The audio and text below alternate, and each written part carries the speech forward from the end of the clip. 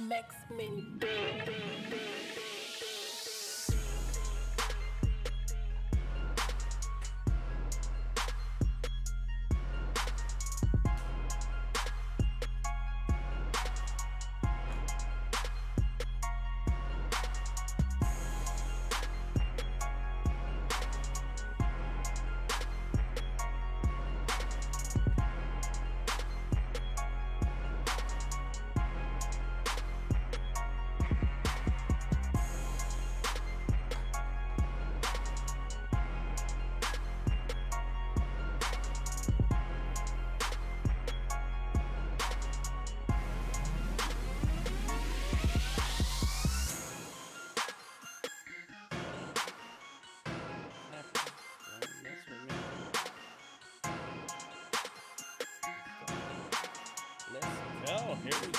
Here we go. Here we go. Something's up with my camera angle. I need to work on that. And let me double check that we have internets. Oh snap! I forgot to click on the Behance one. That's right. I knew I was missing something. I said, "What? Did I do this right?" I'm getting everything together, and I forgot to make one adjustment. But that's how it goes, you know. You get caught up in the moment and you start clicking on stuff, and then you're like, yeah, I clicked in enough stuff. And no, I didn't. I didn't click on nearly enough stuff. All right, so welcome everybody who is joining me on the internet. Let me drop this seat a little bit down. There we go. Yeah, it's looking good. It's a little bright. Let me see if I can fix that. There we go. Oh yeah, much better. That one is a little too bright. There it is. Good, good, good. So I'm not totally in the dark. What's up? What's up? There we go. We got that audio working. I could probably... Yeah, I'm just going to leave it up. I'm going to leave it up. I am live everywhere, right? So right now you can find me on Periscope, LinkedIn, Behance, Facebook, and on YouTube. Big ups to everybody who's already tuned in. Let me see if I can check my chat right here.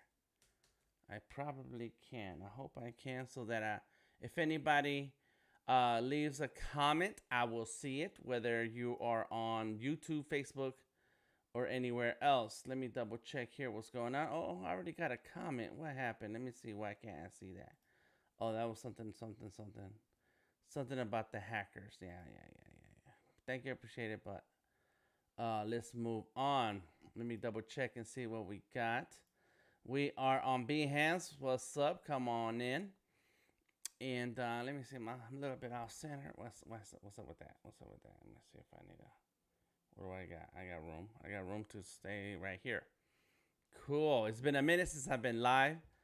And I think this week is going to be easier.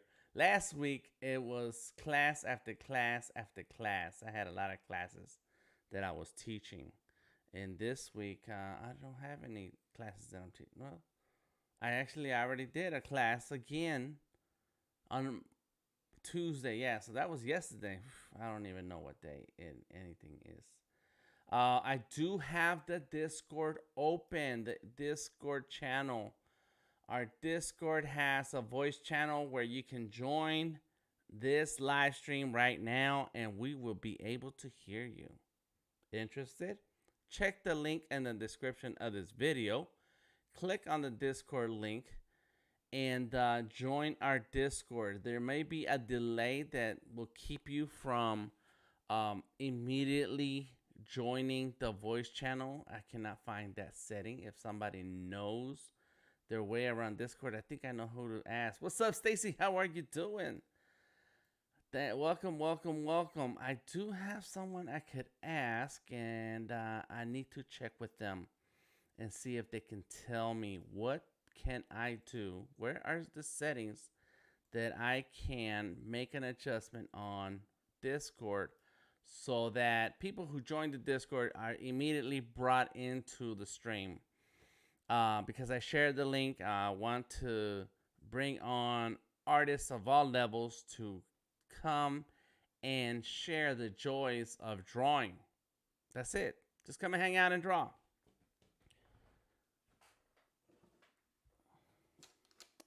So anybody who has some Discord experience and wants to tell me how to adjust some settings, please come on through. I'm getting my iPad ready. All right, so what's going on? Here's the story about this. Let me see if this. I think this is the pin. Yep, this is the pin. Let me go ahead and plug it in and get a little bit of extra juice in there. What's up, D and Odari in the house? Look at that. That's very cool. Very cool. Very cool.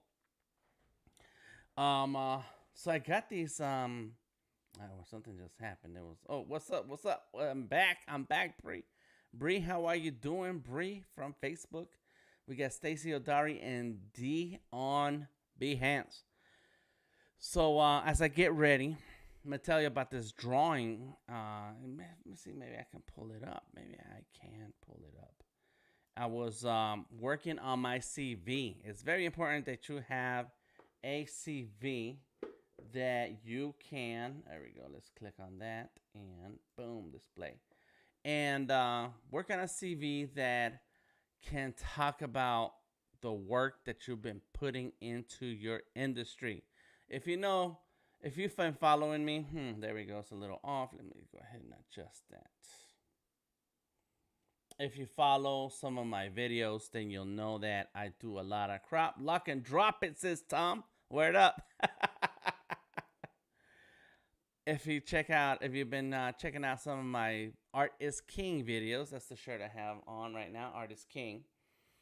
You'll know that I talk a lot about the art business. The business of art is important if you're an artist and wants to step up your art career. Then you need to have your artwork, your art. You need to have the business of your art ready to go at a moment's notice, and that means portfolio, and that means website, that means a CV, that means you have to know what you're talking about and be ready to talk about your business, the art part, the business part, the negotiation part, the money part. In any case, I'm working on my CV, and I thought of an idea for a drawing, and I was like, what if it was a pencil, because that is my tool, right? The pencil. Well, that's Facebook. Facebook, you're gone again. Oh, okay. Price, what happened? Oh, yeah, there was something I saw happening on Facebook. I'm sorry. Let me go ahead and check. Thank you, Bree. Price, what happened? Let's see. So the pencil is my tool, and I mean, it's a lot of digital stuff now. There it is. I'm looking at myself.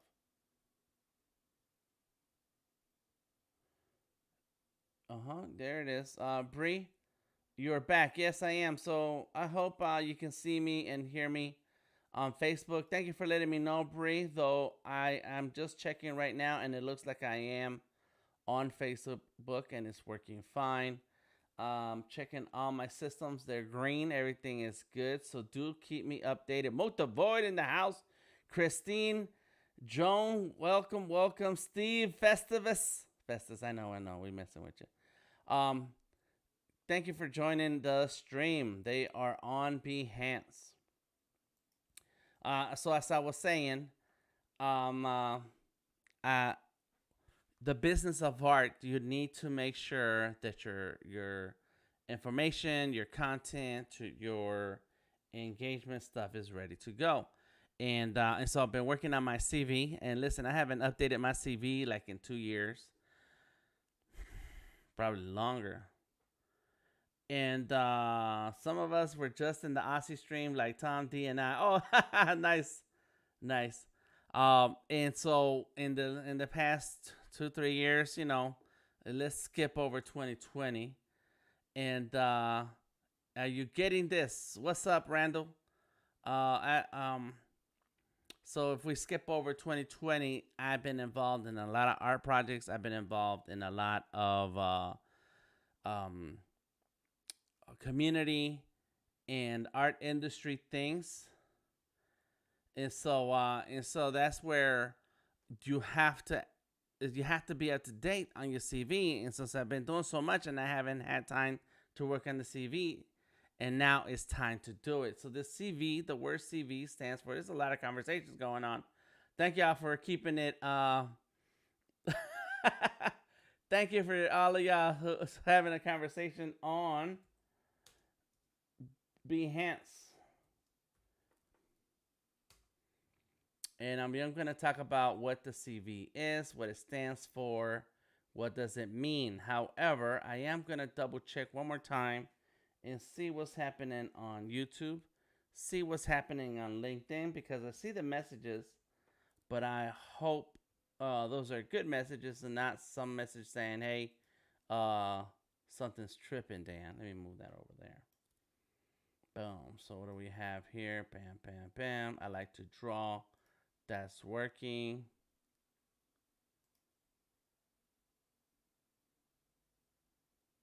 All right. So this looks okay. Randall left a comment. I appreciate it. I am on the YouTube and I am checking. It looks good. What's up? Effie is out. At Facebook, you're gone again. Well, thank you, SL Price. And I don't understand what's happening, but I just checked the Facebook and it was working. So we'll see how it goes. I am monitoring Behance and I'm making sure that it's working. Let's see.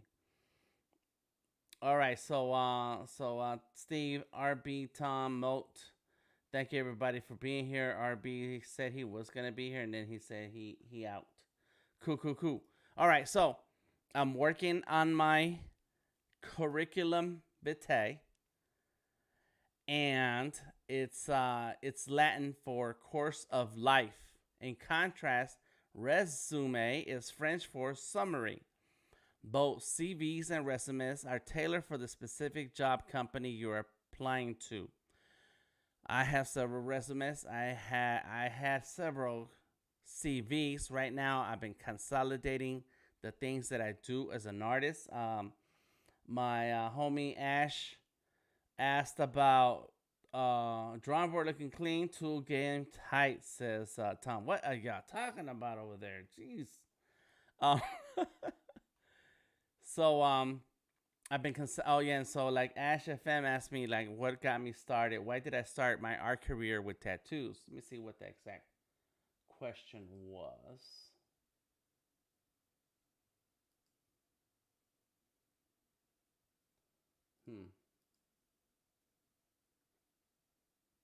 I don't know where it went. Looking good, sounds good. There was a question. Oh, it's probably in general. It is. Why did you start out being a tattoo artist? That was the question. And so let me tell you, my career has had spanned across a lot of different art mediums, and it started with tattooing. Well, it started with drawing, just pencil drawing. Then I got into tattooing, but then I was very comfortable with pencils and markers and so on. Then I got into fine art, graphic design, web design, and finally I've come all the way back around to illustration. And illustration is just a professional term for drawing. And drawing, you can draw all day, any day, finished or unfinished, is still a drawing. And that's what I'm showing you right now. This is a drawing here. Boom. There goes the development of this drawing. Oh, that's pretty cool. And so, but an illustration is a finished piece of art that can be used for branding, marketing, licensing, etc. And that's what I'm about. I'm making sure that my artwork is ready for the business. And so my resume, my CV has always been specific on what the content is that touches on what I'm trying to achieve at that time. So if I'm going up for an application and I'm submitting for a project, a grant, my creative residency, etc., you don't put everything that you've done in your life. You put things that are very specific about that job or opportunity you're going for. So here's a quick example. I've been in the Marine Corps. I've been a forklift driver. I have worked at Taco Bell. Worked as a cook in a Mexican restaurant. I was a fry cook. I worked at a steel company. Done landscaping, janitorial. Done a ton of stuff, and the majority of it is all manual labor. And hey, what's up, Connie? Connie is in the house. She is joining us here on the Discord. You guys are welcome to join the Discord and get your voice heard also, if you wish. And so I've done all these different jobs, and I don't list all those jobs in my resume. What I list in my resume are the jobs that are going to help me look good for this particular opportunity that I want to take advantage of. And so the CV is similar that way, in that the curriculum vitae, I don't know how to say that correctly, but there it goes, is Latin for course of life. So I don't necessarily list my whole life, but I list enough about what I've done with my life and my art that reflects my level of it reflects the level of where I am when it comes to my talent and my skills. What's up, Monica? How are you doing? So that is what I'm working on, my CV. I'm not going to show you my CV. As a matter of fact, I think that when I last updated it, I made it a post on Behance. Yeah, it was crazy.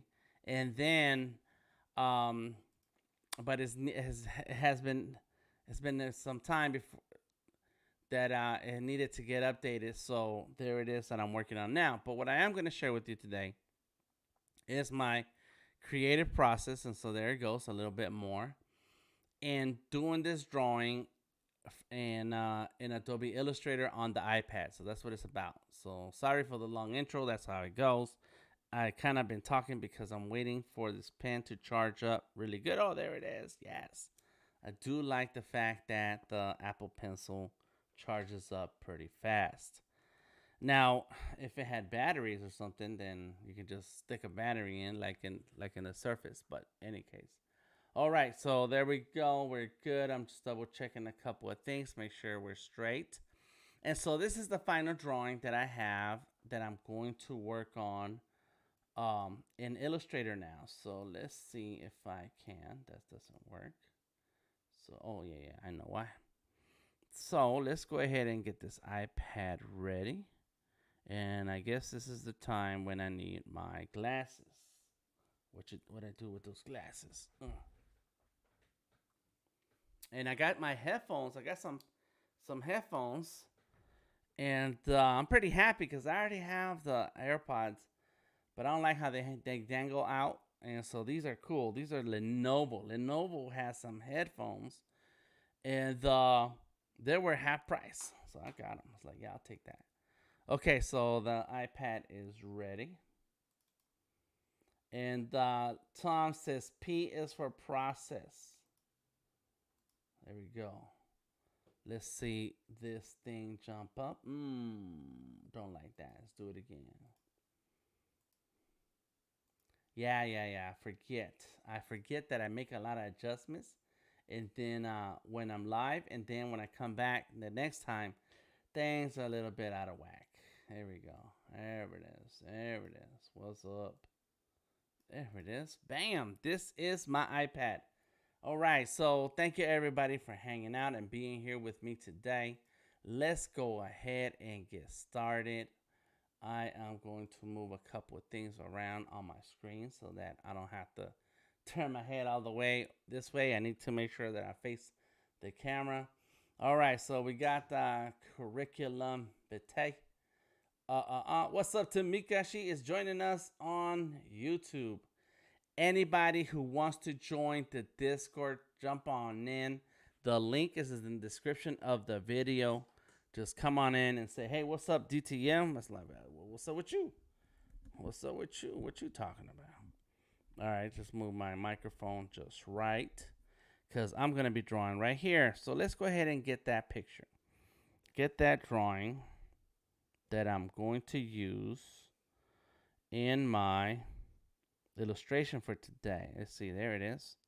Boom, there it goes. Let me see, that might not be the exact one I want.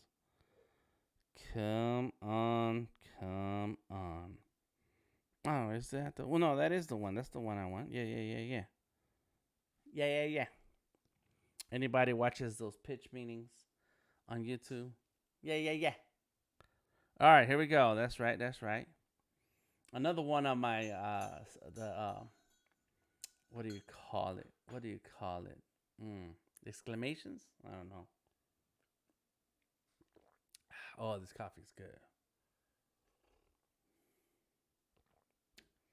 Is I do this to the wife. I say, oh, it's gonna be kind of loud. All right, let me see. Whoa! And that's how that is. What is that? George Constanza. That's crazy. And since I'm talking about old stuff in the 90s, let me go ahead and call him up and tell him that I'm ready to go live. Let's go live. Let's go live. I'm trying to get them to pick up the phone. All right. Those are my props and those are my jokes. Let's get to work. Adobe Illustrator, I'm going to use the pre-release. Can you see that? Yes, yes, yes. There it is. Bam. There's been a lot of updates on Adobe Illustrator. If you're not down with Adobe Illustrator, I don't know what to tell you. we got a little bit of reaction on Behance with my corny jokes. I appreciate that. Okay. Oh yes, I was saying about these headphones. These are cool, man. Look at that. They're cool, and they got the little rubber insert thing so that you can kind of make sure that they go on right. And I can also turn on my music since nobody is on the Discord right now. I got Odari and Odari, Stacy, and Monica. Thank you, thank you, thank you. Tom says, "Ha, ha, ha, whoa."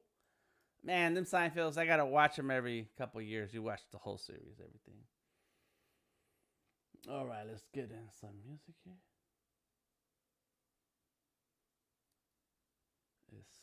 There we go. So, all right, we're good. Dun, dun. What are you guys listening to? What is the music that you put on when it's time to get creative? I was looking at those pitch meetings. Look up pitch meetings on YouTube. It's crazy. That guy is nuts. Anyways, let's see, 18 by 24. Yeah. Let's go with that. And so he was talking about. So it's this pitch meetings. It's this one guy who acts both sides of the story, and he's pitching The Matrix, the movie The Matrix, and so as he was telling the story about The Matrix, the more he talked about The Matrix, the more I wanted to watch The Matrix. So I think that's what I'm gonna do tonight. I'm gonna keep on working on other things, and then watch The Matrix. Did I do this right? Yep, there it is. All right, so I like my hat because my brother-in-law made this hat. He made the artwork on the hat. Check him out, Lord Yada. All right, so let's go ahead and check out these photos. Let's grab my image. I'm working in Adobe Illustrator, so let's go right there. You know what I could have done? Let's fix that. Let me put this a name. This is called I Like to Draw. So he drew a pencil out, and instead of a gun, he drew a pencil. So it's kind of like drawing, and then but drawing. Anyway, it's my own personal joke. All right, let me crop that image because I don't like that when that happens. There we go. Edit.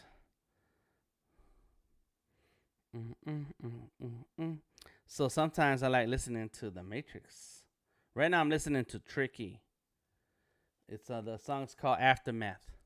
It's got that eat 'em up, ill chill beat to it. So Monica says, Bree, thank you, Bree. Monica says, depends on my mood. I try to listen to chill music. Mine's got to be hype. Even when I'm drawing children's books and cute characters, the music gotta be hype. And that's why I drink coffee so it stays hype. I like to draw. That's right, Bree. Um, um, Christine says I was admiring the art on the hat. It looks really cool. Thank you. Yeah, my brother-in-law made that. Lord Yada, Lordyatta. If I listen to dance music, I waste too much time dancing.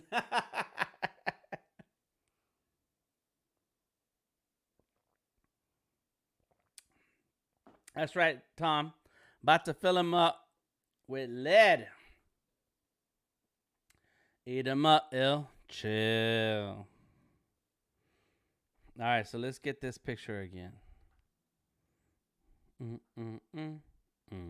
There it is. Much better. All right, I got this layer. Dun. Turn down the opacity a little bit. Come on, opacity. I don't like that delay. What is happening? There it goes. Lock it. Oh, not that. Lock it. Plus, boom. So what is happening here? Pen tool. Lines.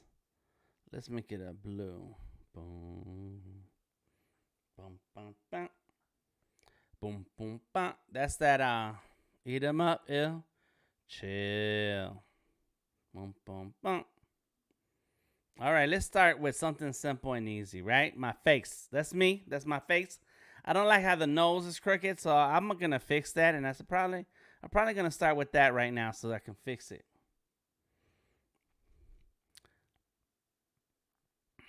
If you have a Creative Cloud account, then you have access to Illustrator on the iPad. Tamika says, I was listening to the Wu-Tang this afternoon. Oh, snap. Any particular album? Today I was thinking about Old Dirty Bastard and how I need to do another drawing of ODB. There we go.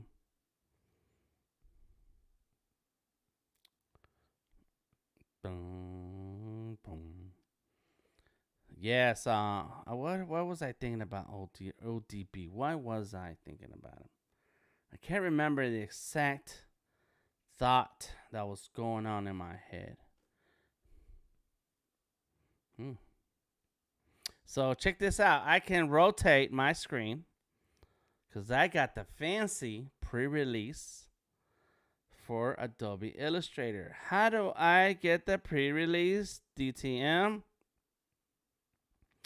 Number one, draw a lot. Not mix a lot. Draw a lot. There's a place, it's a coffee shop here in Atlanta called Chocolat. In any case, 36 Chambers is still the best. Yes, oh my God. Now he's streaming. Now it's just shimmy, yeah, shimmy, yay. All right. Fine. I'm going to go ahead and put that some other Wu-Tang for myself. And because we cannot stream music, and not unless you pay for it. Since you cannot stream music, then what we gotta do is we talk about the songs we're listening to, and then your job is to go get that song and listen it to yourself, while I listen to it for myself, and somebody else listens to it for themselves. That's how we do that. Now talking about Wu-Tang, let's see, that's the instrumentals.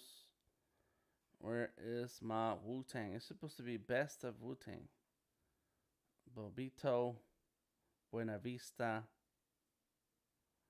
Bangers. Oh my God, I don't have a Wu-Tang.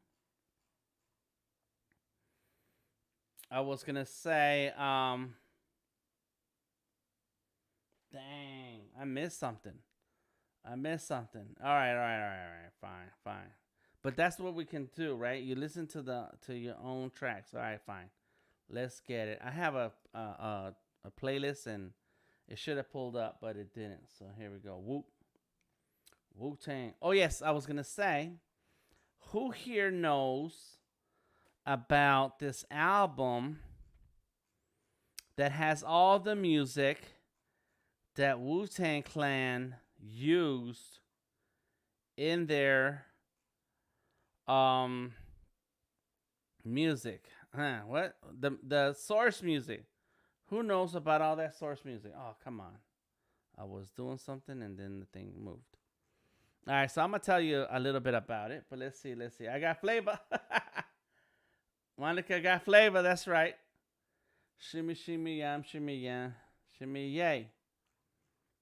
All right, Wu Tang, Wu Tang, Wu Tang, Wu Tang. I had a tons of Wu Tangs. I think I have almost every album.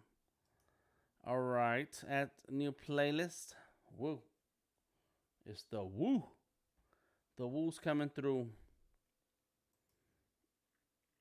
All right, songs. There we go. Album Protect Your Neck. Oh, Protect Your Neck is one of the most awesomest. All right, all right, all right, all right, all right, all right. There's also an album called Wu Tang Clan Meets the Indie Culture, and Knuckle Up is my most favorite song in that album. There it goes. I was like, what happened? I'm looking at my Return of the Wu, Protect Your Neck, Legend of the Wu Tang, Hidden Chambers, Enter the Wu Tang, Bring the Ruckus. So, Shimmy Shimmy Yam, mashup album or original samples? Okay, I think, okay, it's samples. Well, but no, no, no. It's, let me tell you, I'll tell you the name in a minute. I was trying to find the song to play. It's called, come on, it's called Woo. The album is Woo. Woo. It's not in here. Or Shaolin Soul. It's called Shaolin Soul. Shaolin Soul. That's it. Shaolin Soul. Volume 1 and 2. It's so Tom and Monica and Tamika and anybody who is a Wu-Tang um fan. It's an album called Shaolin Soul, Volume 1 and 2, and it's the full songs, old school songs, full old school songs that where the melodies and the beats that the RZA used in a lot of the Wu Tang music. And some of the songs are sad. Those are the days, and the days have not changed. But in any case, those songs are amazing. Like when you listen to the original song, you're like, whoa, it's very moving. So it's called Shaolin Soul Volumes 1 and 2. So I'm gonna go ahead and make my playlist. New playlist, Shaolin Soul. There it is. And this Woo, I need to change capital W. And then go back to my songs and go Woo again. I made a Wu Tang game. Does anybody know about my Wu Tang game? I'm gonna show you my game in a minute. There we go.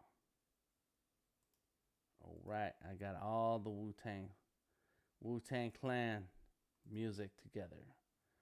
All right, I don't. Something happened to my iTunes. So chamber music, Shaolin instrumentals, enter the mystery chambers, enter the Wu Tang. But Shimmy Shimmy Ya is in the OTB catalog. So Tamika, if you were listening to Shimmy, then it was ODB. All right. And I was gonna share something else, and I forgot what that was. In any case, I got a ton of music. All right, let's get back to it. So Wu Tang is good to listen to. Bring the ruckus. Can't be cursing. Nice. I haven't heard that album. I listened to it now. Yes, and I'm sure it's on YouTube. And I suggest that you pay for YouTube. Get rid of all your other um. Get rid of all your other subscriptions, music subscriptions, and I have the Apple Music, but it's I have the trial right now. I'm using the trial. But once you get that, you pay for that YouTube. It's like you're listening to everything and anything and no commercials. Oh my god, it's so great. When you don't have to listen to commercials, it's the best. All right, let's see if I can twist this nose back because it's really bad. My nose is kind of crooked, but it's not like that. Not that crooked. All right, there we go. That's it. So let's fix that mouth. Big benefit.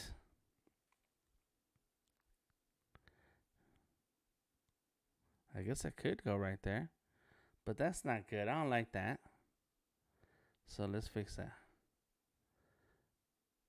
I rip it. That's it. So now I can fix the mustache. Piece hanging. But yeah, once you get that music, YouTube, you pay for that YouTube, you get the YouTube music, and oh man, no commercials. Listen to everything and anything you want, and it's awesome. All right, let's see. Tom's bragging about Wu-Tang. Go ahead, Tom. Let me see. Tom says I interviewed the Wu-Tang. The Wu-Tang, were they related to the Wu-Tang? I know it's a misspelling there. The Wu-Tang in December 1992 at their crib in Staten Island. Christine says I found it on YouTube. That's all new to me. Awesome. Yes, Monica's like, oh. Tom says footage, which is a documentary a couple years back. I saw the Wu documentary. You're like salt, Tom, and everything. And he helped the RZA sell 12-inch copies of their first single, "Protect Your Neck." Yeah, YouTube Premium is a game changer, says Tom. Yes. Anybody finds that the Shaolin Soul on YouTube, drop it in the comments.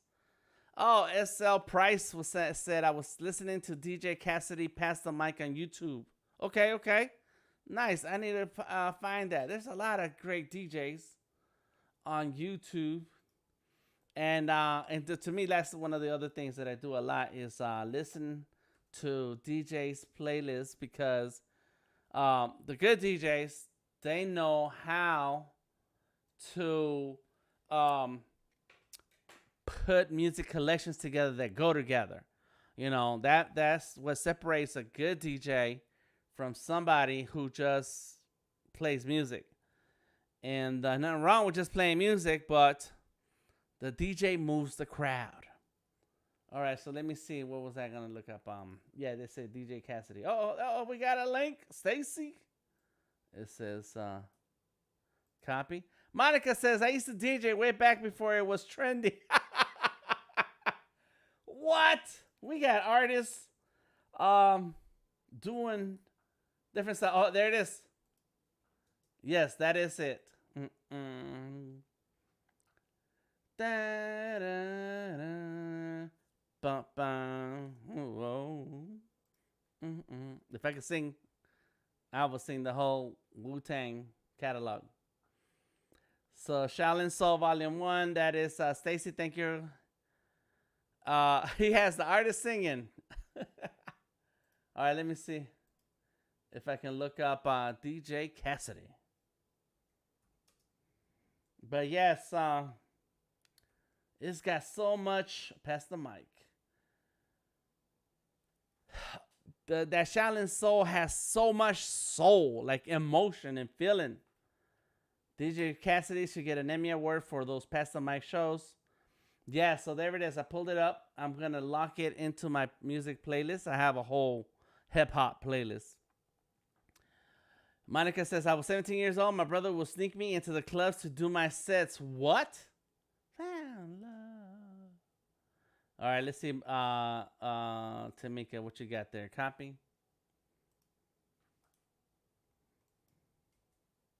Yep, that's it. It's the same one. What's crazy, I don't understand. YouTube, like, it'll give you a different link every time you try to share the page. In any case, that's it. That's it, Tamika. Dun, dun, bum, bum. Some of those songs sound sad, but that melody, oh my god. All right, let's get to it. All right, so I think I can better. I got this better. So now, I'm fixing some things.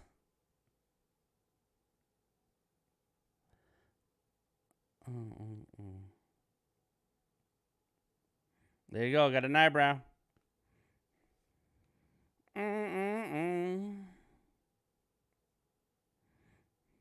I'm listening to that first track, and I have them. I have it on my iTunes, so I know what the names of the songs are, but they don't look like they're in the same order.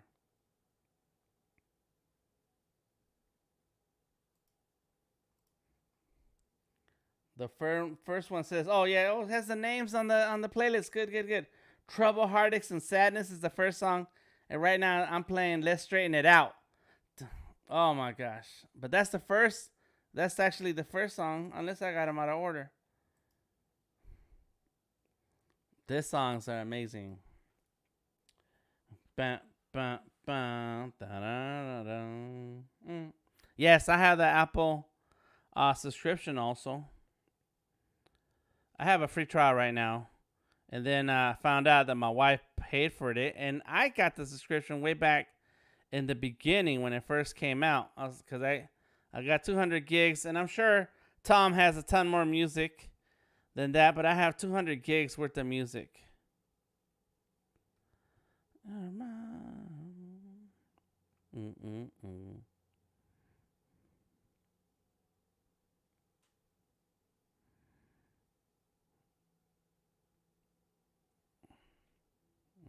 Big eye on this side, little eye. But yeah, yeah. Let me know how much music you got, Tom, so that when I go visit you in Miami, I stop at I bring my own external drive.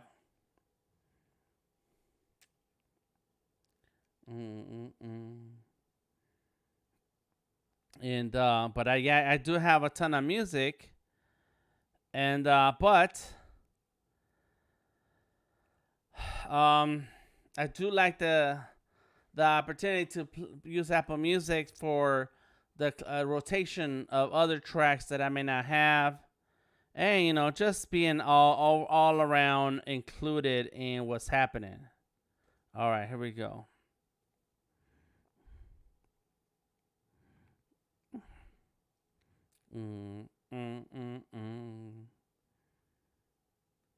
Like when you listen to that Shaolin Soul, you feel like you're like in a club. Atlanta used to be like that. Maybe it still is today, and I'm out of touch. Plus the pandemic. I'll blame the pandemic. But it used to be like that where, it's like these small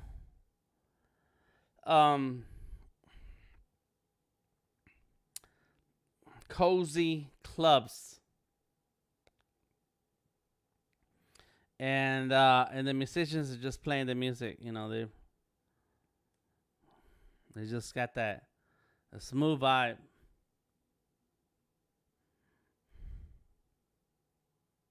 So get you some.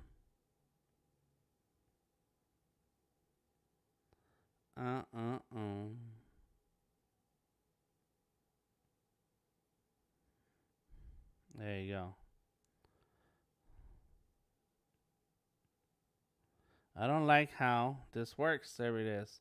This is what I need to complain about. There's a few things I don't like about Illustrator on the iPad, and I keep forgetting about it. When it's time to have a conversation with the development teams, your mind just goes out. Mm-mm.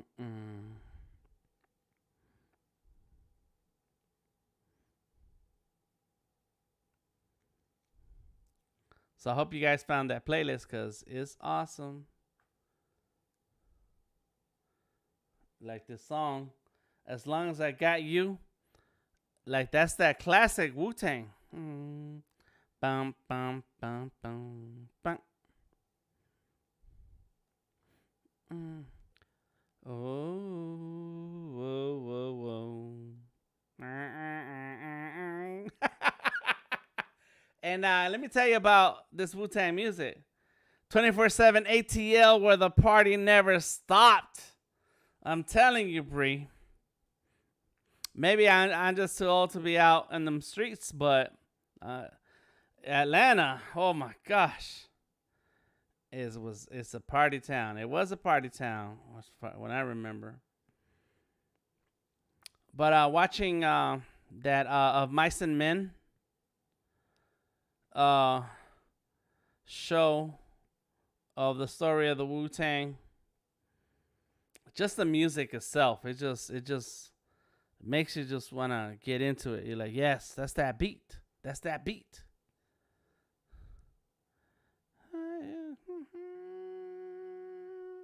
Ah, ah. It was.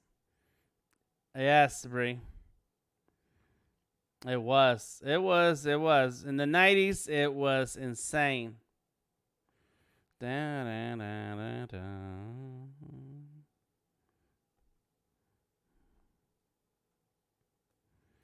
Mm, mm, mm, mm, mm, mm, mm. Bum, bum, bum, bum.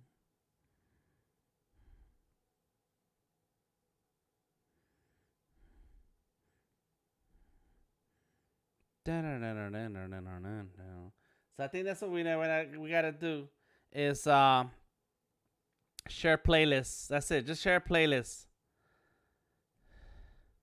There is free music to stream with online, but nothing beats some good old classic soul.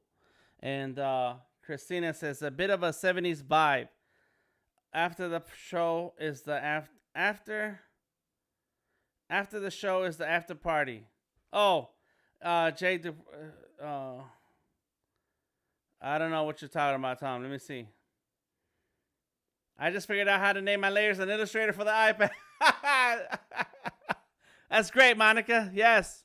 You just move it to the side like this. Like that. There you go. Boom. Face. Let's see. Vanja. Yes. Anybody can join me on the voice call on Discord. Yes. If you are on Discord and you are join our Discord, let me see. Where is it? What happened to it? Oh, it's right here. Boom. Boom. It's on right now. And if you join me in the Discord, you have a lot less delay. You're more up to date on what I'm saying at the moment. So after the show is the after party, Jay Dupree. So let's see, is that a track also?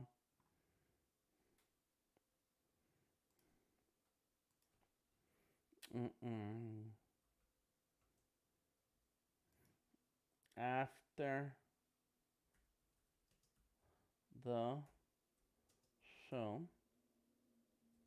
is the after party. Ba, ba, ba, ba. There's a whole lot of songs to say that. Okay, okay, Jay Dupree. The rest is right. If you have a link, Tom, drop it in the comments. And because going through YouTube trying to find stuff, sometimes it's not easy.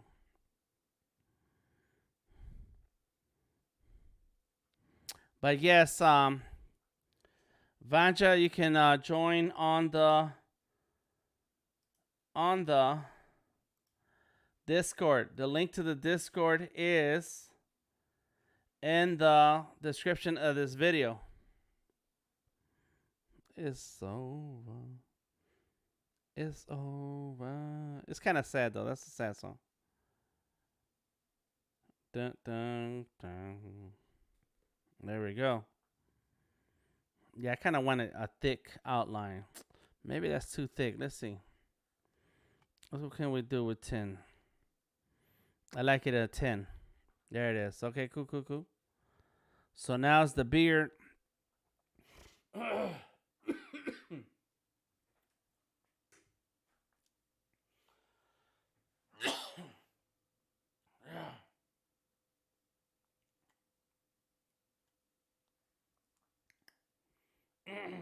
Why?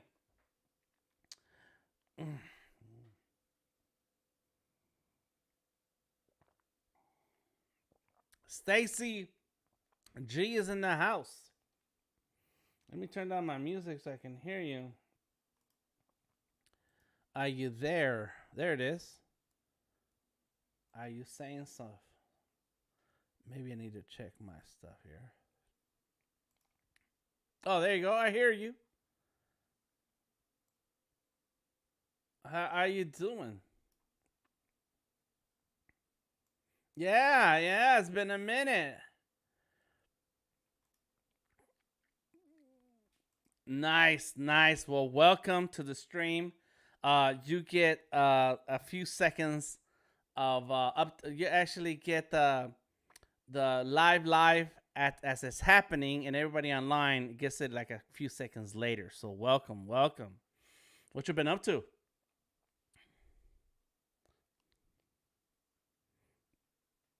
Okay, what kind of video? Like recording a video? You acting in a video? Oh, nice, nice. Mm-hmm. Okay, okay. And are you do you share it online somewhere where we can see more of it?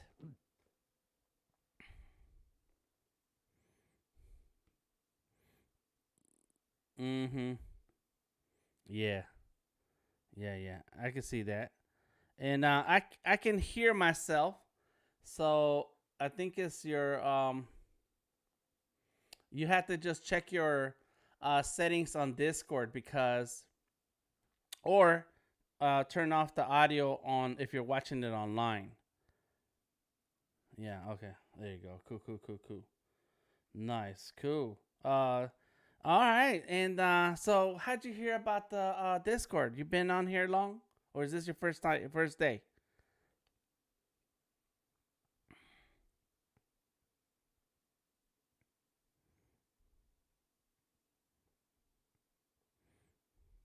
Mm-hmm.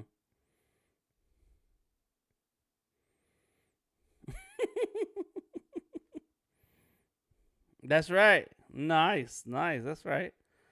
Good. Well, you can work and talk at the same time, or well, you have to listen. If you're editing the video, you have to listen too. Right. Right. Right. Yeah. Yeah.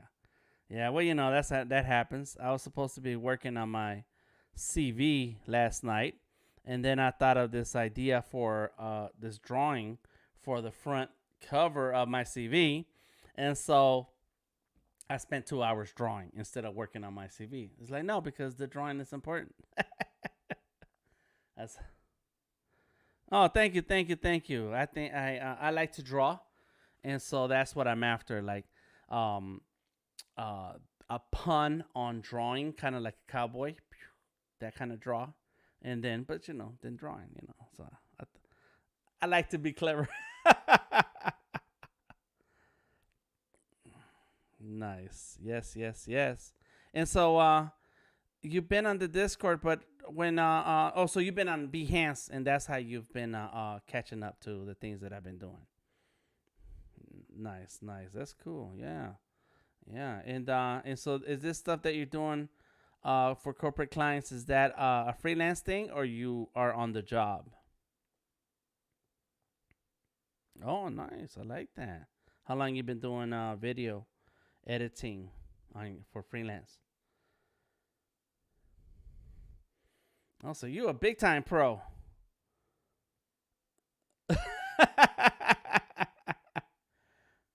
Yeah, yeah, and especially you have to be have some kind of level of talent to sell it as a service. So that's great.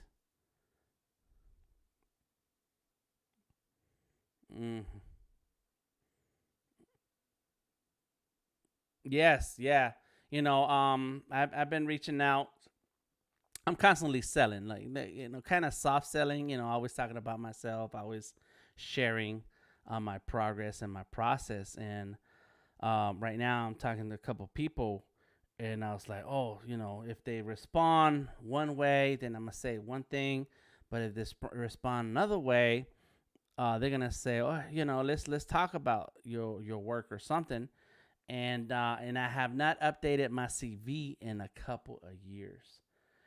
And yeah, and so that's where it's like, oh man, if people want to keep talking to me and engaging to the point where I can get closer to a deal, some kind of a project that I can negotiate, I need to be ready. I need to be ready. And so this the beginning of this month, I started updating my website, and I said, okay, I'm gonna work on the CV. I'm gonna work on the CV. I'm gonna work on the CV. And so finally, that's when I finally sat down. I was like, you know what? Let's do this. It's got to happen right now. And then I got sidetracked with drawings. But yeah, this is something that's part of the business. It's part of the like you said, the admin part where you have to be ready. You have to be ready if this is the kind of art that you want to do and be a freelancer and have that type of opportunities.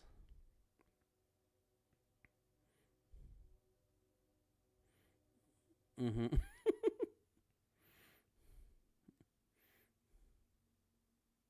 Yeah, yeah. It's just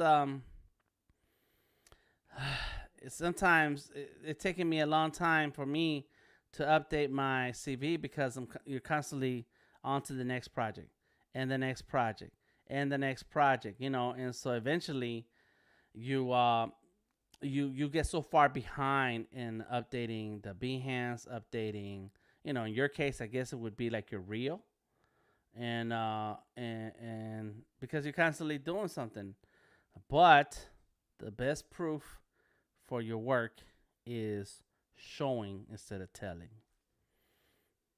Mm-hmm. Yeah, so that's what I'm doing now. We got some comments online. Monica says, I will do the Discord, but my kids are too loud. Put on some headphones. Odari says, hey, everyone, he's back. I don't have a CV, says Monica. And Christopher Williams says, what's up?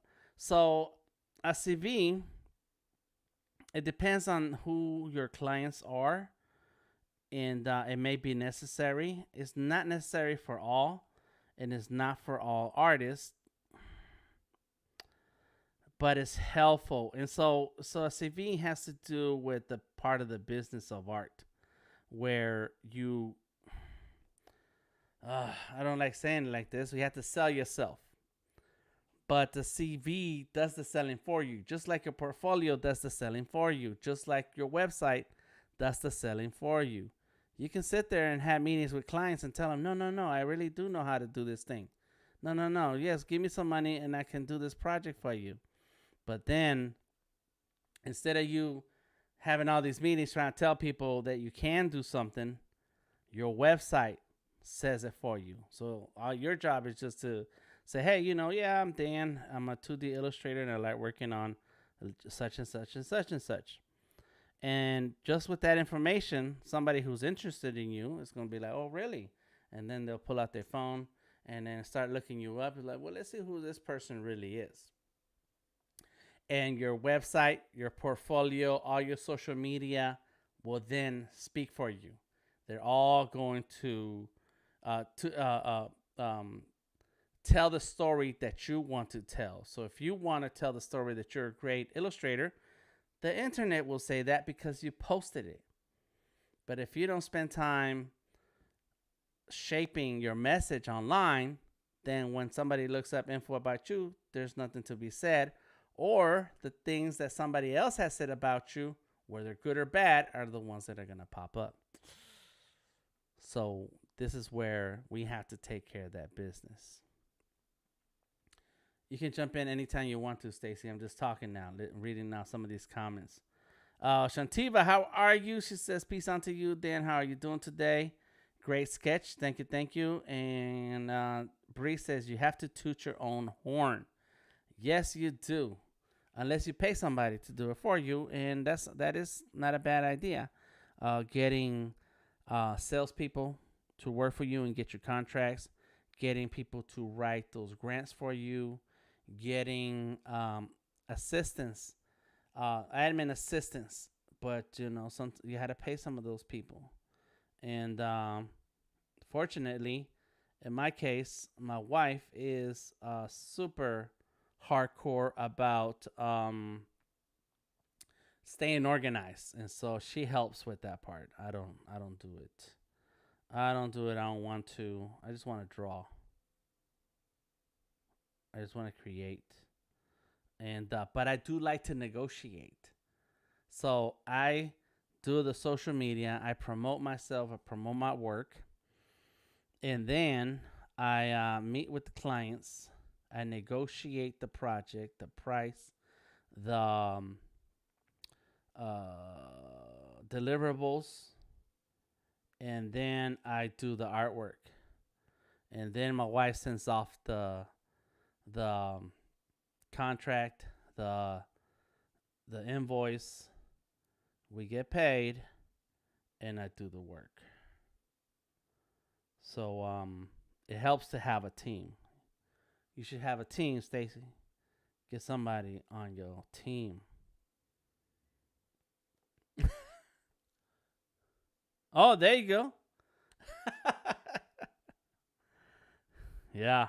Well, and that's the thing that like when I want the type of contracts where I can bring a team in, and where the art, where's I want to do types of contracts where there's so much artwork that I need extra artists, because that's what you start to really earn. You earn really big when you're in charge of a team.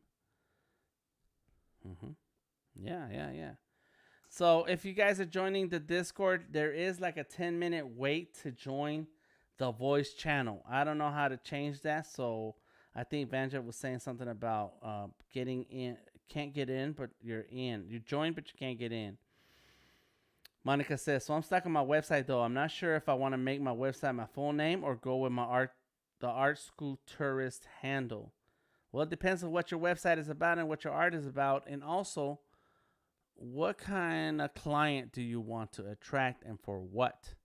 It's a lot of questions to ask and answer. So, but all of those things help shape what's your message. What is your message, Monica? Let's see.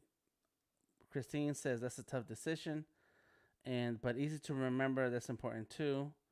And Monica Henson, my name is boring and unremarkable.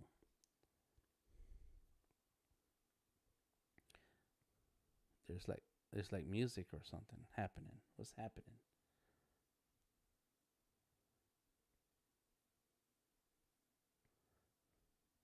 You listening? Are you listening to Shaolin Soul, Stacy?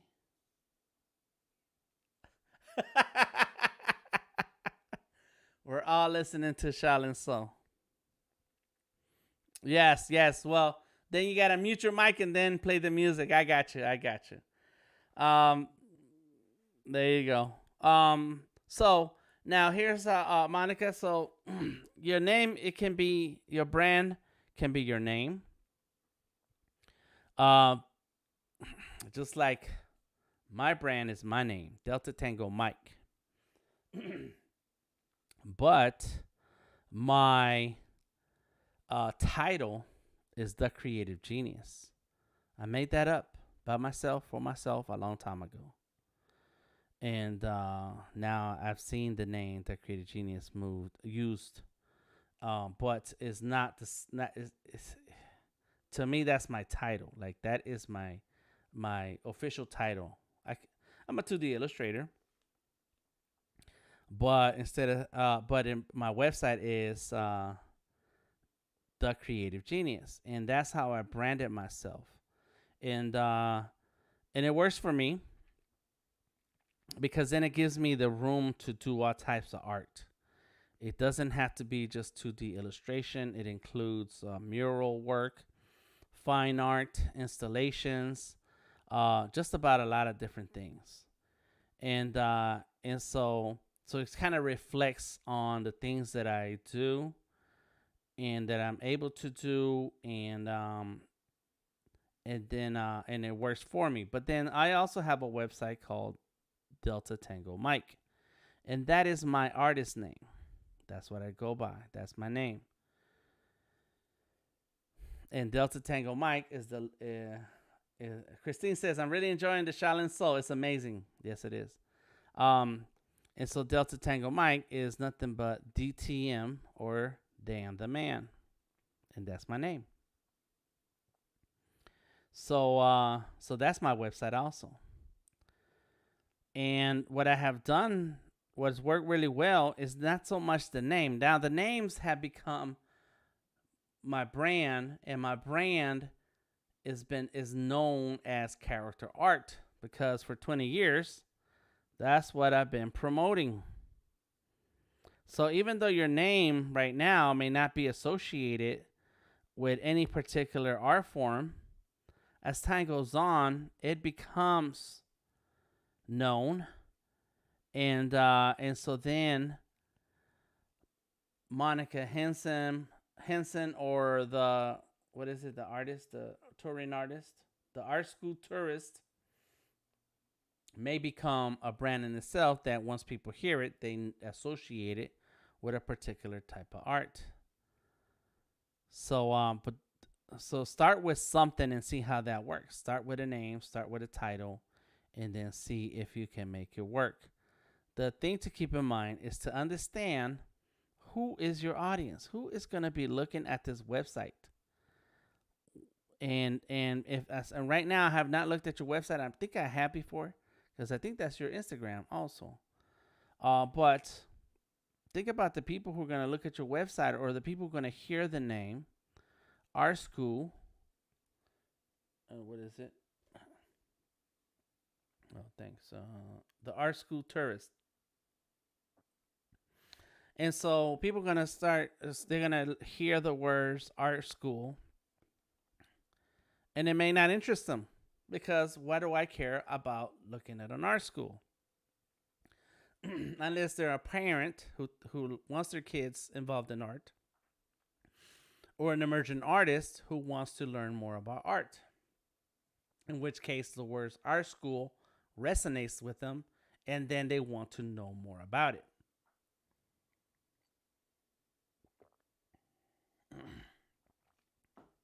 Excuse me, I don't know why.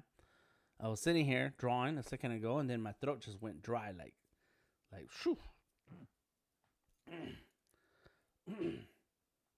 So you can start with either your name, or your let me save that, or with a brand name, a word or a concept, an idea, and use that as your name.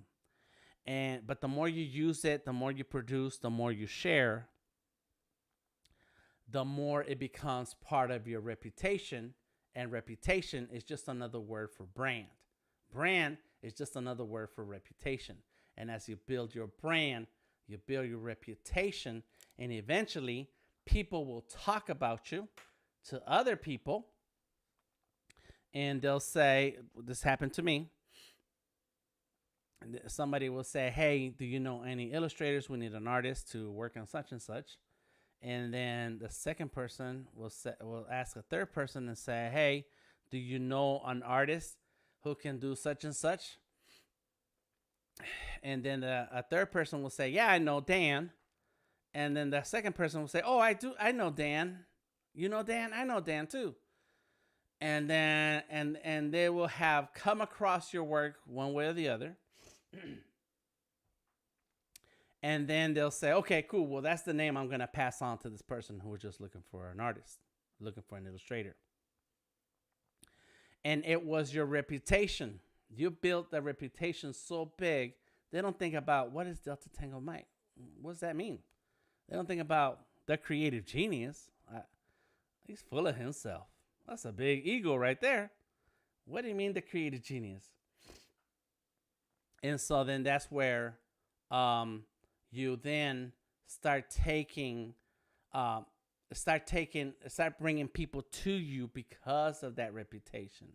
And at first, in the beginning, people may not know who is Delta Tango Mike. What's your name, Delta Tango Mike? You explain it a few times, but you let them see the work. You let them see the work. You let them see the work. I need to change out these headphones because apparently the batteries. Tamika says, I'm glad that you, what you said about the name versus the brand. And it's and it makes a difference depending on what you're after. Because if later you decide that you want to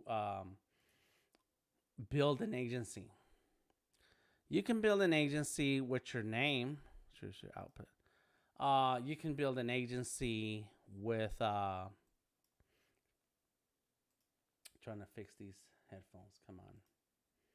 You can build an agency off of your name. You can build an agency off of your own personal name. But what happens the day you want to sell it?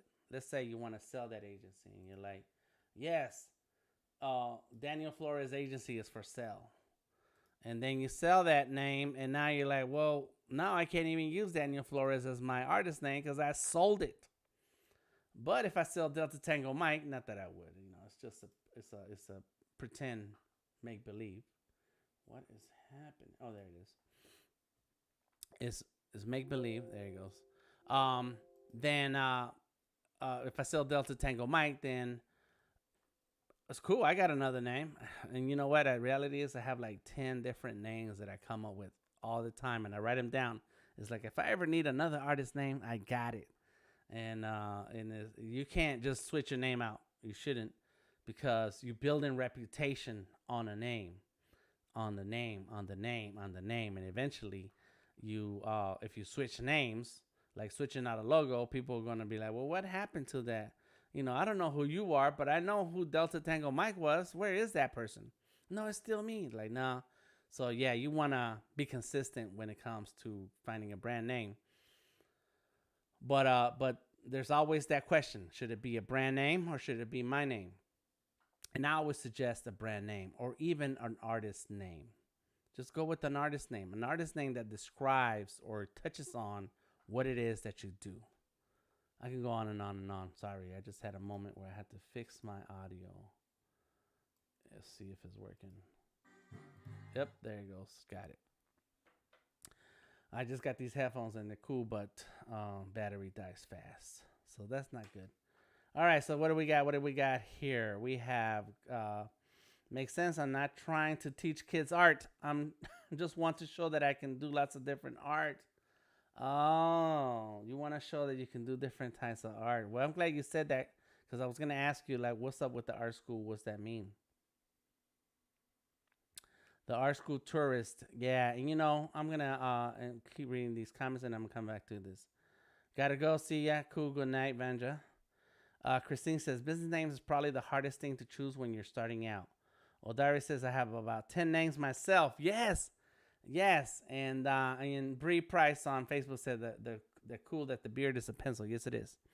Yes, it is. But yes, man, I got lots of names, and sometimes I'll take the time to create the Instagram for it.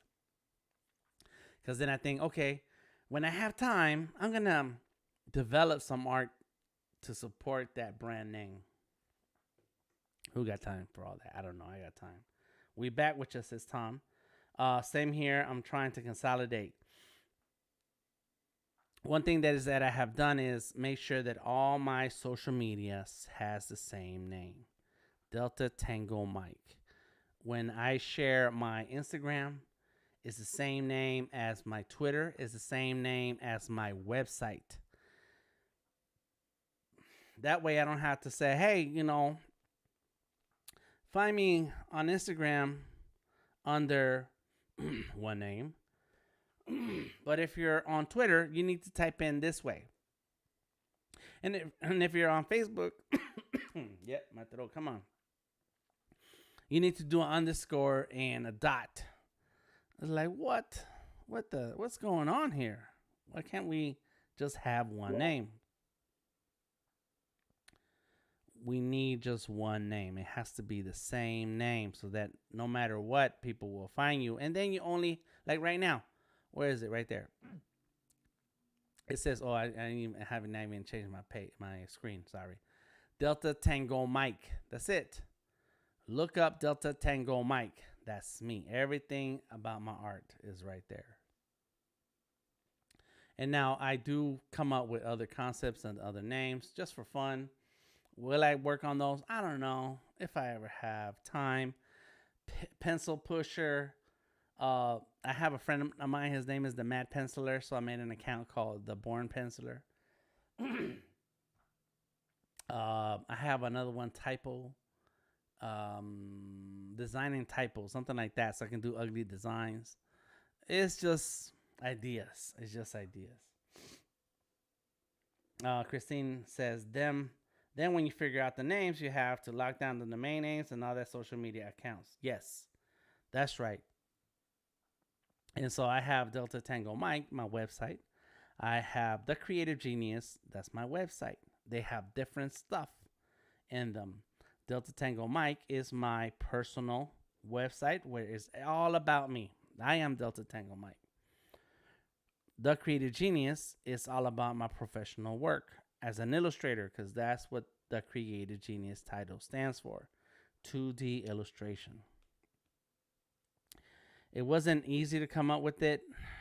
Well, it kind of was, but it wasn't easy to decide that I'm not going to use all these other names and all these other ideas. I've been lots of names as an artist. And eventually one day I said, you know what? We're going to just do The Creative Genius. This is before I knew about branding. I didn't know anything about branding. And so I said, okay, The Creative Genius it is. And I've been The Creative Genius ever since. And it works for me. And now, thankfully, I'm thankfully that it did work, because that's how the internet is built, and branding is built on. Oh, I'm sorry if I think I did something with my audio here. It's on default. Okay. So if Stacy says anything, then now I can hear you. Brand consistency. Okay. I hear you now, yeah, but I have to do something about that, because now I can hear you, and it's probably going to come through the headphones. I mean, the microphone. All right. That's what's up. Tom says brand consistency. Monica says, yes, I've switched my name so many times I lost count. Christine says, exactly, Tom. You helped me focus that a bit yesterday. Thanks. There you go. Tom putting in work. Yeah. Yeah. Let me put on these headphones. But I don't like the big headphones anymore. Now I got to do these little ones. I mean, I could do the big ones. I don't want to. Yep, AirPods. Connecting. Tell us more about it, Monica. Tell us more about why do you want to show people all types of art, and what kind of projects do you want to do? That will help you find the name you want to stick with. Connecting. Come on. I got to go like this.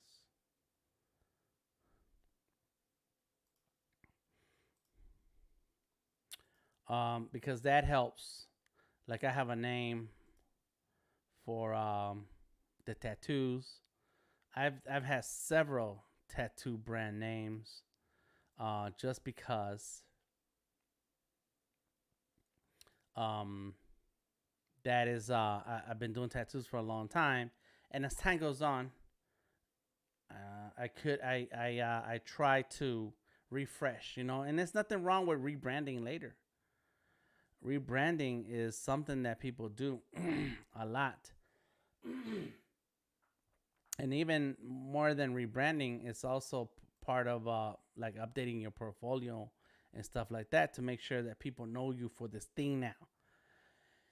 And it's okay to try to bring that audience along that path, just like Outkast and Andre 3000.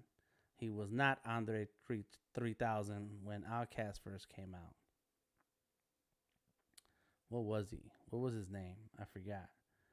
And so that is something to keep in mind when um, if other artists have done it, if big time artists have done it, then so can you. All right, I'm gonna have to do something about these headphones. There they are.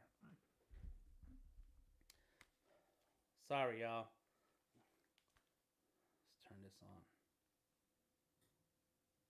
There we go. Let's see if I can get these to connect. That's what happens.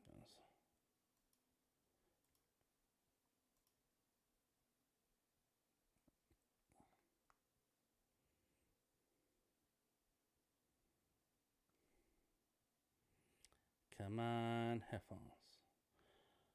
Andre Three Stacks. That's right. But what was his name? It was just not Andre.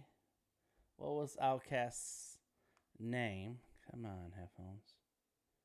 You need to come on. Somebody tell me what was Andre's name.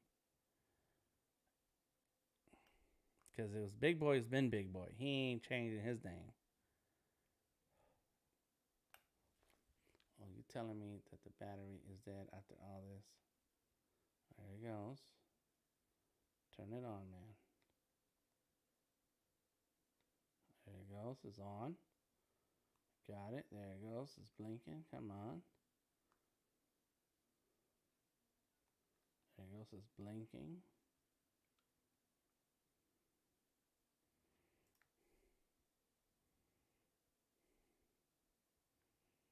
Oh.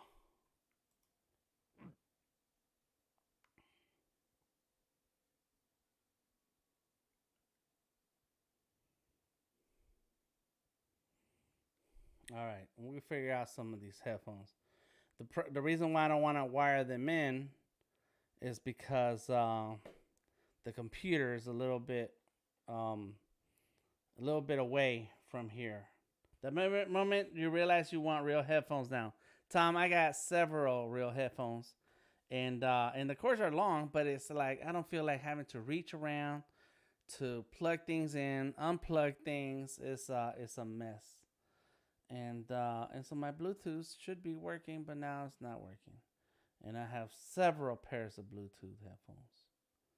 Come on, computer, and I think the computer's tired. Um, um, I got some amazing sets of headphones. These are Beats. I have a pair of Microsoft Surface headphones, and then I have some some gaming headphones, and they're amazing. So this was oh there you go. It's already paired. What am I doing? All right, let's take a look. Let's try it out. What I need, Tom, is a whole control room, a director, and that's why I can't do hats when I have headphones on, so that I can somebody can help, man. Somebody can help. All right, I gotta change that. Dun dun dun dun. Beats connect. There it is. Oh yeah. Mhm. Cool, cool, cool, cool. Okay, we're back in business. Switch. Switch. Beats, they're on deck. Cool. All right. Sorry, y'all. Sorry. I got stuck. I got stuck in La La Land. I'm back. If I was an ATL, I'd be there to assist. Oh my gosh. Yes. We spent all day live streaming, making music, making art, having a good old time. Dun, dun, dun. All right. So Monica says, my art is all over the place. I like to do fan art, but I don't want to get sued. All right. You can make some fan art, just don't try to sell it. Let's see. Instagram Monica H makes. Oh, I like that. Monica, you know what? What if your name was just Monica makes or art, but your Instagram has changed because now it doesn't go to that page that is on your Behance. All right, here we go. Just double checking a few things. Oh yeah, something is up.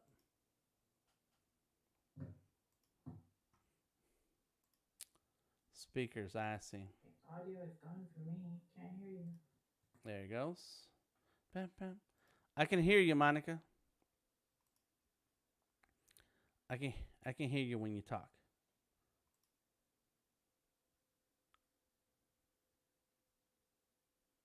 Oh no. Oh, hold on. Here I am. How about now? Can you hear me now? Yeah. It's because I plugged when these here we go. Do it again. Because when I plugged in these headphones, they took over the microphone. Maybe that's what. No, that didn't happen with OBS because that's already set and it won't change. But that's Discord. Discord does funny stuff. All right. Cool.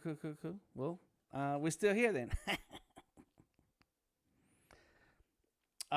So Monica says, "Yep, I changed it yesterday. So now you got to update your Instagram on Behance to reflect the change that you did on Instagram about the where your portfolio is or what's your Instagram." And I forgot all I was saying earlier. I'm sorry. Got sidetracked. Yes. Here we go. So I'm working through this here. So, Stacy, when you're on Behance, did you upload anything? Do you have a portfolio on Behance or anything?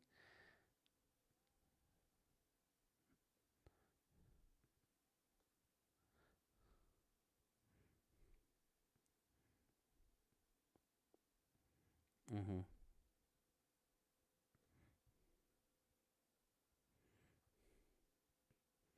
Okay.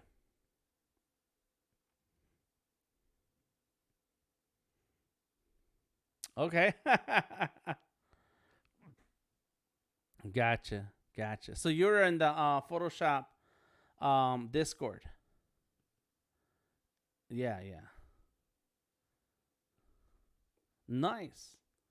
Okay. Yeah. That's some good groups to be in. There's always a challenge happening, and there's always some feedback going on. So it's a great way to learn. Plus, it pays to be part of the community. You know, yeah. Yeah, I'm in a ton of discords also. I don't spend enough time in them. Only when I'm looking for answers. So like I know somebody said something about something that I'm looking for. All right, so Monica says my Insta is now the art school tourist. Odari says I'm in and out. My bad folks, boss baby is here for the night. Dang. All right, keep doing it, keep doing it. Monica says I updated it. Okay, let me go look. The art school tourist, and I've seen your work. Yep. And I've seen your your Behance. So we're good. Now let's look at your Instagram. This is nice. Yeah. You do have different types of art. And I think that right now you have a right to do whatever you want. My design was selected as a Porter and Braun favorite. Oh, nice. Surface design. Okay, very cool. And so so what it looks like right now is you're still experimenting. You're having fun with art, which is your right, and you should. We all should have fun with art. It is when you decide to engage in contract work, when you decide that this is the career you want to follow, and now you're interested in following up on a job or an opportunity, that is when you want to have a unified message.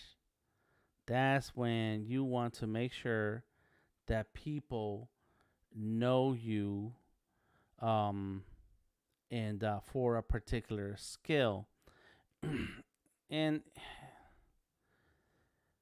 you're gonna, and a lot of people say this, and including myself. I said it once. It's like, well, what happens when, I can do, if I say I do one thing, and they're not looking for that. They're looking for this other thing that I can do too, and or I could do that too, and I'm letting go of an opportunity. And that's when I say, well, that opportunity may or may not be for you. And it really comes down to, that's when it comes down to, well, what kind of work do you want to do? What is it about art that you're interested in as a job? Because let me tell you, art is fun while we're having fun, and then it's tedious when you're getting paid for it. Like, that's just gonna happen. You're gonna look at the drawings you need to do and be like, dang, now I gotta draw this thing. And but this is the project you chose, or you convince somebody that this is what you know how to do, that you can do it. And it sounded like a cool project until now it's time to do it, and now you're like, I don't really want to do this. And um and so you have to um make sure that whatever that through this experimentation process, you find the thing that you're willing to do nonstop all the time. And I have a unique situation where I started my art career as a tattoo artist. That gave me room to experiment with other types of art, including digital. And um but but I was a good tattoo artist already when I started jumping into digital. And so I had an income coming in from tattooing that I could then take advantage of to invest time into digital art. And in whether or not, and I got burnt out in tattooing eventually, but one thing that happens is that your interests are so wide. You want to try this, you want to try that, you want to work on this, you want to work on that, that you don't have the focus to reach high levels on that one particular industry, or that one particular art style, that particular medium. And those high levels is what you want. And once you get to those high levels on one thing, now you can experiment and take your time with something else, because those high levels on this one thing are paying all your bills. And you're like, cool, now I don't need 10 clients to give me $100 each. I only need 2 clients to give me $1,000 each, and I'm good. And now I have all this free time to experiment with something else. And then you build those skills on that something else.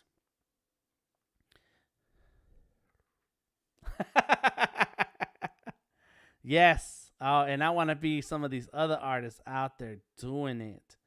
And I mean, my interests are everywhere.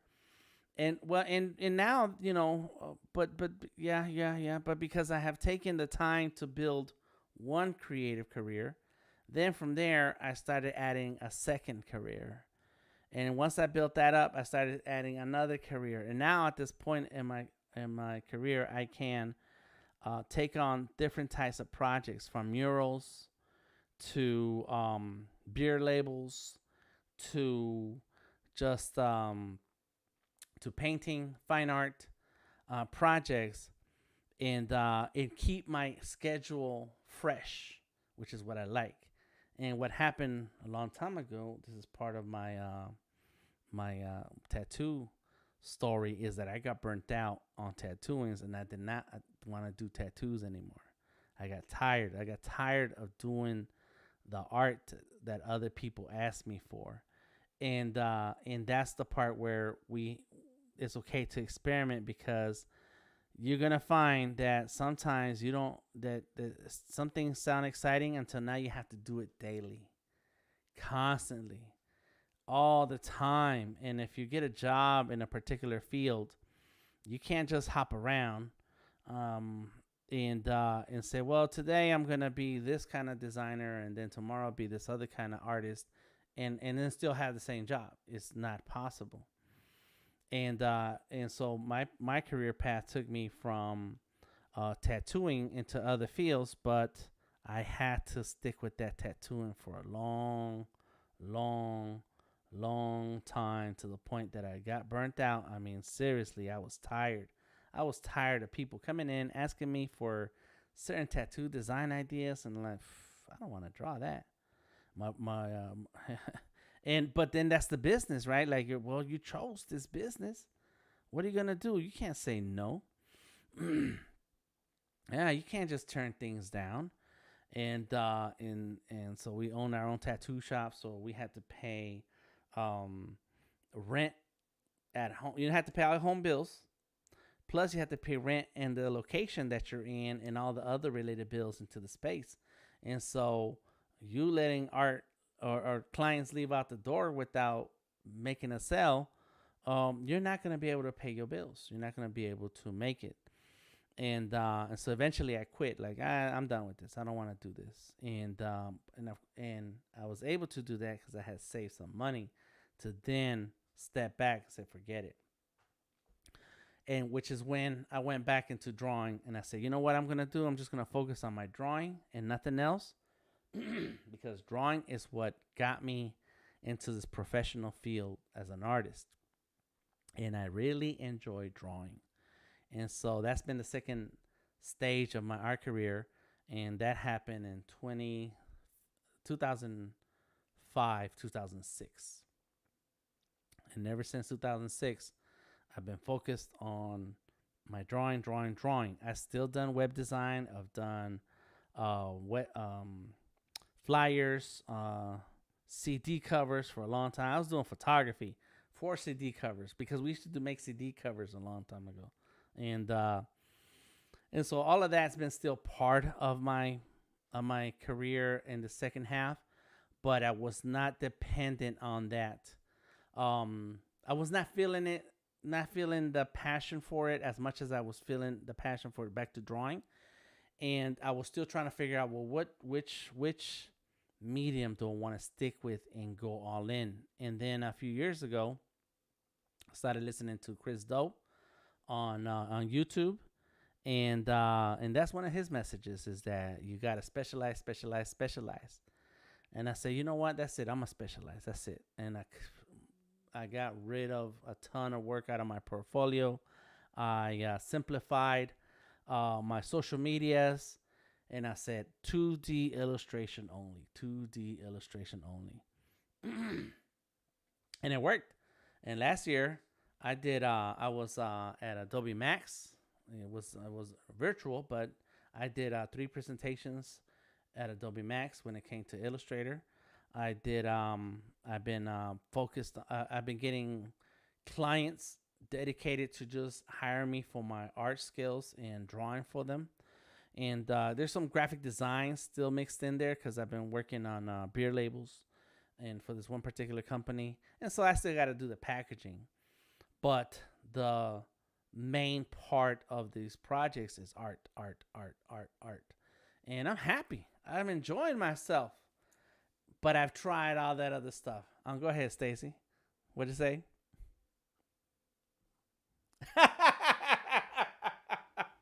Yeah. And let Tom say what he wants to say about my headphones. But I get to have the toys that I want. All right, let's see what we got here.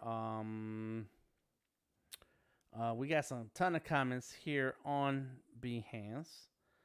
Dari says he got a client last night. He's a chief, and I'm creating labels for his spices. Yes, I want to get paid, says Monica. Word. Where's the wisdom? Cool. And then Tom says Indian chief. And so I need to narrow it down first. And no, he's a chef. Yeah, he means a chef. Odari didn't say he knew how to spell. He said he can draw good. I'm just messing with you, Odari. But Monica says, yes, I want to get paid and I need to narrow it down first. Yes. And congrats to Adari for getting the new contract. Congrats.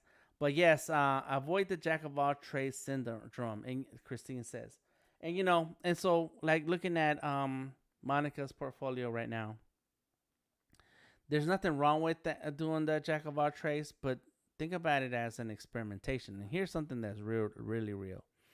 If that we have to go through this experimentation phase, we really do, because this happened to one of my friends.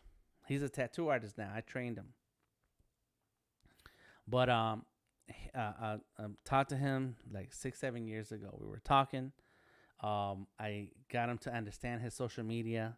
I had more followers than him at that time on Instagram, and now he's got 200,000. I'm still at regular numbers, like regular people numbers. But we talked about social media. I got him straight, and he did what I told him to do, and it worked for him.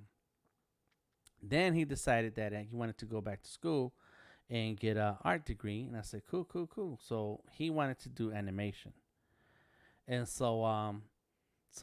hey, what's up, Tom? Tom is on Discord also. Welcome. And so he decided to go back to art school, and of course, artists. This is something that I do not tell people not to go to art school, but if I never went to art school, so but I still learned. There's still a learning process. In any case, he wanted to be an animator, and so he went to school for however many years. I think it was 2 or 4. I don't know. He got his degree, and when he came out with his degree, he says, I do not want to do animation. Because he realized the kind of work that goes into it. And he decided that he did not want to do that. And so it's like, dang, but you just spent like all this time and money into this thing. And so anyways, he became my intern, and then I taught him how to do tattoos. And so now he's a full-time tattoo artist. And he found that he really loved doing tattoos, and that's what he does. And but the reason why I tell artists to go ahead and experiment is because once you decide that this is the one thing you want to do, doing it daily, all day, every day, and then your bills depend on it, it will show whether or not that is the thing for you. And so hopefully nobody else has that situation where they go to school for a long time, and then decide that that's not the thing they want to do. But that happens, and so in order to try to avoid that as much as possible, then what you want to do is experiment until you decide, yeah, that's it. That's what I want. I like this thing that I'm doing every day, all day. I like this. I'll roll with that, and then that's gonna happen after you experiment. You have to experiment. So don't try to build a. I mean, you can. I'm just saying, don't get caught up trying to build an art career with all these different things. But experiment with all these things, and then that one thing you really enjoy, you're like, okay, well, I'm going to try that hardcore all day, every day. Yeah, go check out the Mad Penciler. He'll tell you. He'll tell you about his experience. He was my intern. He works here in Buckhead in Atlanta now. Full-time tattoo artist. Living the life.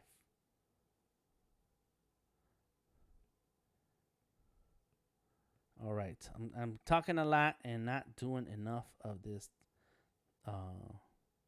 design here. Let's see if I can just get rid of some of these. There it is. Bam. I think I'm done with the face. I'm going to move on to the rest. And so I did this in one layer. This is my logo. This was my logo a long time ago. Let me go ahead and draw my logo real quick. And I noticed Tom is here. Say something, Tom, if you want to. If you'd like to add to the conversation, please feel free. Tom is a smart guy. Yeah. And some people have said, "Is that are you from New York?" I'm like, that has nothing to do with New York, man. You don't must not know what the New York logo looks like. Um, um, right, and it has an M, but they don't. They just see lines. They just see lines. They're like, that must be New York. Like, no, it's not New York. Right. Yeah. So now this is Go ahead.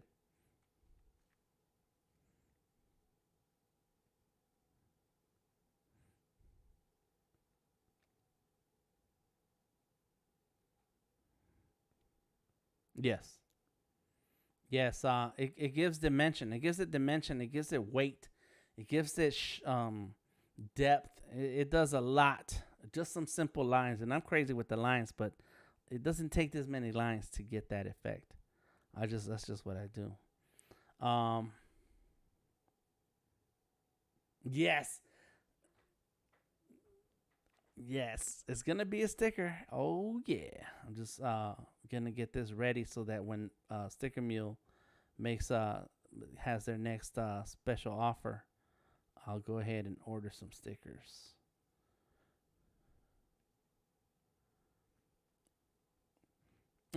Yeah. So if you wanted stickers, if anybody of you wants stickers, there is a link. Free stickers. Yeah. Yeah. Christine joined the Discord. Welcome, Christine. Um, if you look at my video right now, wherever you're watching this, Facebook, Twitter, Instagram, no, not Instagram, LinkedIn or Behance, there is a link that there's a paragraph that says follow DTM. Um, at that creative genius, and then 2D Illustrator for branding and marketing projects, brand ambassadors, thriving artists. Below that is a link tree uh, link. Click on that link tree link, and then scroll down and look for the free stickers and link. And so that is where you click through that link. It's just a form. You fill out your name and address, and you can leave a message if you want, and I'll get an email based off of that, what you submitted, and I'm gonna send you some stickers, free stickers. I'm not charging for stickers.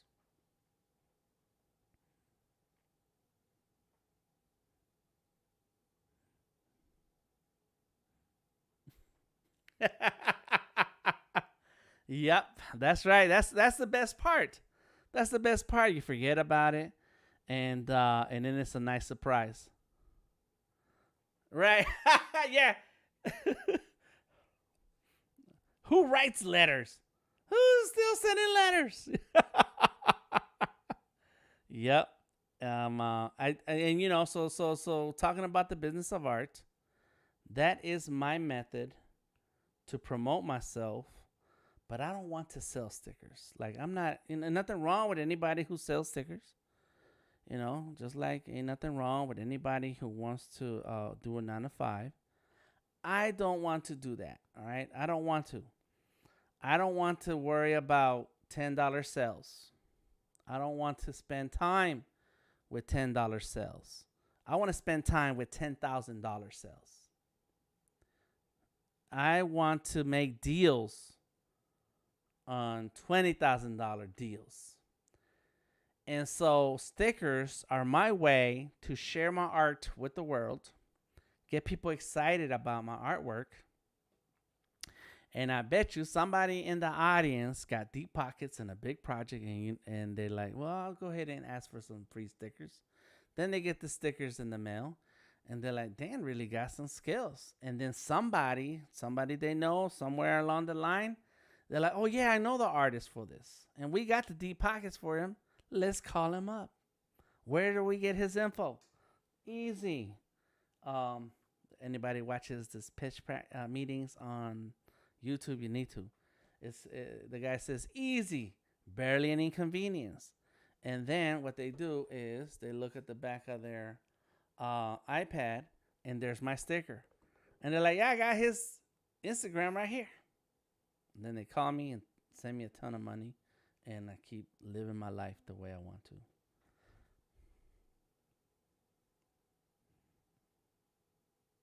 So yeah, If you want to sell stickers, that's cool. I give mine away. There goes my logo. Boom. Easy. Barely an inconvenience. What's up? Oh, Monica says you can't beat free. Sydney, hello, Sydney. Welcome, welcome, welcome. So yeah, I got free stickers. Anybody want some free stickers? You got to do a little work though. It used to be that in my posts I would have the direct link. Right now, I got so many links that I'm sharing that it's like, you know what? Let me do a link tree, and I'll put all the links that I want to share into the link tree, and it's like 20 of them. Yeah, go ahead. You tell them, Tom. Go ahead. It's your turn to talk.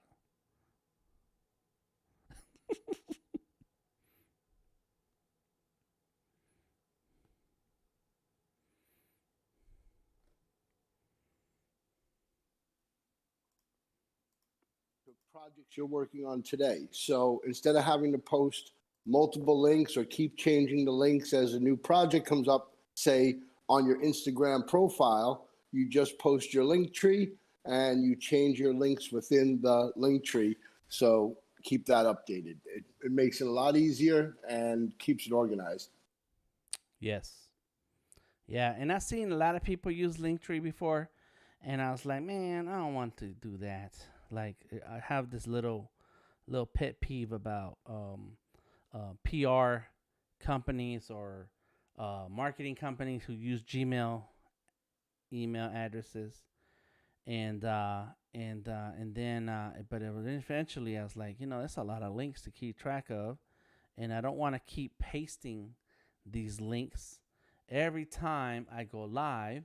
So let me just go ahead and make one link tree. And then my wife told me, you should do a link tree. I'm like, all right, fine. You gotta listen to the wife.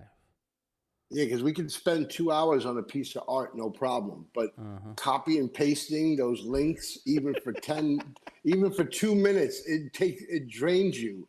It's draining. Nobody wants to do that. Right. So you got the link tree, and it keeps it clean, and all the links are there, and it takes your people right where you want them to go. That's right. Yep. So there's the link tree link in the description of this video. Click on it. Find the link where you can get some free stickers. Or send a self-addressed stamped envelope too. No, you don't have to. You don't have to, and I don't care. My address is public. My phone number, everything, all my info is public. I was in the Marine Corps, so the government already has all my info. But it's just easier to I make the trip. Luckily there's like a post office 3 blocks from my house, and so I just go over there real quick. I get a stack of envelopes and drop them in, and done deal. I just have to get stamps, and stamps are cheap. I can't believe how cheap it is to still mail letters. How much does it cost now? 40 cents? Yeah, it's like 50 cents. So I put 2 stamps though on the envelope. I think it's like 50 cents for an ounce of to send on the mail to send mail. But I use two stamps because stickers get a little heavy. All right. Sydney says that looks awesome. Thank you. Darren, what's up? He says, what about t-shirt designs? How do you feel about that? I'm an artist now. Have invested in doing screen printing for artists and musicians. Ooh.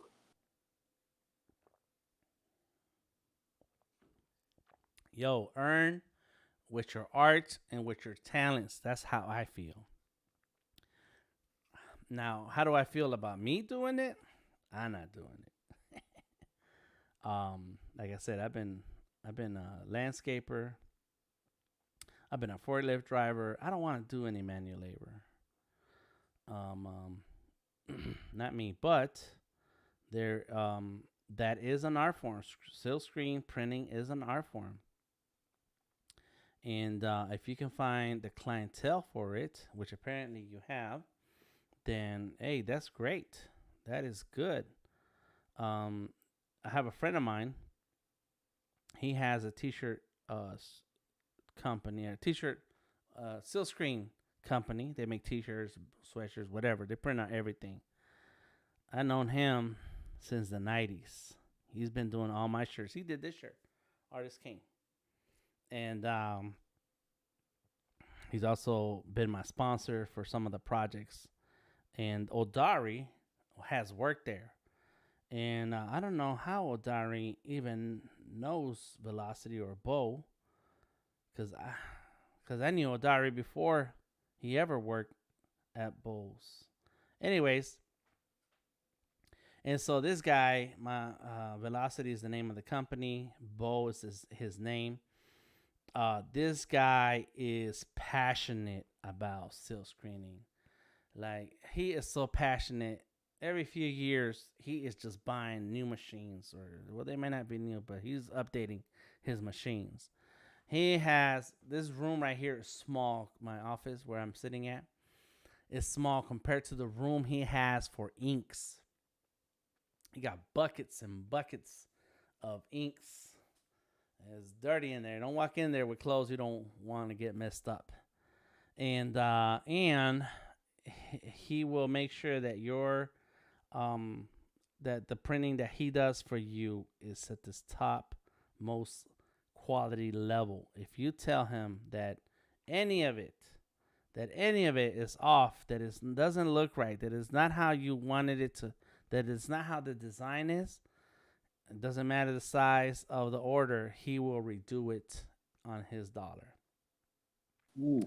Yeah, this guy is hardcore. And I think when I first started getting t-shirts printed, I went through two different people first, and I didn't know Bo then. And I met one guy. I think we looked him up in the Yellow Pages. Like, this is how long ago it was. A long time ago. And we found the place, and we had just opened our tattoo shop, so we wanted t-shirts. We go over there, we talk to these people, they sound cool. All right.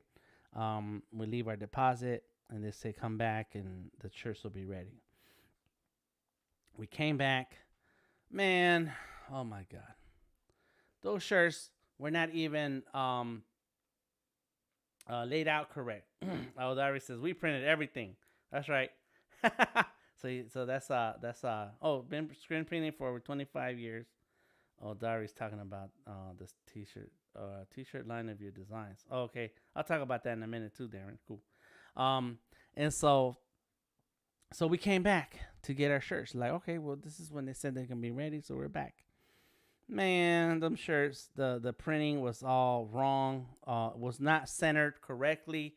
Was crooked, and it was multicolors, so you could see how things were shifted. Was not working right. And so we're like, yeah, this is not it. No, this is printed incorrectly. And so the guy says, all right, I'll give you 25 cents off. I was like, I don't want 25 cents off. I want these shirts to look right, because they had our artwork in them. And so they're like, no, this is, you get a discount and that's it. Well, I said, well, I don't want those shirts, because I want the shirts to look the way which they're supposed to, because it's featuring my artwork. My artwork is on the shirts, and our brand name is on it. So why am I gonna take these busted looking shirts and sell them or give them away to people, and they don't look right? They don't represent my quality of art. So we ended up leaving it. Next time we tried to order some shirts, I met this guy. He was hardcore, but he disappeared. Like, he did a couple shirts for us, and then he disappeared. And that whole area of Midtown has changed a lot, but it was very industrial. And he had a nice setup. So one day I was hanging out at this pita shop. A friend of mine, he owned a pita shop. And I was looking at his t-shirts, and I said, hey, man, who does your shirts? And that's when he said, man, you got to check out my man, Bo. And he was literally like a few blocks from there. And I said, well, I'm going to go look. And I went in. I met with Bo. He was friendly. Very cool guy. and we hit it off. And he's been printing my T-shirts since 1998, Wow. 99, something like that. Yeah, yeah, really cool, dude. Dan, I have And a question about this piece here. yes, sir. When you jump over to the hand, since there's a little more detail in the hand, are you going to use this line weight that you're using here or the thicker line weight you're going to try to use? So for the outline, the line weights are going to be consistent across the whole drawing. Right. So I'm thinking when you get to the hand, it looks like you have a little less space there to make details. Mm-hmm. Are you going to use this weight you're using here or The one that I'm little using bit now? thicker one? Let's see. Depends. Depends on how it looks. So no, I'm gonna use a thicker line weight, and that thicker line weight is, I think it's right here. What's that? That's a 6. So what happens if I turn this into a 6? No, that's too high. Too high. Well, it looks all right. So for in between the fingers, I will use a 6, and it's gonna go like that, right there. Let's get that one. Get rid of that. Because this one is 10.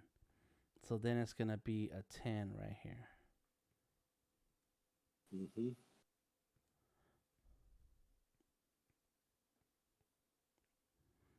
And so there it is. Mm-hmm. Boom. So yeah, but I am once I started drawing, I start establishing my line weights for certain things, and then I keep that consistent all the way through.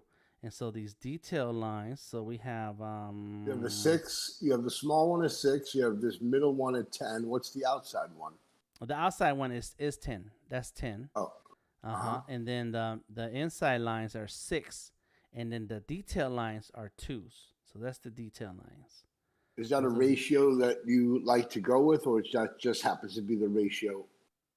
That's yeah. I just decided that as I started drawing it. I started drawing it. When I started drawing it, I started playing with the sizes to see how they look, how they act, and then and once I found the ratio for the then boom, I roll with that. And the optimal contrast ratio. yeah. Exactly. Yeah, there you go. So there goes the hand, and it's enough detail. Now, of course, the space is tight, like you said, so there's not going to be a whole lot of detail, but there'll be enough. And but then because here there's a large area, I can go in and do a lot of detail on it. Mm-hmm. I have this problem with detail. I go too far. And I see other artists, and like their art is so beautiful and clean, and it's like and it's a few lines. It's like, oh my god, Disney artwork is like that. It's just a few lines, and the rest, the details are in your brain. Your brain adds the details as you're looking at the artwork.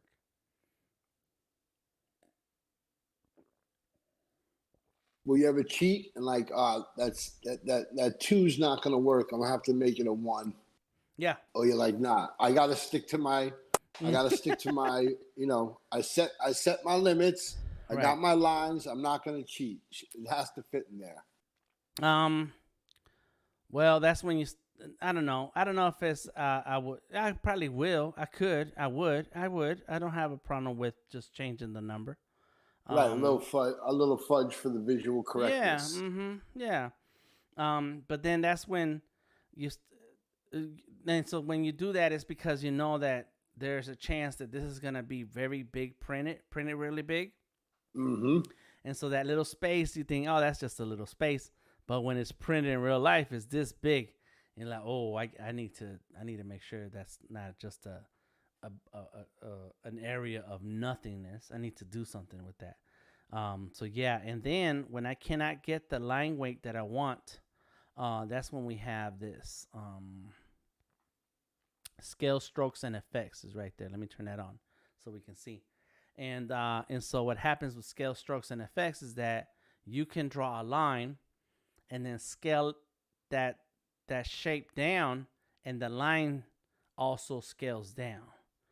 When it's Yeah. off, if you scale down the piece, the line weight is not going to change. So you need to have strokes and effects on. So there it is. So now let me scale it down, and it's still the same thickness. Same thickness. But if I do scale strokes and effects, then as I make it smaller, then also the line weight gets smaller. This is when you cheat. And it's not cheating, it's just a technique. Is that no matter what I do, I cannot get the number that I want, the stroke number that I want. Oh, you can barely see it on the side. Johnny, what's up, Johnny? Let me see if I can make this a tiny bit smaller. There's the size. So the number size shows, why is it looking like that? I don't know. Oh, there it goes. It shows 1.57. And so I can go in tighter and smaller and make the size smaller. There goes one. There goes the 845.609, 425. And so I can get a smallest point size that I'd have to sit there and type and go 0.0125 or something. It may work or may not work, and so on. So instead of typing all that in, let me just go ahead and turn on scale strokes and effects.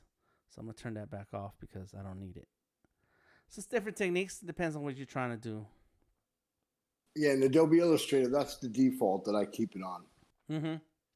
Yeah. But a lot of times when you're doing like icons, you're making icons or some kind of UI elements, and you need to resize the elements, you don't want to resize the thickness of the line because you're already working on that with that thickness that you want. So you need to turn it off. You got to double check too, because if you jump into a different project later in the day or the next day and you forgot you had it on and you get working, you could notice that maybe your line weights are off a little bit into the project, and then you have to go back. So being aware of that's important. Yep. And all of that takes practice. The more time you spend on it, the easier time you have remembering certain things. All right, let me go ahead and check some of these comments and save this because something is up with this. I'm on Illustrator. No, this is regular Illustrator. What happened? I did something. Let me see. No, I'm on Illustrator beta and it's tripping. It's doing something that I don't like, and I can tell. Let me check and see. So my man Johnny Jalopy Wood. If anybody who is listening to my voice right now, you need to go find Johnny Jalopy Wood on Facebook. This guy draws hot rods.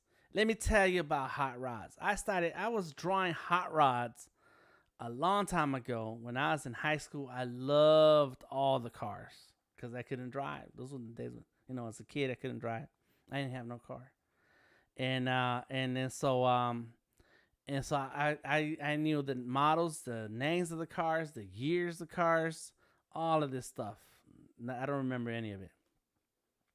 But there was a magazine called Cartoons, and I loved looking at that artwork. And if you're looking for line weights, Tom, see you later, Christine. I'm gonna catch up with the comments in a minute. If you look at that Cartoons magazine and you're looking for if you're interested in line weights, then that type of artwork in that magazine is all about line weights, like the big fat lines and big fat tires. This is amazing. And so I forgot all about drawing cars a long time ago, and I kind of stuck with character design. And then a few months ago, I don't know how I came across Johnny's Facebook, and he streams every Monday on Facebook for a couple hours, and he draws a hot rod, and they bring me back memories. And that's why I drew my my Volkswagen bus, because I said, you know what, I need to draw a car again, and I wanted to. I like the Volkswagen buses. I like Volkswagens, the Beetle, but like those curves and lines in those cars, and so that's why I drew mine. But he just stopped by on Facebook, said what's up. Go check him out. I try to check out his stream any chance I get. And dude got skills. All right. I just found a 1988 version of Cartoons Magazine from 1980, not from 1988.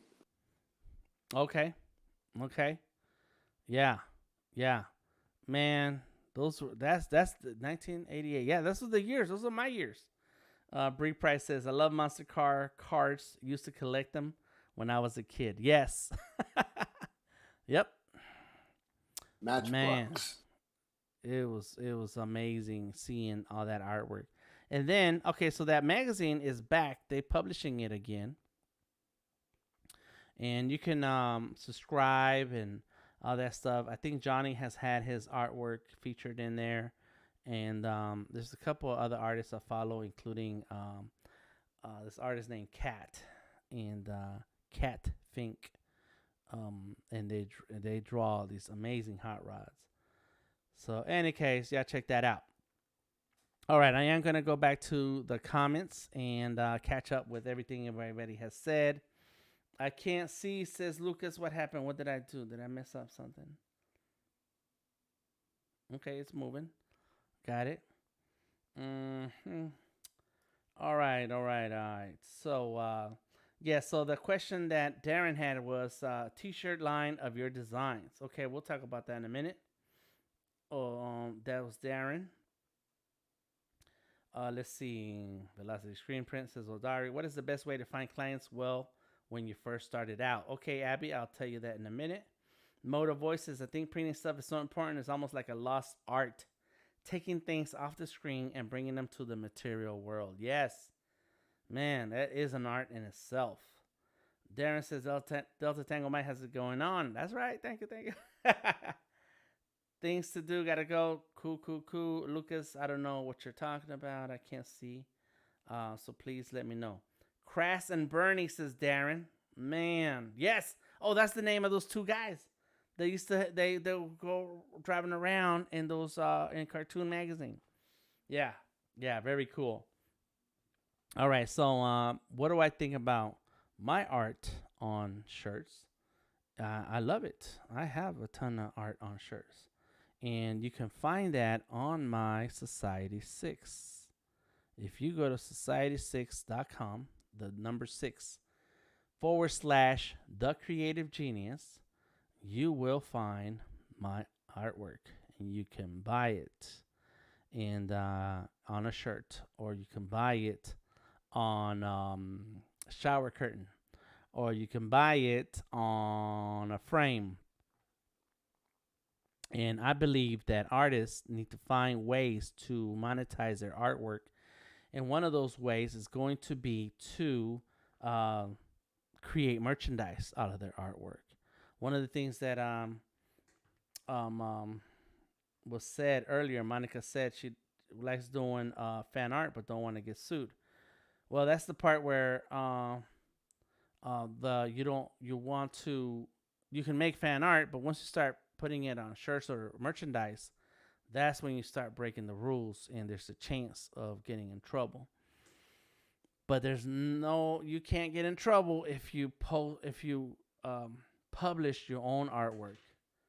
All right, I see what you're saying, Lucas. Let me go ahead and check. Let me see. I'm pulling up Behance. There's the live stream. If you are on a computer, refresh your screen. Oh, there it goes. Yep. Let me move that around and see what happens.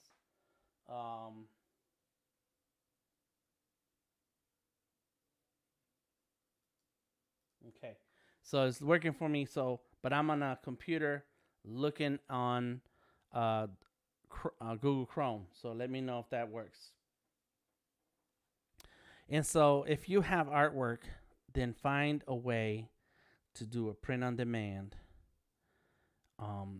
When I had my tattoo shop, yes, we were printing t-shirts and paying for them up front and then selling them later. And what ended up happening is we gave them away. we gave because like I said, I don't like selling stuff. Let me tell you, I grew up in a family that sold stuff.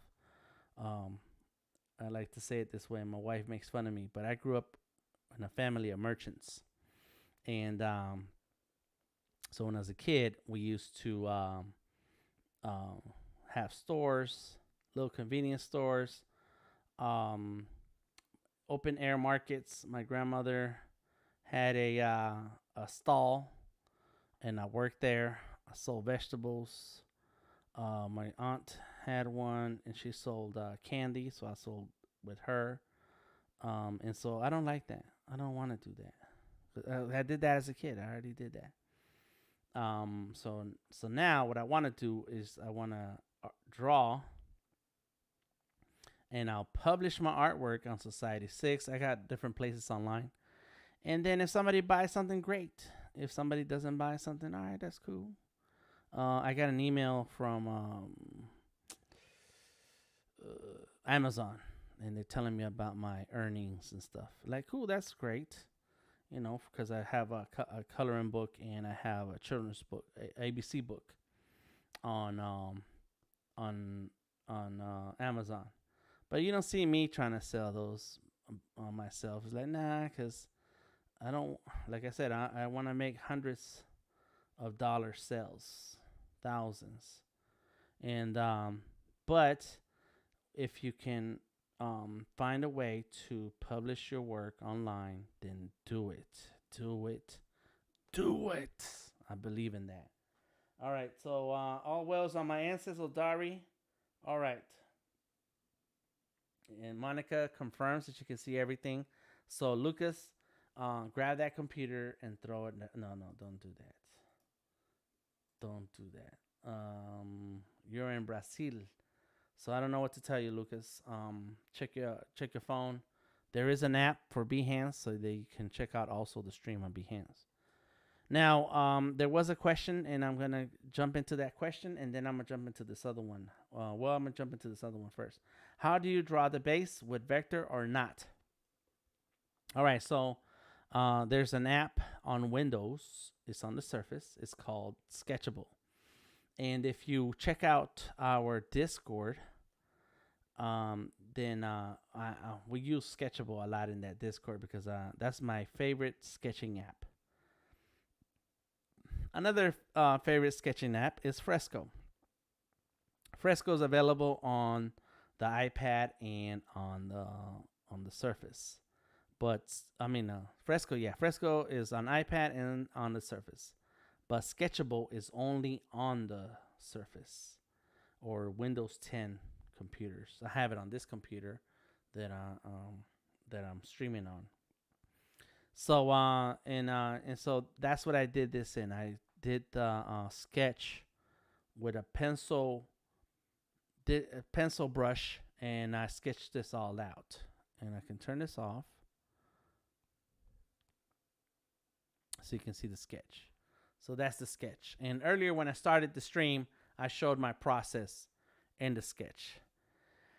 And so that's how I get my drawing together, so I can then check this composition, check that the layout is good, that the proportions are right. I do a lot of sketching. On the iPad, I could use Adobe Fresco and do the same thing. And sketch. And there's nothing wrong with sketching on a piece of paper. And then taking a picture of that paper, and then boom, there you go. That's how you start your drawing. All right, so let's talk about the business of art. Because Abby Joe asks, what is the best way that you find clients? Well, when you first started out. Man, you guys are not going to believe this. Not going to believe it. Here goes the story. All right, let me focus and draw and tell the story. And a long time ago, before the internet, we relied a lot on flyers. Word of mouth, or promoting and advertising with flyers. Flyers. What are flyers? flyers are these pieces of paper that you try to hand to people, and sometimes they take it and sometimes they don't. You'll see it. You'll see it in the corners. Like not right now, I guess, because people are not hanging out. But when you're out at events and places, people are handing you a flyer for a show. If you're in Vegas, tons of flyers. If you're out and around town, and they give you a flyer for a comedy event, something. There's always a flyer for something. And so we used to make flyers. And when I did my tattoo apprenticeship, that was our job, is to make flyers to hand out to people, and so they could come to the tattoo shop and get a tattoo. And but check this out. So today you got these flyers that you can get. They're real shiny and glossy, and they're made on cardstock and so on. And Tom knows about these flyers because clubs use them a lot. Well, we couldn't afford those kind of flyers, so what we did was we made our own flyers on a copy machine, and printed them out on regular piece of paper. And then, all right, we print them out on paper on a copier. Well, first we type them up. We use a typewriter to type out the words that were going to go on the flyer. Then you grab that piece of paper, stick it in the copy machine, and we would resize the letters to get big letters and small letters, so that you can cut out those pieces of paper, cut out the letters, and paste them on your flyer piece of paper to see what the flyer is going to look like. This is real life.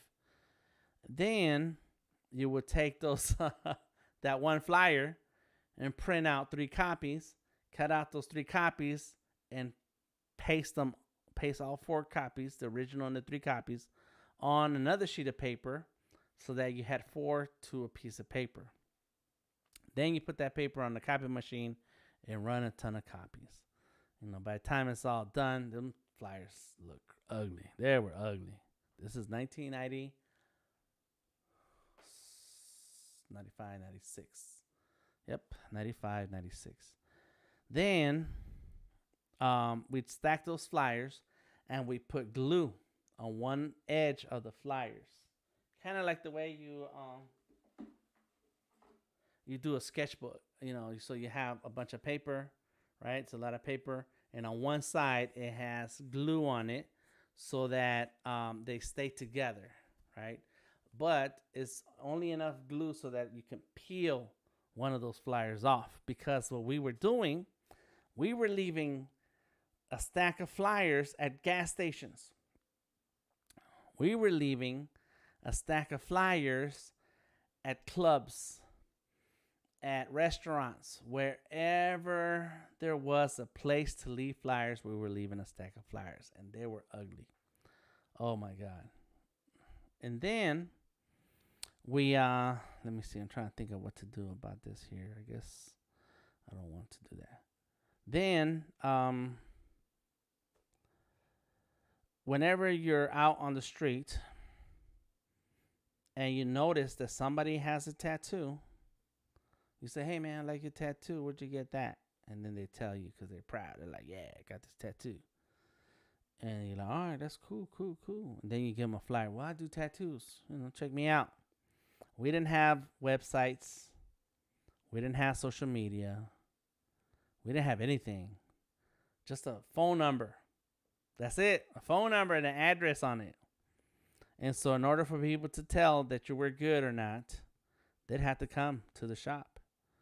And they walk in and you're like, "Hey, how you doing? Come on in." And then you talk to them and they tell you what they want. You tell them how much it costs. And, if they really want it, they'll pay that price. If they don't want it, they're going to cry and complain, and you move on with your life. Did I do that yet? And so So that was it. That's how I started a long time ago. A long time ago. That was the beginning. And I passed out a ton of flyers. I learned to talk to people. I learned to introduce myself. You know, people are living their lives. They're doing their thing. They're not people don't walk to the grocery store so that somebody can talk to them about tattoos. Right? That doesn't happen. Now, you may be out eating dinner, hanging out with friends, and then somebody will hand you a flyer and be like, yeah, I mean, you know, we got a club, you know, blah, blah, blah. Well, you're already out. You're doing things. I would approach people everywhere and anywhere, at the gas station, at the grocery store, um, uh, man, at school. I did a lot of work for schools, a lot of backdrops and graphic design. And sure enough, somebody sees my tattoos and they're like, "Oh yeah, you do tattoos?" Like, yeah, boom, here goes a flyer. Um, I would talk to people everywhere and anywhere about tattoos, and that was the beginning. And so what that means is that you gotta make sure that you are ready to talk about your talents, talk about your work, talk about what it is that you know how to do, talk about it, say enough that's gonna want to interest the other person to have a conversation with you. And a lot of times, you know, you try to give them a flyer, they're like, "No, thanks." Okay, cool. Well, that's I got it. Cool. Not for you. I'm not gonna give you a flyer then. Fine. But those people who do respond, now you have an audience, and now you're like, so what kind of tattoos do you do? Then you tell them, boom, I got to be able to talk about the artwork that I do, the kind of styles that I do nowadays. And I'm not doing tattoos right now, but um, I'm a black and gray artist. I tell them I do black and gray. Well, I want some roses. Hey, you can have the roses as long as you don't want colored roses. I want some text. All right, cool. We can do text as long as you don't want color in them. Like little things like that, you get used to talking about it. So that's my story about how I began. And you're asking yourself, what's that got to do with me? I ain't doing that. We're not doing that. We have the internet nowadays. Yes, you do. Yes, you do. So what do you do about it? What's the difference between what I was doing and what you can do now? The difference is that we're not using flyers, but we're using social media posts. That's it. You're posting on Instagram, on Twitter, on whatever. You know, I'm not a TikToker. I do have a TikTok account, but I'm not TikToking. In any case, that's engagement. You have to engage with the people who are interested in that which you offer. It's like you don't walk into a motorcycle club trying to sell cars. You walk into a motorcycle club to sell motorcycles. But if you see all Harleys at that motorcycle club, you don't go in there talking about Hondas. If you see all Ducatis in the parking lot, you don't go walking in there talking about Harleys. You have to know your audience. And that's what I did in the early days. I had to identify my audience. Who is my client? People who like tattoos. Where do I find those people? They're everywhere. How are they going to know that I can do those tattoos? I got to tell them. And so I give them a flyer. That's what I do to this day. I'm an artist. I do 2D illustration. Who needs 2D illustration? A lot of different people. Who's going to pay at the level that I want to get paid? Well, it's not going to be the $10 bust shots. It's not going to be the $50 full body shots. Not those. Those are not my clients. There's artists who cater to that clientele, not me. I want thousands and thousands of dollars. So I need to find clients who are going to pay thousands of dollars. And now that I know those clients exist, they exist because there's a lot of other artists getting paid that money. Tom is getting paid that money. So, all right, let me make sure my portfolio is tight. Let me make sure my messaging is complete. Let me make sure I know what I'm talking about. And engage, engage, engage, engage, engage. And you'll know who to engage with once they engage with you, because they will engage with you. They being the person who is ready to talk to you about a project. Monica's asking phone number or pager, the good old days, says Odari. Thank you, Ruchi. This is so cool. I had a pager. Yes, I did. And there was no phone then. I didn't have a phone number then. Let me see. I went professional in 96. 95, I started my apprenticeship. I think I might have had a pager. But we had a phone number at the shop, so didn't need to share the pager. But yeah, I remember them pagers. Claire says, that's a great, lots of effort. Do you think that flyers are still useful to get local businesses work? Personal and local. I got an answer for you, Claire. I have an answer. Mo says, a pager used to be more expensive than a phone number. Back then, a thumbs up meant 5 potential clients. Today, it adds to the noise. Yes, yes, yes, yes. But let me tell you, all of it adds up if you know how to manage that noise. You have to manage that noise. And you have to manage your expectations coupled with your efforts. You have to make sure your efforts are in the right place so that you can turn those people into customers. All right, so I'm going to answer this question from Claire, and then I'm going to take a short little break so I can update my cup, my coffee cup. Yeah, we're at the 2.5 hour mark, so that's good. All right, so here we go.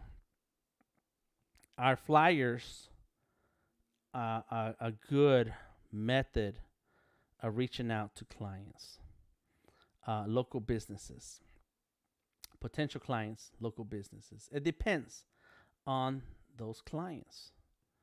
You know, if they're into keeping flyers, I don't hand out business cards anymore, and I don't hand out flyers. And my reasoning is that nobody keeps business cards, and a lot of people are not gonna hold on to a flyer. And you're gonna get the call for a project when the people are ready for a project, not because they saw your flyer. They're looking for you when they need you, and so you have so a flyer, it can be effective, but only if you're catching that person right when they need you. They're like, oh, this is perfect because I was looking for whatever it is that you're trying to sell, right? Whatever your business is. Oh, that's great. So that could work. It could work. And the way we use flyers, business cards, and brochures, right? Those are the 3 major things. One sheets. Brochure is nothing but a one sheet folded 2 times. Posters, like these are forms of communication that pack a lot of information, and the amount of information that goes into this particular format depends on the size of the paper. So what you put on a business card is less than what you put in a flyer, which is less than what you put in a brochure. So it depends on the business that you're in and who you're trying to talk to. And we say, and so you said, do you think flyers are still useful to get local businesses work, personal and local? So I'm trying to think, like, what is it that is effective? What's effective in those cases? And people are grateful to know you then. Oh, I'm glad you stopped by because this is exactly what I need. And I can't think of anything, maybe a landscaper, if a landscaper stops by your house and they can tell, nobody cut the grass in a couple of weeks, they'll be like, hey, this is perfect. This person in this house is ready to hire a landscaper because they ain't cut their own grass. So landscaper stop by your house and maybe leave a flyer on the mailbox, leave a flyer at your door. They may even knock on the doors like, hey, we're DTM flower service. We cut grass and trim bushes, and we like to share with you our short portfolio on this brochure. Affordable rates, and we can get started today. That could be effective. But like and with tattoos, it worked for me because I was identifying the person right then and there. Oh, this person likes tattoos. They have tattoos. Oh, let me talk to them about a tattoo, and they might jump in and say, sure, I'll come and see you because I want another tattoo. And that's one thing about tattooing, that that the only people who have one tattoo are the ones who just got a tattoo, or they're on their way to get a second tattoo. That's it. That's how that works. Nobody has just one tattoo, not on purpose. And so Dan, on a funny note, I have an mhm. 18-year-old daughter, and she steps out of the house for a 30-minute skateboard, and she comes back with a new tattoo. Yeah, right. Yep. Yep. Like I'm going to the store to get some groceries, come back with a tattoo. Where's the groceries? And she's only 18, but I think she has like 16 tattoos. Wow. Yeah. No, she's Yep. serious about it. Nice. She's determined. There you go, yo. And so depends on. I think that a real answer, Claire, is that it depends on the industry and what you have to offer. Then after that, then it depends on well, how much money are you willing to put up front? And before and I live in Atlanta. There's little pockets of cities, little city pockets. So I'm in one of those city pockets, and where I am is a city pocket that has a lot of businesses. It's a very big commercial focused small little town city. And so before I go in walking around, saying, "Hey, how you doing? I do flyers and posters, and let me know if you're ready to update your menu or do this or do that." What I would do instead is make sure I join the Facebook group for that town. They got them. This one town has like 3 different ones, because some people get mad at each other, and they'll go create a rival Facebook group. And that's what I would do. That's how I would reach out. I would join the Facebook groups. I start engaging with the other businesses. I would share my latest menu update for a particular client, and I say, hey, and I would not try to sell. I would not try to say, hey, I got a special offer this month or anything like that. I wouldn't even say that. I would just engage with people enough and be friendly enough. Those people will engage back with me, and some of them, they'll see my title, they'll see my name, and they'll start clicking through my links and be like, well, who is this guy? Why is he here? He says he does art. And next thing you know, like, whoa, that's who I need. That's who I want. That's this person. We need them. And I would volunteer, not right now because whatever's happening, But I volunteer to the school. Yeah, I like to come to the school. I get to know the teachers. It depends on your town, how big your town is. I like to volunteer and talk to your students about art. I got to do that with a city and a school in LA in a week or so. I got some stuff to think about. Anyways, and I'd be like, I like to volunteer and talk to your class, and those kids will leave with a sticker, and the teachers will talk about me, and the town, the other people will start talking about me. This is guy. He does design, illustration. He's a cool dude. That's what I would do. I would build the online engagement, because doing that door to door, hand to hand type of thing. Oh my God. I mean, maybe you got time and you're down with that. I did that a long time ago. I don't want to do it anymore. I don't want to do that. I want to find the easiest way to connect with people and engage them into my conversation. But first, I have to be friendly enough and they have to feel comfortable enough to talk to me. And so that's a lot of work, a lot of steps. And the easiest way to get that going is to connect with them online, because then you can have 3 conversations in 10 minutes on the internet versus 1 conversation every hour walking the neighborhood. And that's it. If you have more specific questions, please let me know. But that's a quick answer for that. You engage as many people as possible and be genuine. How do you say that word? Genuine. Not like the rap group.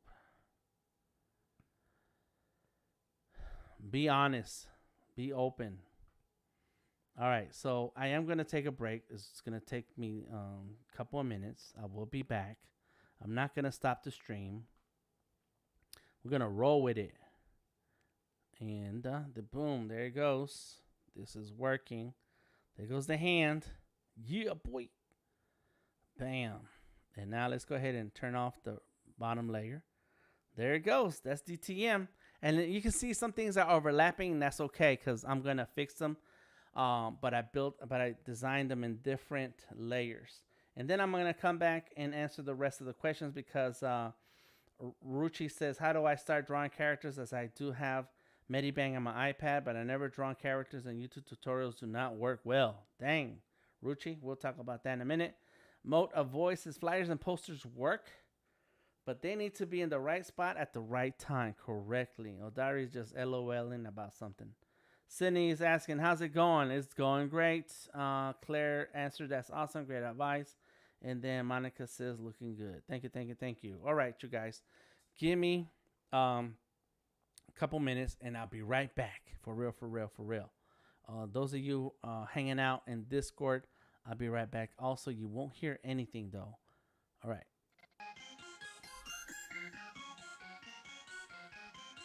Bam.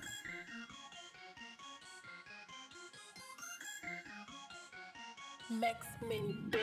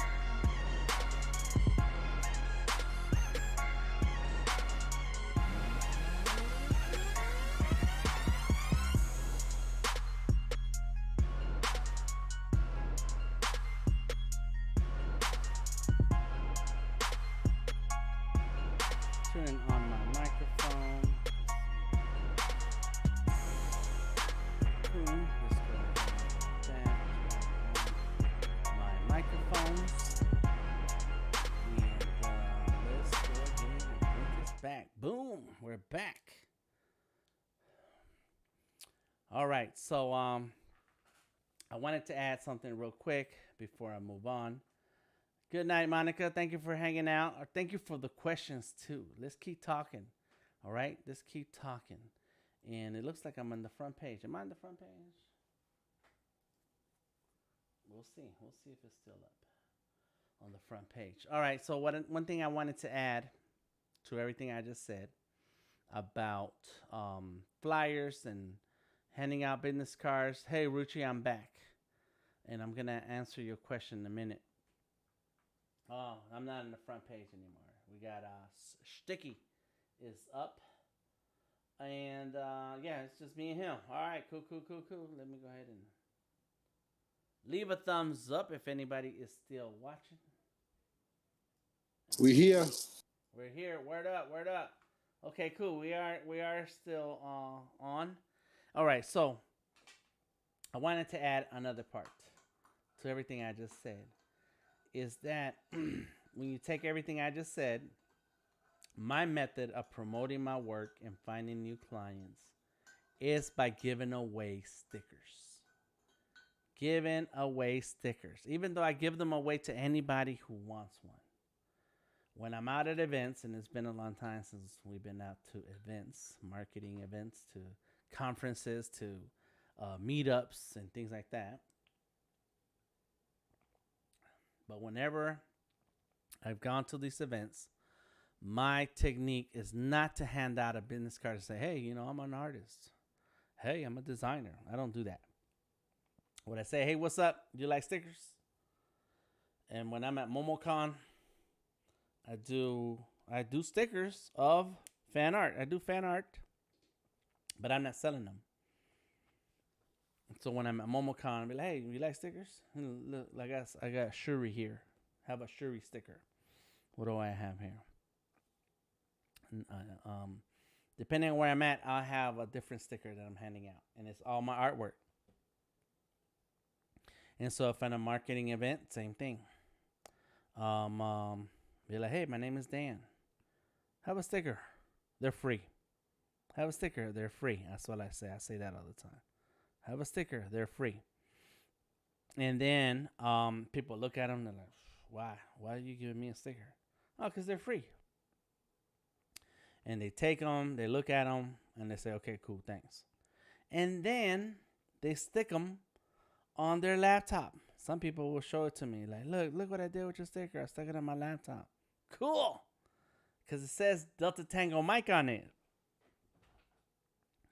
So next thing I know, of course, they're promoting my name. They're promoting my skills. It is not the only way in which I promote my name and promote my services, but it is a way that allows me to show people what I do in a real small package. They don't need an email address. They don't need a website. They don't need my social media. They don't need anything. They just need a good piece of drawing, a good artwork, some good artwork. And if they have good artwork and they have my name, they know where to go find some more of that artwork. And that's it. That's my method. That's how I engage in real life. And I also pay attention to my audience because I'm going to share a sticker that has to do with something that my audience at that time and that place are going to like. And so so you have to pay attention to who you're talking to and what sticker you're going to give out. What's the art that you're sharing? And so they're free. All my stickers are free. I don't charge. That's it. Just wanted to say that. All right. So we're going to talk about character design in a minute.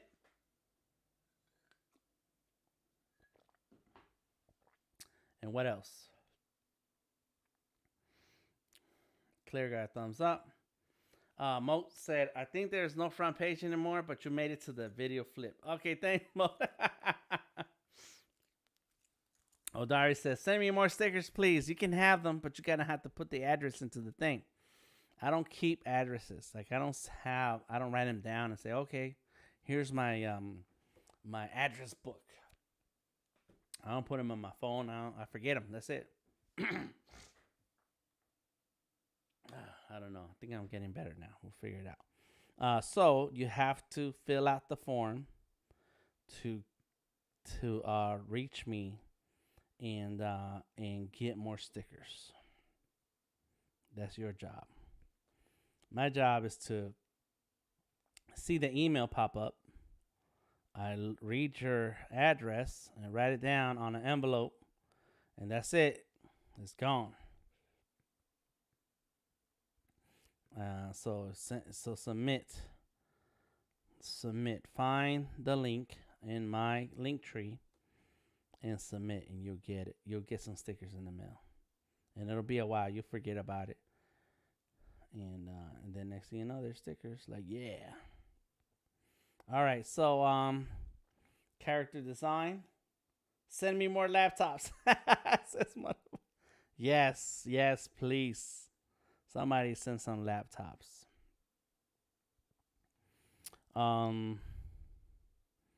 Let me just finish these details here.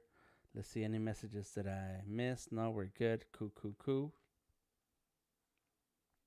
I'm gonna draw the tattoos. I'm not sure. These are my tattoos. That's my tattoo right there. I'm gonna put that on a different layer. All right. So character design, and you have Medibang. That's great. Medibang is good. Medibang is free. And I think there is also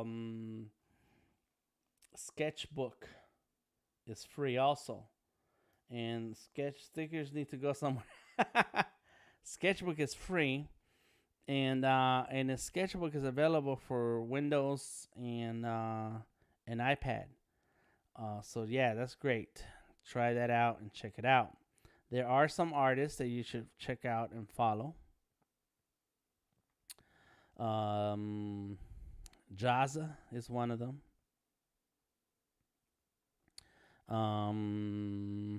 Who's another artist? And it's on my tip, and I can't remember his name. I know who to also. Colbin. Let me see. Calbo. Brad Calbo. He does a lot of Procreate drawing. Check him out. Let's see. Some will pop up. Something will pop up if I click on something. And so there are plenty of tutorials. However, you need to look up not just the tutorials on character, but the type of artwork. Like, what is it? Is it manga? Is it cartoon? Is it comic art? What kind of characters are they? Because then that's going to help narrow down the options and resources. That does not look good, but I don't want to do like super detailed tattoo. So do the search for those things and see what comes up. And if tutorials don't work for you, then that means you have to pay somebody to learn. You're going to have to spend the time with someone who can show you certain things and one-on-one. And I'm not saying me. I'm not saying pay me, but somebody like me who then can work with you. And I do those classes, and not just character design or art, but Illustrator and Photoshop. Those are the classes that I teach. And so yeah, think about what kind of art you want to learn, what kind of art styles you're interested in, and then maybe there's somebody out there who can show you the ropes one-on-one, or you'll actually find the tutorial that's going to help you. The reality is, the way I learned is by drawing and copying other artists' work. I copied a lot of Batman pictures, a lot of Spider-Man pictures. I'm talking about a long time ago. Good night, Cindy. Thank you for hanging out. You're welcome, Ruchi. Yeah, it just takes up. It's gonna take a lot of practice, but finding the kind of artwork that you like, to then, I guess it's cool if I'm not gonna have it. That kind of looks cool, but that's a little too violent looking. Where the pencil's right at the forehead. No, we're not gonna do that. Anyways, that's that was my method. That's what worked for me, and it took a lot of drawing, a lot of drawing. That's the best I got for you right now, unless I find exactly the YouTube channels that are close to what I think is gonna help you, and but that's gonna be determined by the kind of art style.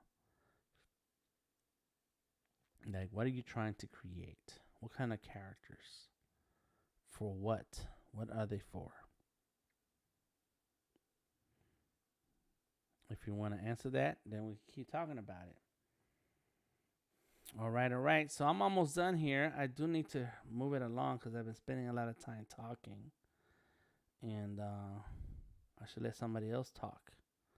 Anybody else who's got something to add from the Discord? Because that's what the Discord is for, to get a conversation, to get other people in the conversation. And right now I'm just dropping anchor points, like boom. I'll fix them in a little bit.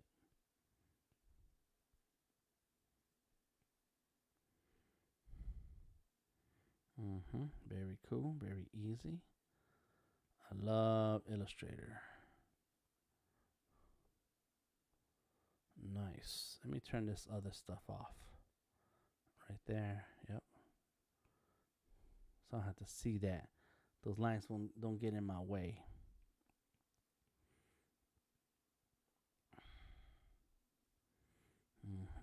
Yeah. Gotta move the anchor points. The pen tool, I've been using the pen tool since 2001. Something like that. So it's 20 years officially now. 20 years. Long time. And the day somebody showed me, I didn't go to college. I didn't go to art school. And I learned from other artists. Other artists showed me how to do things with Illustrator. And the first time somebody showed me the power of Illustrator, I was hooked. It's like, what? Are you telling me that I can draw a line and then change that line later? Oh my God. Because you can't do that with inks and markers and on real paper. Claire says epic artwork. Gotta go to. Okay, cool. Thank you, Claire, for the questions and engagement. Ruchi says, all right, gotta go. It was fun and the artwork is amazing. You guys are cool. Thank you for stopping by. If you have Illustrator on the iPad, this is coming for you. This is coming for you. The rotation. Look at that. I can rotate. What's up? Yeah, boy. That's awesome. All right, let's see. Let's move this along. Let's go fast because I've been talking. And I'm fast. We got 63 people still tuned in live. What? Yes, that's really cool. Well, thank you guys for being here. That's awesome. Yeah. If anybody has some questions, some comments, something they'd like to talk about, whether it's art or the business of art, let me know. And I see a question. Awesome. Right on time. Word. Oli says, how did you find your own style? Oh my gosh. A lot of drawing. Short answer, a lot of drawing. Drawing, and drawing. But I was drawing things that I like.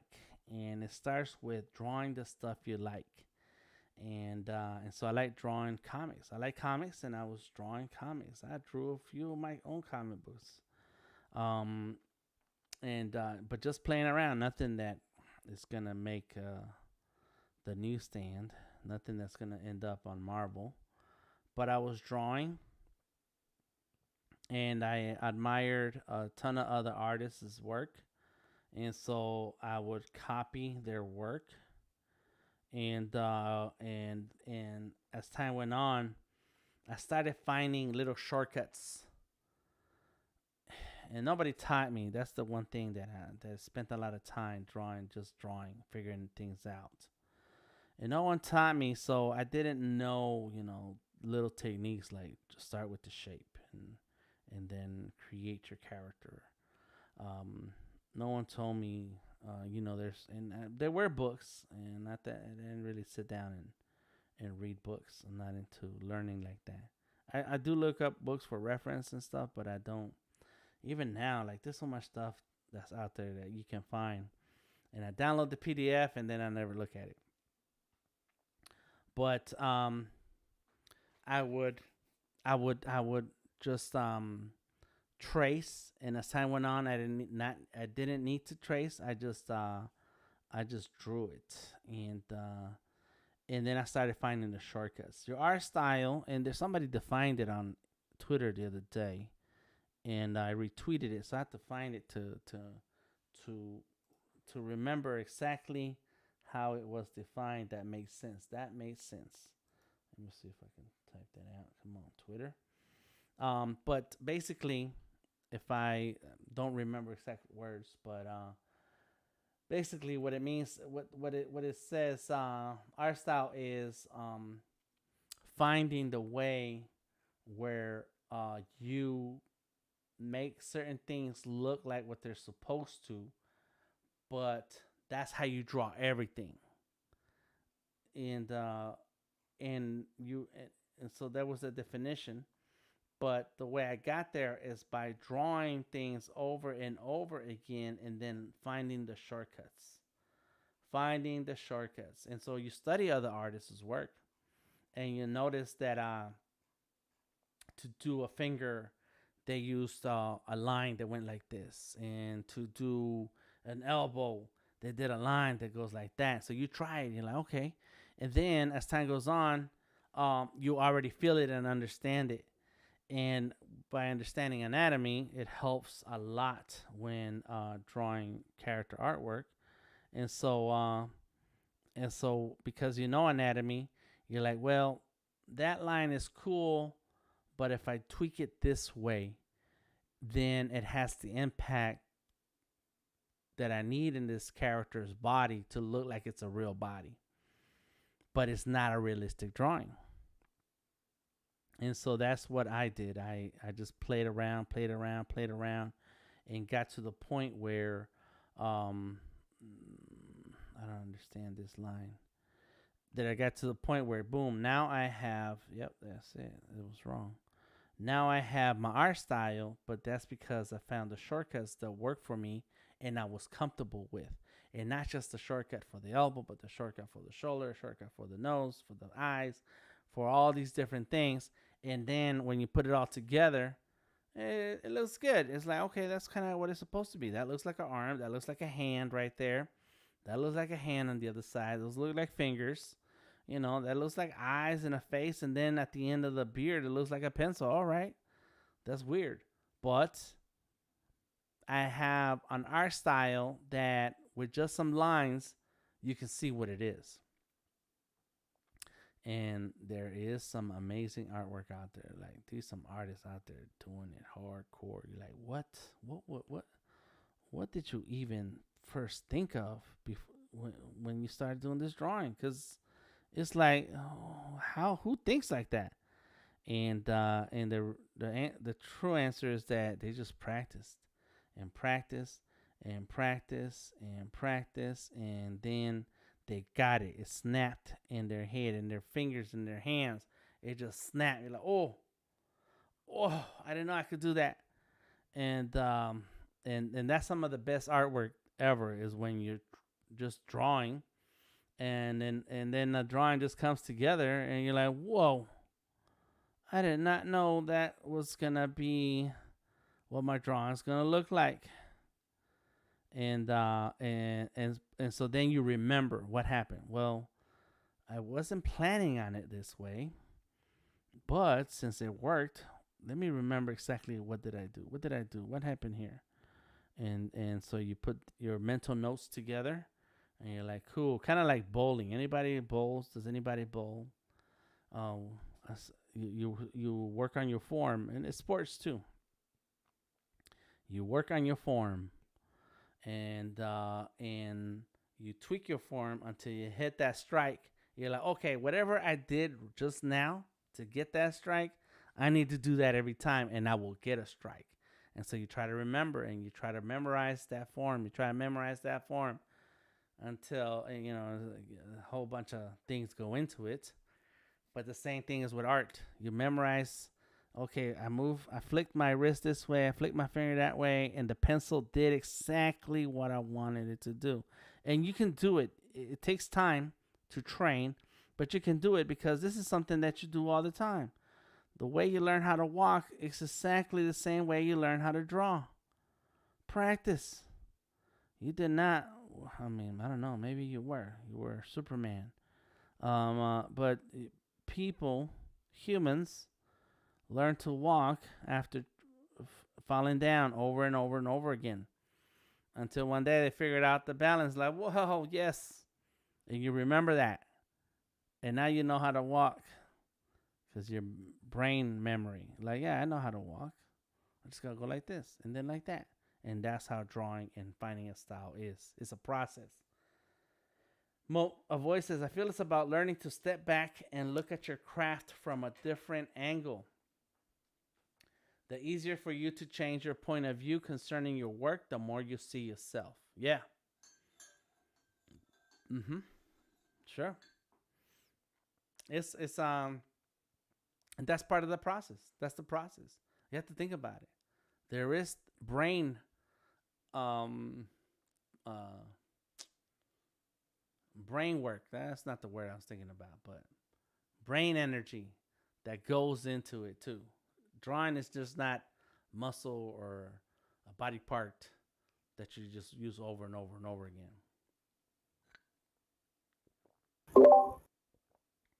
That's got to be the biggest coffee mug I've ever seen. That's not a Yes. coffee mug. That's a coffee bucket. That's right. That's right. Yep, I love it too. Oh my gosh. Mm-hmm. Um, I don't like getting up to do refills, so just fill it up, and that's like I get. that's like 3 or 4 cups in one.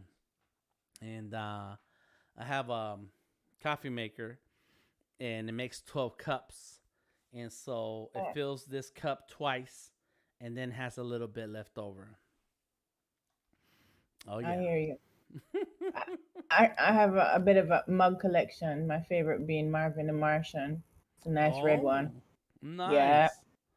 it is. Mm-mm-mm.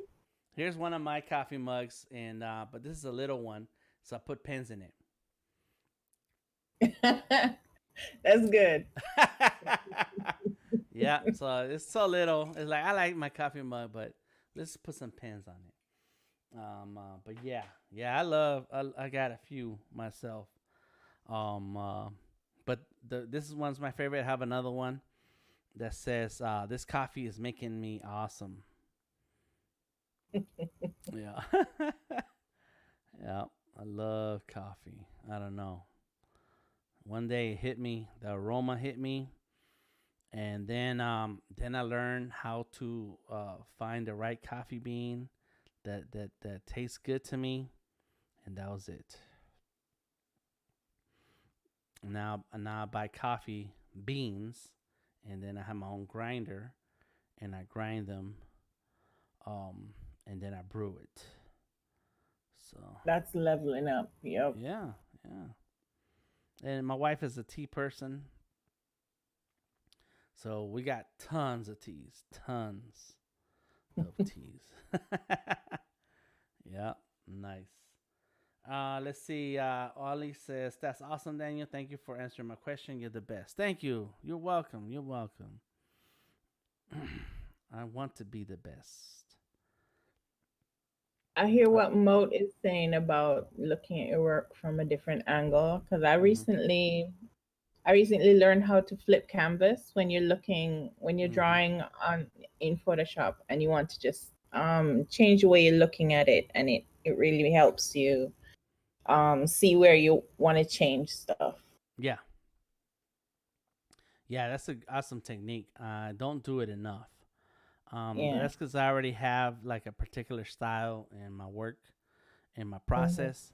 But when I'm stuck, definitely when I'm stuck, it's like this face is not right. There's something's not right with this face.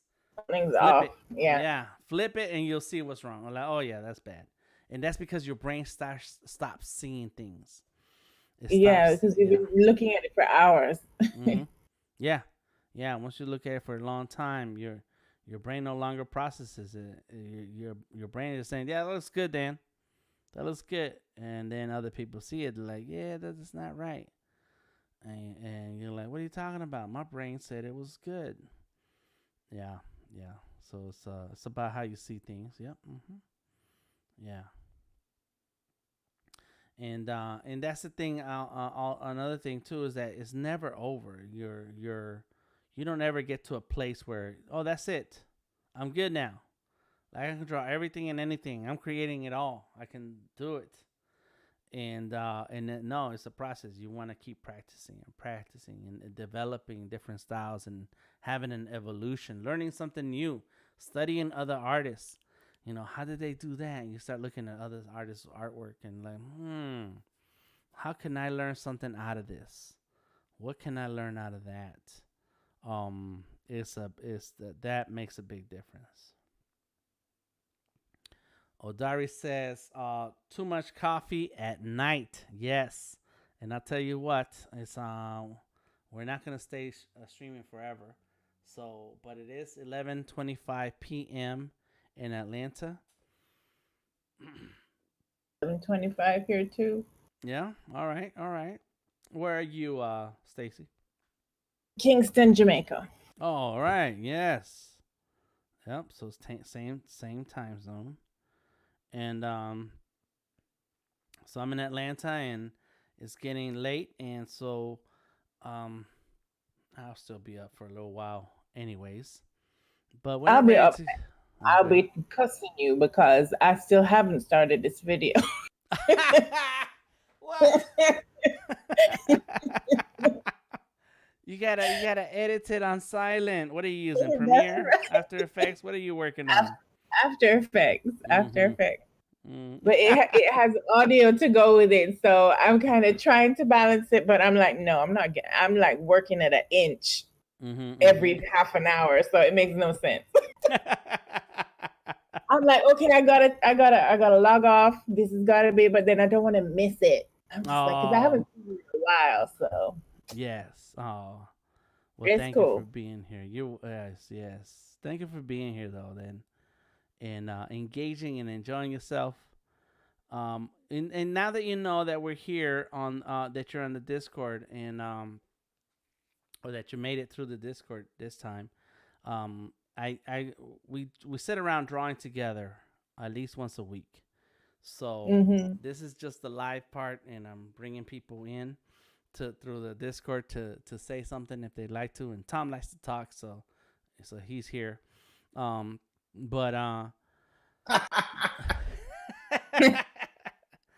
But but but the thing is to the thing about the Discord is to have that friendly engagement with each other Definitely, in I love in this aspect of it because it's a lot more instant. Yeah, you can chat in the little chat section, but the immediate engagement with everyone in the Discord is good.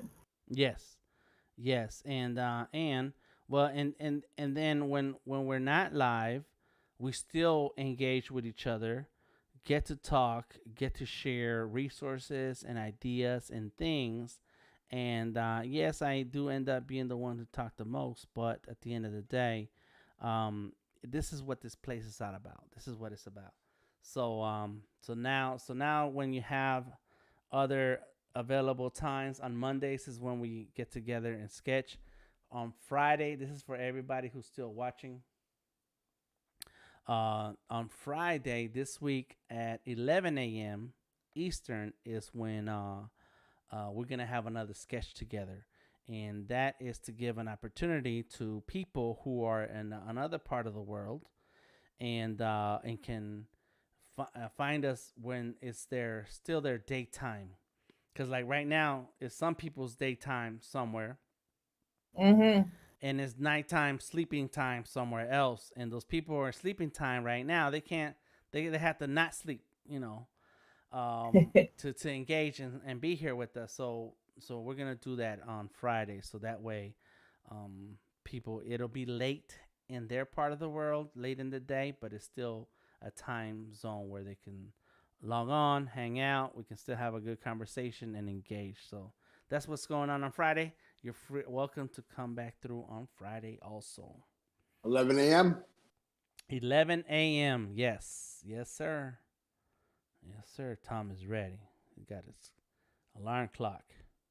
A good guest has to be prepared too. And if we got to add something, we kind of got to be alert. So, yep, that's right. So since I drew this arm on its own layer, I can shift the angle of the arm.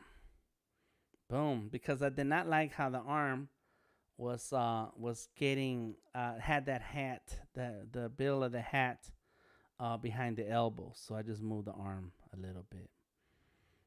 All right, so that just happened, and we're done here. And I think I'm just gonna knock out the book, and we're done. What time is it now?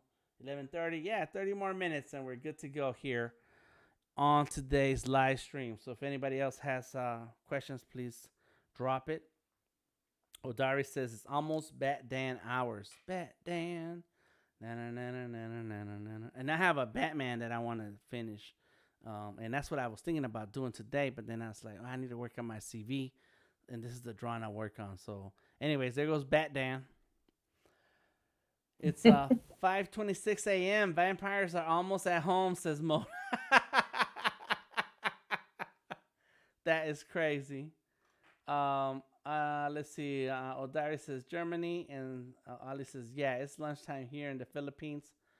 12:30 noon right now. Wow, it's lunchtime in the Philippines. That's why I'm hungry. That's why I feel a little hungry. I do have a snack. Let's see. And Sharon says, hello from Hong Kong. What? Nice. What's really cool, before I go through the rest of that comment, what's really cool. Hello, Maddie on YouTube. One time I was streaming, and then somebody says, hey, this is Mrs. Such and Such from this school at some place, and we're watching your stream in class right now. And they were telling me how many students were in there. I was like, what?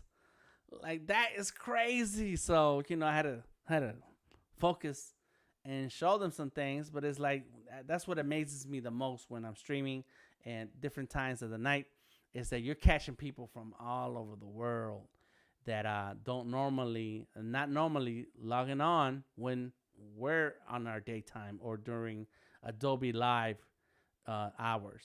So this is really cool. I like that. That's awesome. Yes. It says, so Sharon is asking, I know why you use AI to draw. May I know why you use AI to draw and not Photoshop? Yeah, because I don't like Photoshop for drawing. Not just that. No, I have a couple of reasons. Number one, when I started digital drawing, there was, you're looking at Photoshop, Illustrator, and all this stuff. There's a lot of menus, a ton of menus. And you're like, dang, can I just draw? But when I realized that you can pick up a line and move it in Illustrator, oh man, that was it. I was hooked. I was like, yes. And then The next thing is uh, understanding that vector, you can scale it to whatever size you want, and Yep. it still looks sharp and clean. Oh my God! When you What draw, year? What go year ahead. was that you found that out? That you realized that? What was the year? 90. It was 2000, around 99, 2000, 2001, something like that. So It was 20, around those 20, years. 2020. I only realized that 3 years ago, and I had Whoa. that. I had the epiphany, and I just said, "Oh my God, I missed 20, 30 years of being able to make vectors for free and scale these stuff." I Yeah. mean, it just opened up. My mind was blown. I said, "Here I go. Yes. Let's get into Illustrator." I haven't closed Illustrator in 3 years. Yes. I love Yes. Illustrator. Love. It's amazing. Illustrator launched in January in 1987. So somebody do that math because I don't feel like it. That's 13 years and 21, 13. That's 34 years. I still did the math. 34 Mm-hmm. years. So next year will be year 35. And so it was 1990 and 91 when people were telling me you can draw with computers. And I was like, man, that's not art. Art is with a pencil. That's dumb. People still say dumb things like that. And so it was a few years later when I got into Adobe Micromedia Fireworks, and I heard about Corel. And then everybody's like, "Oh, you should try Illustrator. You should try Illustrator." Like, no, no, that's too complicated. I've looked at Illustrator, and I was like, "It's too many menus. I don't know what to do there." And then that one friend, his name is Ron, Ron the graphics guy. Got you over the bridge. Oh yeah, and I had a tablet. So we already had tablets in the late 90s. And there were regular laptops, and the screen flipped and turned and then flipped back so that you'd had the screen on top, and it came with a pen. And I don't they were not touch. I don't think they were touch. I can't remember if they were touch. In any case, you use the pen and you would draw. And so I had this tablet. And like, yes, I'm happy. And so I showed it to my friend Ron. He's like, and I'm like, look at this, man. And he's like, what are you doing with it? I said, no, I don't know. I don't know what to do. I don't know how to do this Illustrator thing. Man, he took the tablet and he said, here's what you do. Click, click, click, click, drag, click. What? That's it? Are you what? That's all? And then he picks up the line and moves it around. And I was like, yeah, that's it. That's what I want. I need to do Mind that. blown. Yeah, yeah. This is it. This is it for me. And so I started. I jumped in, and I got friends who I asked questions. Anytime I got stuck on something, I would call them because they were Illustrator fanatics, and and so I would ask them questions, and they show me things, and there I go, jumping back on, doing something. And now I look back at those friends, and I'm farther than them because like this is no joke. Like to me, like this is amazing, and I am going to be the best at this. Whereas other people look at it as a tool. Yeah, I use it for this. I use it for that. Like, no, this is my life. Oh my God. Imagine what I could do with this power. Like a super villain. Yes. Oh my God. But that scaling is the biggest thing ever. Scaling, I can print out this artwork. Hey Jasmine, how you doing? I can print out this artwork to any size I want, as long as somebody will print it, and the artwork will still look sharp and clean. But if you draw something in Photoshop, you're gonna hit a limit before in a size limit before you start seeing pixelation. And pixelation is bad unless that's what you want. And this is Minecraft, which case and that's good. But no, you don't want pixelation in your artwork. And yeah, I've been hooked ever since. Bam. So why? That's why. I love it. I love it. Let me see what other things we got. To be honest, the menus and AI are way more scary to me, but one tool does the job. Not that I had to work with Photoshop more than 25 years ago, and it was scary back then. Yes, Moat. It's been scary. All this Illustrator, Adobe programs are scary. I'm trying to get into After Effects, and man, every time I open, it's like I know where to find some things, but then what? Um, Premiere, I know how to do 5 things in Premiere, and that's enough for me to do the editing that I need to do. But it's like there is so much in here. Why? All right, let's see. I'll be there. DTN says Odari. I'm on at 7 p.m. Say day. Oh yeah, that's right for the stream on Friday. Odari says I use Photoshop for photo work. I draw on AI and Fresco. Jasmine says, "What's up, party people? Having a party." All right, Steve Festivus is in the house. He says, "Hey guys, the new winter brush pack from Kyle T. Webster, top of the page." Yes, that's right. Kyle T. Webster did release a new brush set. Go check it out. You're welcome, Sharon. Let's see. Kyle. Because you aren't living in New Zealand like me. Oh, I have winter in front of my house. I have the winter at the front of my house. Please tell me why. Oh, okay. Kyle's brushes. Okay, cool. Yeah, I saw that notification go up, or they tweet. He tweeted that out. Was it today? I think. Kyle T. Webster. Kyle T. Webster is the guy who made a ton of brushes for Photoshop. He's the brush guy for sure. And so this guy, this is how it works. Like you gotta like go deep into it, right? So Kyle T. Webster can draw. He can draw, but he focused on making brushes for Photoshop, and then and he was doing this on his own. He made the brushes, sold them, sold brush packs. People were buying them. People were sharing them around. And then one year, next thing you know, he works for Adobe. Boom. Doing what he loves to do, making brush packs, and he's still doing it today. My God. Instead of selling one piece of art one time, he's selling a brush pack thousands of times. Thousands of times. Yes. And with that, he can sit back in his free time and teach what he wants to teach, when he wants to teach it, how he wants to teach it, and at his own pace.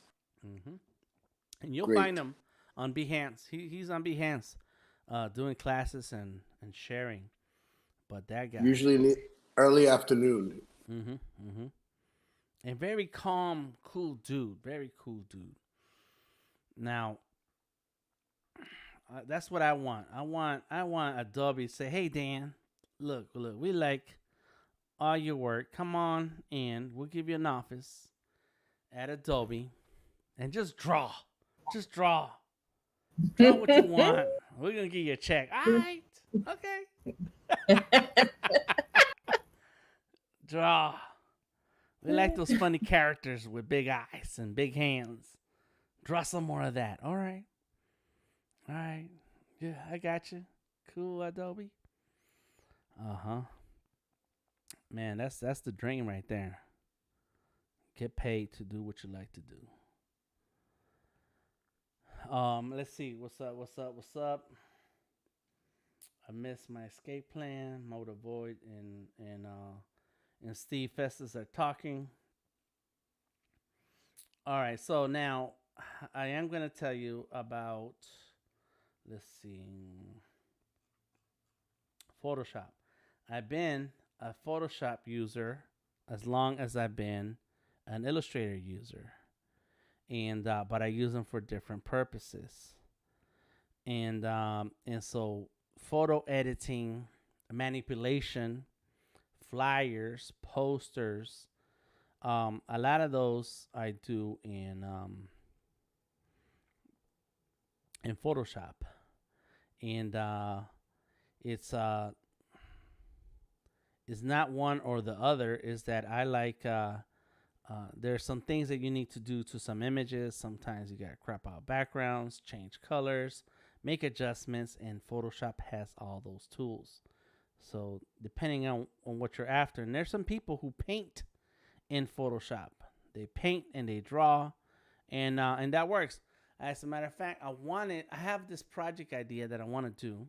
It has to do with coffee, and so I want to do it live, where I draw in Photoshop on the iPad, and it has the same brushes as Photoshop on desktop, and but once I do the sketches, they're gonna be sketches. Then I'm gonna jump into Illustrator, and then I'll do the actual drawing. And so Photoshop has its place. I love Photoshop, but it's Illustrator's number one. Somebody's in here. Hello, Jessica. How are you? They're in the Discord. We got people in the Discord. So let's see. There we go. Somebody's going off on this is the way. Motor void. Why? Why you start that? Got Stacy doing it too. And now that you're on Behance, Stacy, now I can see your portfolio and the Photoshop Daily Challenge. There you go. Oh my God, Stacy, you painted this? I told you it was just one post. Oh, you did a photo manipulation. Yes. Yeah. What? Yes. Oh my gosh. Photoshop, you need to do a lot of these and let Adobe know, because you don't see too many artists doing that. Well, you kind of do on Instagram, but not on Behance. And nobody on Behance Live.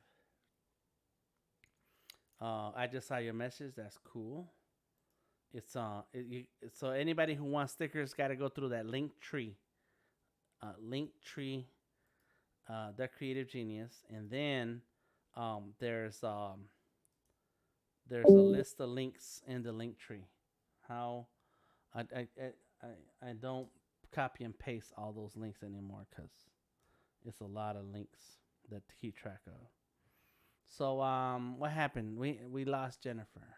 Let me see. Maybe they left a message.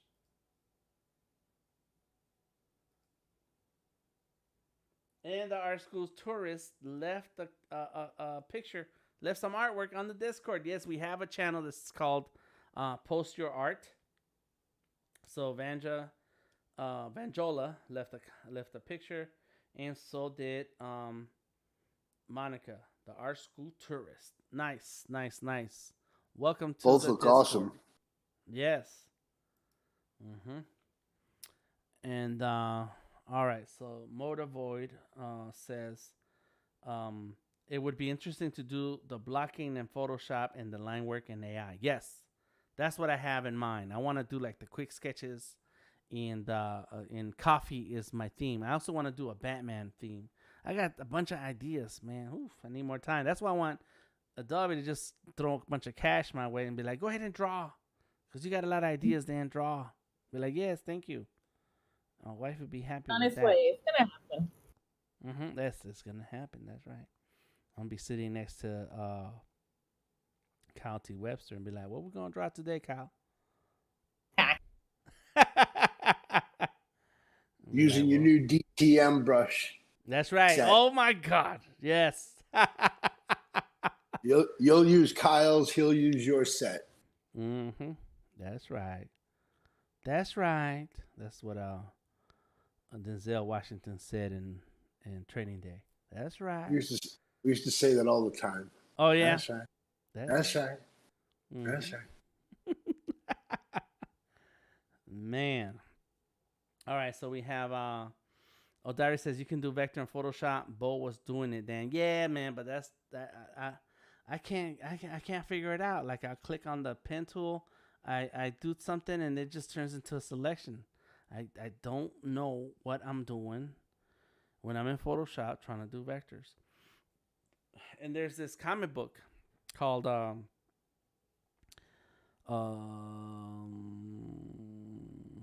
Kamikaze Animated. And the artists who work on that, the creators, they're the actual creators. They write it and draw it. They do all the artwork in Photoshop using vector, using the pen tool. And I don't know why. Like, why do you do that? Do it in Illustrator. And but they have a very particular art style, and it's amazing. I have all their books, and so yeah, there's some hardcore people out there doing it. What do we got? Giancarlo, what's happening? Cool stuff ain't good enough when you're at Daniel's height. Oh man, I appreciate it. Cool stuff says avoid, and you gotta throw $1 million share. Yeah, yes. Let's tell Adobe, throw that $1 million share out there. And Dan, thank you. I'm now the largest owner of offline collection of PDFs of Cartoon Magazine. Oh, really? Oh man, Yeah. you went crazy with it, huh?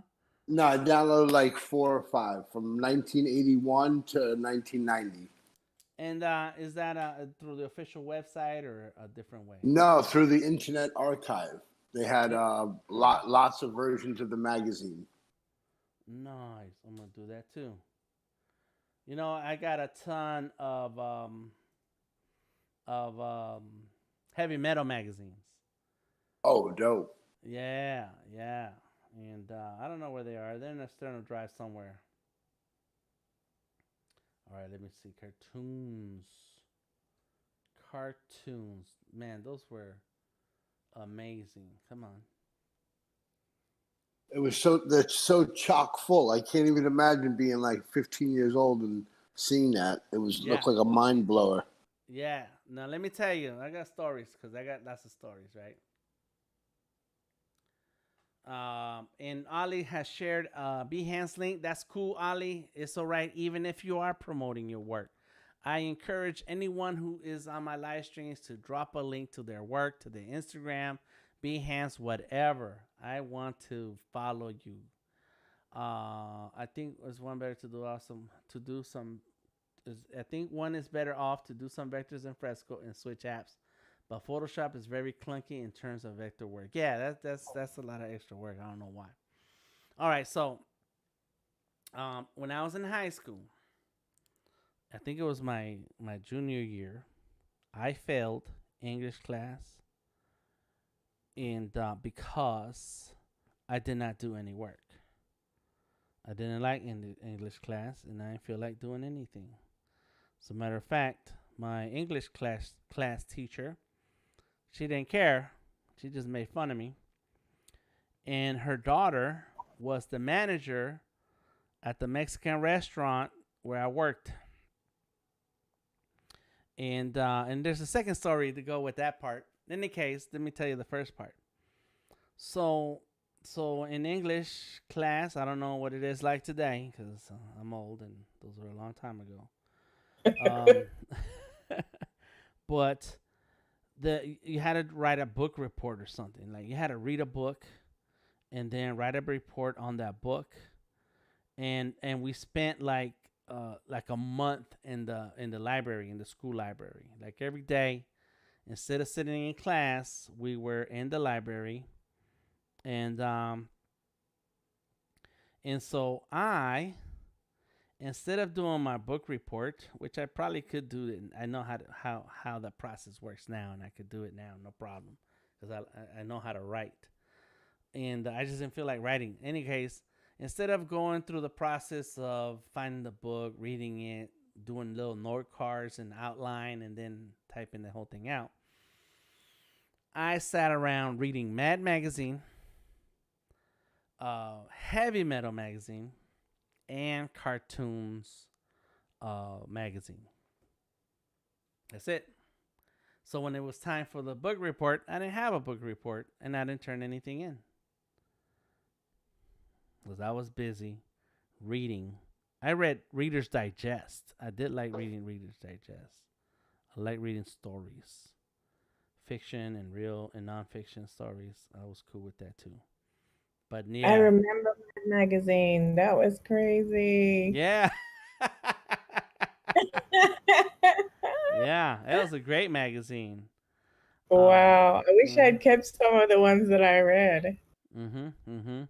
Yeah, they still sell them now, but they're nowhere near as No, good as what they were back in the day. Yeah, I'm sure. yeah.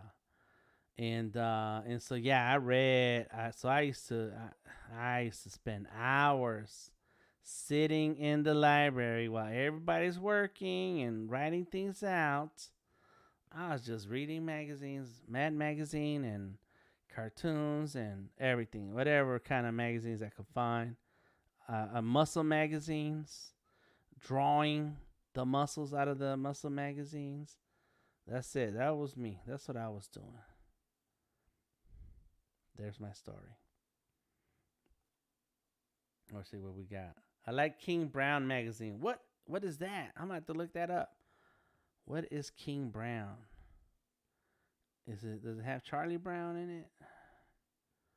I'm gonna look that up in a second. I'm also gonna tell y'all my story about my English teacher and her daughter. All right, let's see. Brown magazine. It's not something nasty, is it, Sharon? All right, let's see. Boom. No, they got cool stickers. I'm on the site. Issues Brown Alumni Magazine. That's what pops up. Oh, King. KingBrownMag.com. I wrote. Yeah. I missed the word. Okay, King. Oh, okay. I'm like your go ahead scout. King Brown Mag. Nice art zine. All right. Cool. All right. So thank you for that, Sharon. I appreciate that. Let's see. I think one is better. Blah blah blah. Giancarlo says I'll accept cool stuff now. Early at one point, cool stuff will make me delete my whole Instagram if I wasn't getting something. Hey, be open to all the compliments and take them as a compliment. That's cool. Ali says I've been using AI since. It's just quite dumb to do vector on a raster program, but it works. Worked for me, but I ain't coming back. That's the shortcuts by Daniel for me. That's right. Oh, there you go. Thank you, Sharon, for the link. Cool stuff deletes Behance. No, Giancarlo, don't do that. Jessica Tan says, I remember Mad TV Magazine. I watched the show too. Yes. All right. Yeah, the show is developed out of the magazine that's been around for a long time. So one time, well, in high school, I uh, I worked at Taco Bell, and uh, and so I worked all the time. Like I worked all the hours that I could get. I was there. If I was not in school, then I was at work. And and so so I was there so much. People in my high school knew I worked there because they would come through and everybody talking about what's cool back in the day. Everybody coming to get some food would see me, and I worked on the drive-through window, and so everybody knew I worked there. And so for English class, I would sleep because I was tired. I work all night. I would close, and I'm a kid, and I would close and then be up. I would close at midnight, whatever. Get home by 1 a.m. Crash, be up at 6, whatever the schedule is for kids who go to school. That's what I was doing in the morning. And so when I'm in class, I'm knocked out. I'm sitting there in my chair with my eyes closed. One time, I wake up and the classroom is empty, and I'm like, "What's going on here?" And I walk out the classroom. Everybody's at lunch. The bell rang. Everybody left, including the teacher, and they left me sitting in the class. Wow. That was crazy. Um, uh, and they wonder why I don't care about high school. I don't know anybody to this day on Instagram, Twitter, Facebook, any of those places. No one I went to high school. No one. I don't know anybody. I don't care. Anyways, that's a whole nother story. So, so, um, so I would sleep in class. and nobody bothered me about it. I was been bigger than most kids, so nobody really, well, not too much bothered me. So, anyways, I am in class, um, and the teacher knows me. So I was working at Taco Bell. I quit one day, walked around the corner. There's a Mexican restaurant. Walked in there, asked them for the job, and I think I was a bus. I was a dishwasher. And then later on, I was a fry cook, so I was frying stuff, tortilla chips to make the chips and dips. Anyways, so and so there's a manager there, and she's cool. She was young, a little older than us, but not as old as the teachers. So she was and so I don't know what I was doing one day. She was sitting down, and I was on my lunch or something, and we started talking, and I started telling her about one of my teachers, how that teacher don't like me and whatever the stuff that dumb kids say about their school when they the ones not doing the work or whatever. And so the manager, she's just listening to me. She says, "Okay, cool, whatever. That's that." Well, um, one day she comes in and she says, "Hey, you're in the class that my mom teaches." I said, "What?" That's my manager telling me this. She says, "Yeah, your teacher is my mom." I was like, "What are you talking about? That's crazy." And so she tells me that they found out because um, she went out to get Taco Bell. The manager lady went out to get Taco Bell, and when she got home, she brought the food to her mom's house.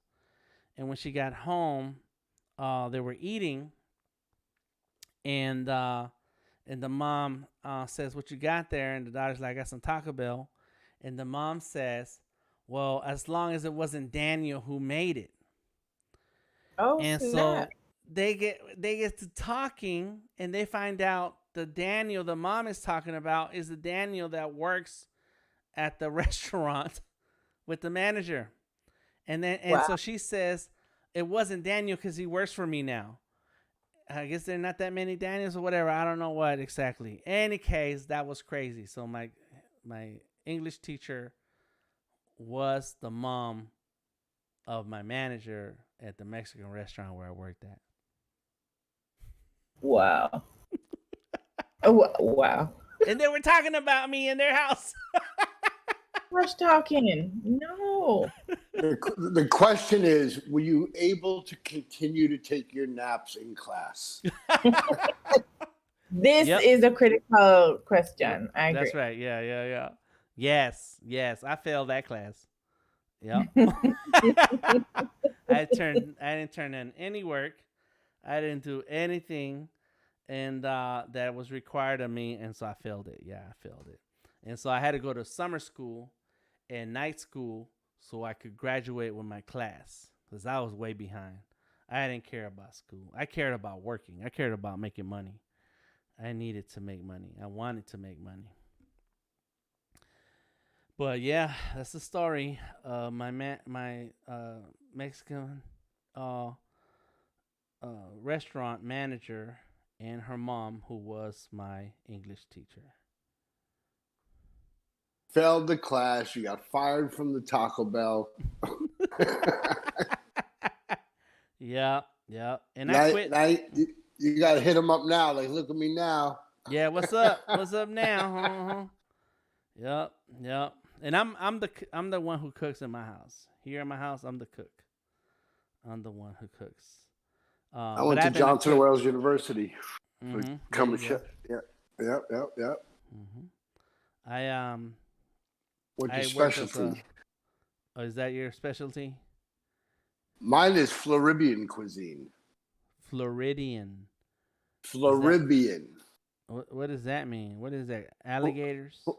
No, Floridian cuisine is the cuisine that's cooked in the home of most Floridians, where people have come from different countries, from the Caribbean, Oh. from Europe, and it's an emphasis on extremely fresh ingredients whether your protein, whatever your protein is, whether it's real meat, chicken or beef, or fake meat, fake chicken and beef that looks like meat, doesn't matter.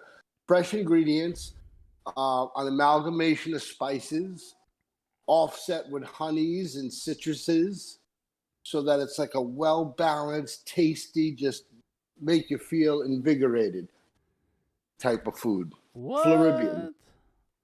You made it sound good. It's a mix between Caribbean and Floridian. Wow.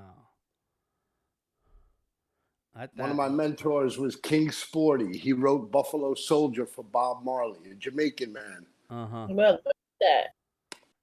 And King Sporty taught me the art of making like escovitch fish, which is just basically crispy fried fish with some rice and peas, but you have a vinaigrette, like a curried vinaigrette, and you just drop some onions and bell peppers sliced in there, and some pimenta, and you cook that down, and you just put that vinegary vinaigrette over the fish.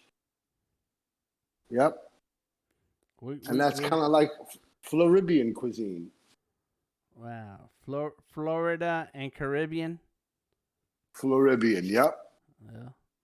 I didn't invent the word. It was an actual word before I started cooking. Okay. So we're all having dinner at Tom's. I'm open. Let's do it. Once we're ready, we're ready. Come on. Uh-huh. Dang. We're gonna have the DTM Adobe weekend. I'm definitely cooking and DJing. That's for sure. Uh-huh. And once this opens up, we'll all be able to celebrate in person together. Man, people are gonna be traveling as soon. Well, some people are still traveling now, and but most normal folks will be like, "That's it. This is my time. It's what I've been waiting on. It's why I've been saving my money. It's why I've been saving my sunscreen to get on the road." Yeah, man, that's pretty cool. I didn't know that. I didn't know that. That about that food. What do you like to cook, Dan? What's your? I mean, I'm sure you cook everything, but what do you like to cook? Is there any type of food you like? Mexican number one. Yeah. Oh my God! So taco night at your house is like fresh and amazing. Tacos, burritos, anything with a tortilla. That's right. Guacamole is amazing. I'm sure. Yep. And my mother taught me and my brother. I grew up with one brother. I only have one brother. Sounds delicious, says Motorvoid. My mother did not. It was just my mother, my brother, and I. And so my mother told us she is not cooking. And by the time we got to be like 10, I was 10 or so. You want it, you cook it. Yeah. You guys want to eat, you got to cook. And then she taught us how to cook. And so that's probably be no way to get you to change your recipe on your guacamole. Am I right? Well, no. I'm open. No, so that's the opposite of that, because let me tell you. I want to give you a secret guacamole tip. All right, what's the secret tip? Go ahead. It's not gonna be secret after now. Everybody gets. No, it's not. You're gonna mash in, and it could be ripe or it could be less ripe. You're gonna mash in a piece of banana in your guacamole. What? That's just weird, one man. time. Just one time. Try it. Okay, I will try it. Take a side portion. And try that. Okay, I'll do that. Little piece of banana, regular banana, like a not a plátano. No, not a plátano. I would do just a regular ripe banana, not overly sweet or overly ripe, but like right down the middle. Yellow banana. Yep. Americano. Okay. All right, I'll do that. I'll try that. We constantly we keep avocados in the house. Nice. Yeah, and but my mother, she taught us how to cook, but then she cooked. She was cooking fusion before that was a word. She'd mix American food but cook it the Mexican way, and so or Mexican ingredients and Like a grilled cheese with Mexican cheese. right? Or quesadillas now, you know. And so, Yeah.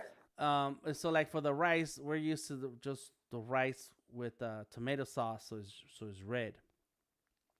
My mother would throw in vegetables, other vegetables. It's kind of like even like a hibachi almost. And Mole pizza. Peas, she would put in peas in there, corn, just different vegetables. I guess really, we didn't have a lot of money, so you just whatever we got, just going in there. And that's how I cook now. It's like, let me open the fridge and I'll see what we got, and we're gonna make some meals out of what's already in this refrigerator. Mm-hmm. Yeah. But yeah, my mother, she did not care for tradition. She would do what she'd cook turkeys for Thanksgiving the Mexican way. I don't know. She just do different stuff. And then after a while, she stopped cooking. She said, "Nah, is you and your brother cook, me and my brother." So I would cook and then go to work, and then my brother would have dinner ready for my mom when she got home, and that's it. That's so I'm used to cooking. Yeah, we like to eat good food, home cooked food. So when I You find Nice. said good, go ahead. you said you were a line cook too, or worked in a restaurant? I worked at a catering joint, and I was a prep cook. Nice. So I was chopping stuff, chop, chop, chop, chop, chop, chop, and I had my beautiful knives that could slice through anything. Ooh. And yeah, I was in that kitchen. It was a catering kitchen, so it was a big commercial kitchen, kind of like Hell's Kitchen, like that. And and so we all had jobs. We all had lists of stuff to do, and I don't know. I enjoy cooking. I'm not into like all flavors. Like I'm not eating certain insects, and whatever flavors are out in the world. Like I'm not gonna travel the world and just eat what's local because they might eat stuff that I'm not really into. But the stuff that I like to eat, I can cook it. Yes. Oh yeah. I'm with you on that. I like to eat what I like to eat. Yeah. Yep. Yeah. That's right. It's like, I'm sorry I don't eat octopus. I don't care if everybody in the room's eating octopus. You can tell me how good the octopus is. I'm probably not going to eat the octopus. Mhm. Mhm. It was a long time before I even tried shrimp. Oh, but once I tried it, I was like, "What? This is what shrimp tastes like?" All right. Scavenger. Yeah. Yeah. Yeah. My wife won't eat it, but I will. But I don't eat like all the different shellfish. Like I don't do that. Like that's too much. I It's can too fish. picture a DTM drawn lobster. Mm-hmm. Yeah. Yeah. It's gonna be hardcore.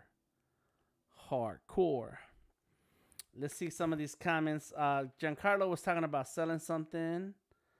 I only made $15 selling iOS Air apps, but next time around I'm going up to the person to sell it. Okay, cool.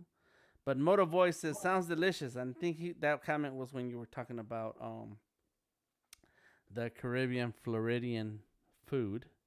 The Flo- escovitch fish. oh, it's ceviche. Yes, uh-huh.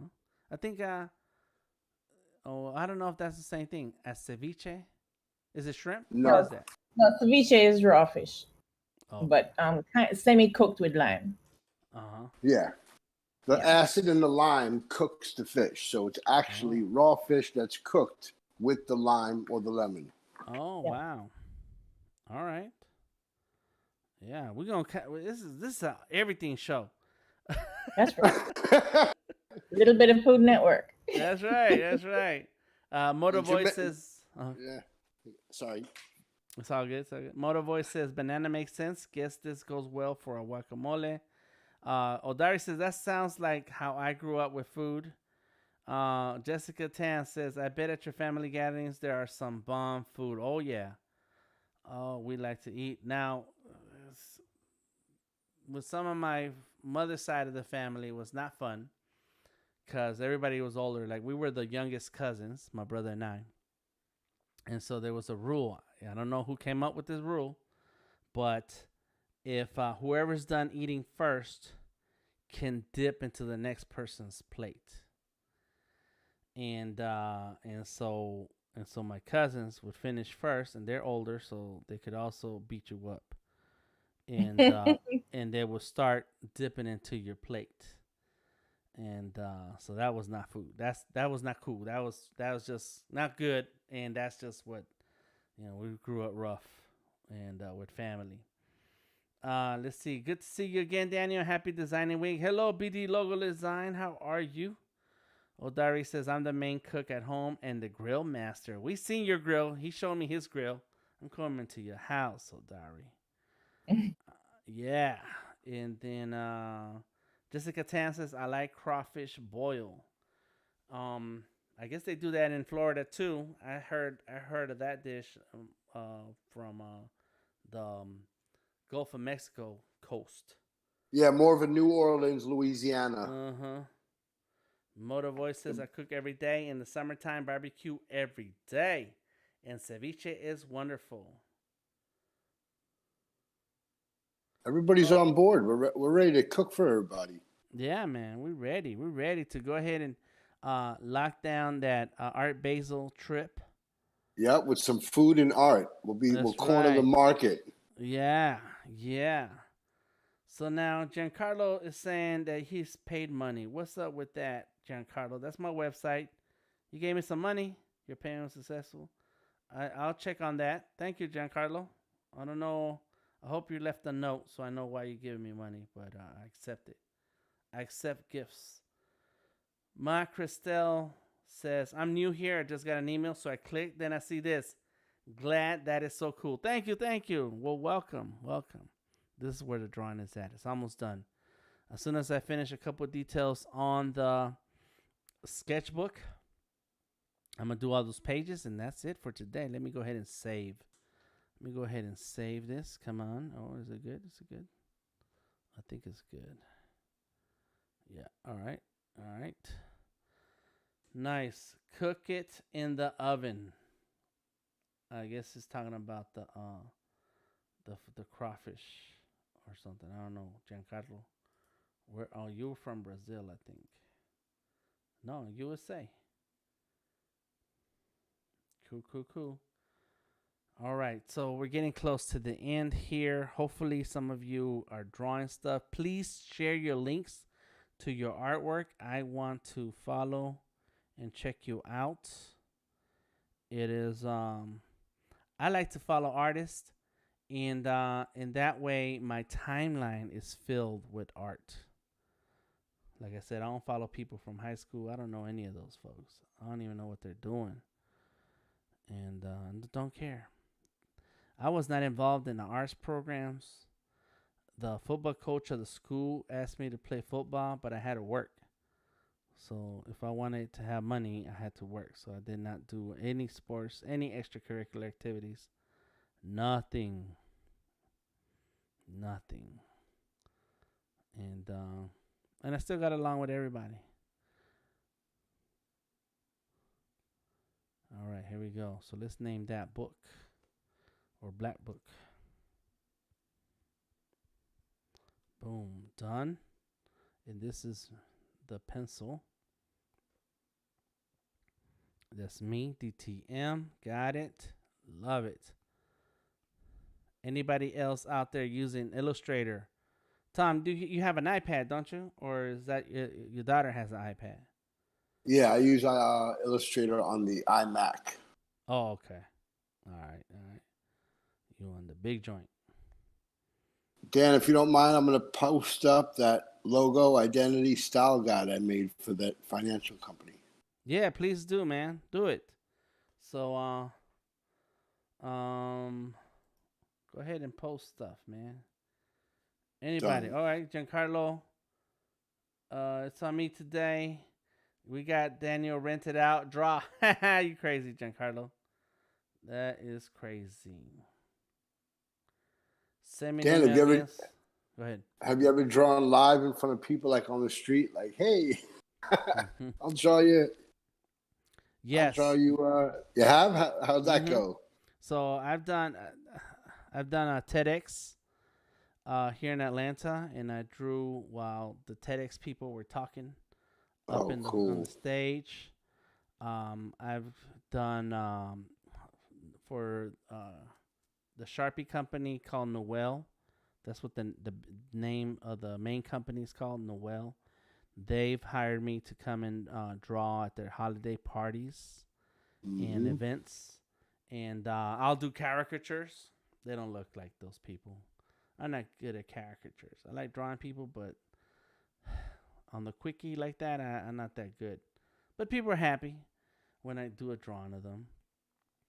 And then I've done several murals around town, and there's always a crowd. Plus, I invite people. Like I actually posted on social media and be like, come and hang out and draw with me. And so yeah, yeah, man. I am not shy about drawing in front of people. Yeah, I get down. I get down. What else have I done? Oh yeah, yeah. I painted. I've been in art shows where art events, fundraisers, and I painted live right there while people were walking around. Um, I did a Then you donate barrel. the art. Yes, and then I donate the art. Yep. I painted on a barrel for Herradura tequila. Um, I painted on barrels for Jack Daniels Nice. at the Mercedes Benz Stadium in Atlanta, the big stadium where the Falcons play. Um, You've painted on more barrels than anybody I know.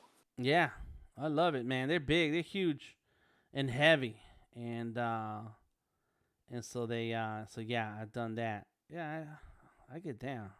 I love drawing with a crowd and painting with a crowd because it's like more engaging.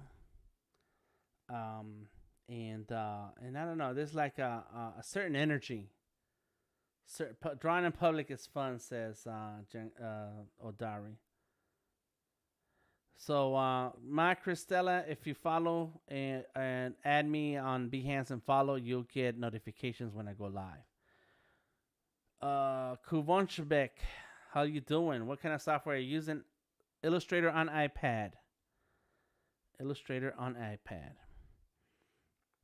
It's cool. So yeah, man. There's this guy before the pandemic, and I was following him, and he kind of fell off. I don't know what happened. In any case, this guy was painting live in stadiums. Like he was the Andrew Dice Clay of live art. And I wanted that. It's like, oh yeah, whatever they're paying him, I want to get paid that. I've done art events, art competitions. I organized and curated an art competition for Microsoft in 2016, and 8 artists. I brought in 7 artists plus myself, and we competed against each other, drawing on a surface. Do we see And that on? Is that on your web page? Maybe. that's. Do I still have that on my website? I don't There think are it's on. some events where it looks like you've pulled together some artists and got some nice things going on. I've done events on stage at a club where I had artists competing against each other on the surface, but I don't remember if I still have that. My websites have evolved. Let me see. Hmm. Is it the Creative Genius? I doubt it. I had to go through the back end to see. Not important. I was just curious. Uh That's huh. okay. No, I want to brag. I want. I want to brag. It's on my CV. I've been working on my CV since yesterday, and it's like going down memory lane. Like, oh, I did that. Like, I don't remember that. Oh, it's and I'm glad that as time goes on and I update my CV, I don't have to remember everything that I'm adding to it, just the new stuff. And so it's cool to look back. It's like, whoa, I was doing stuff. Like you look at the years and there's like Uh-huh. tons of things in one particular year. It's like, when did I sleep? So By let's. by the way, we still have 84 people checked in, and we've had a total of 1,129 people come through the stream Yeah, tonight. yeah, yes, that's awesome. That's some good numbers. Yep, you blew the 1,000 mark ceiling tonight. Yeah, yes. I always knew I'd win. All right, let's see if I can find creative hour. That's something else. Face logos, graphic design. I want to mention a trend I'm seeing. I'm just starting to see, and I just want to put it out there because I think it could be something. Okay. This is a trend in illustration. I've only seen it twice, but I almost got the chills when I saw it. What it is they might take if you have an illustration and maybe one hand is reaching out and one hand is reaching back in your illustration, right? They'll take the back hand and put a gradial blur on it so it has more to it.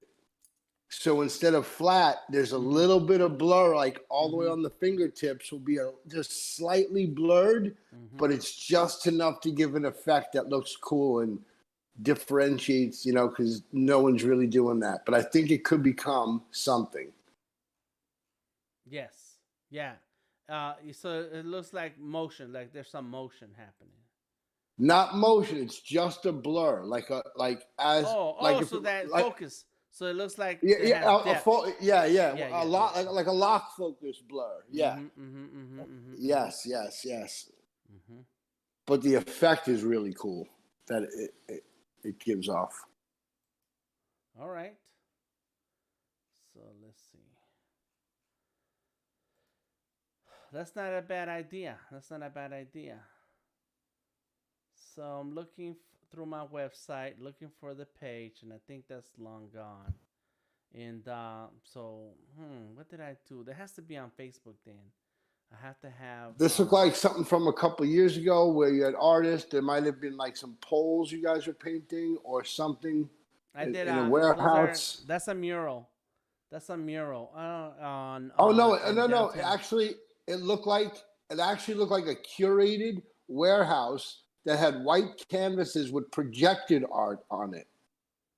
That's what it looked like. But it was probably just real canvases. But I was looking on my phone. Yeah, I don't know. It's a lot. I've done a lot of events, a ton of events. That's how you build your brand. Your reputation around town. Is that avoid is depth of field? Yes. Depth of field, yeah. You build your reputation by being out there on the streets, man. You're doing work. People. Nobody comes to your house and snatches you out your house. And say, "Hey, you're gonna be our next artist." Like that. It doesn't work like that. You gotta get out there. I'm gonna find. Let's see. I can't remember. I have two artist pages. One is called The Best in the Biz, and the other one's called DTM. And I think it was just The Best in the Biz at that time. That's how I built my reputation. Also, telling people that I was the best in the biz. And I don't have to be the best in the biz. I just have to say it enough that people believe it. I think someone got highly famous using that phrase. We the best. So yeah, best in the biz. Run that. Yes. Run that. That's right. All right. Let's see. Copy. Because Stacy has shared her Instagram. Or no, who's that? Mudados man. Oh, that's the guy. You described a particular shot where a man reaches for somebody's hand. Well, there was a guy on Instagram who actually started that trend. So I was just posting the feed. Okay, yeah, I see it now. I get it. Okay, cool. That's good. I want to see. Come on. Something is up with Facebook. Come on, Facebook. Trying to brag. 2016. The year was 2016. It was a Microsoft event called Microsoft Ignite. And Microsoft has several conferences and events throughout the year. And this one was in Atlanta. And man, let me see if I can gridiron. It's called gridiron.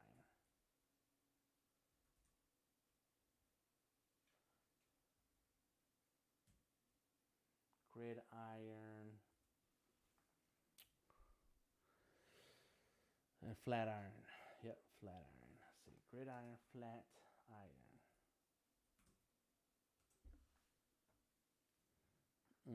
There it is. Eventbrite, flat iron turned gridiron. There it is. Microsoft Ignite Party, September 28th. And let's see. I think I found some stuff. Let's see. I'm going to put this here.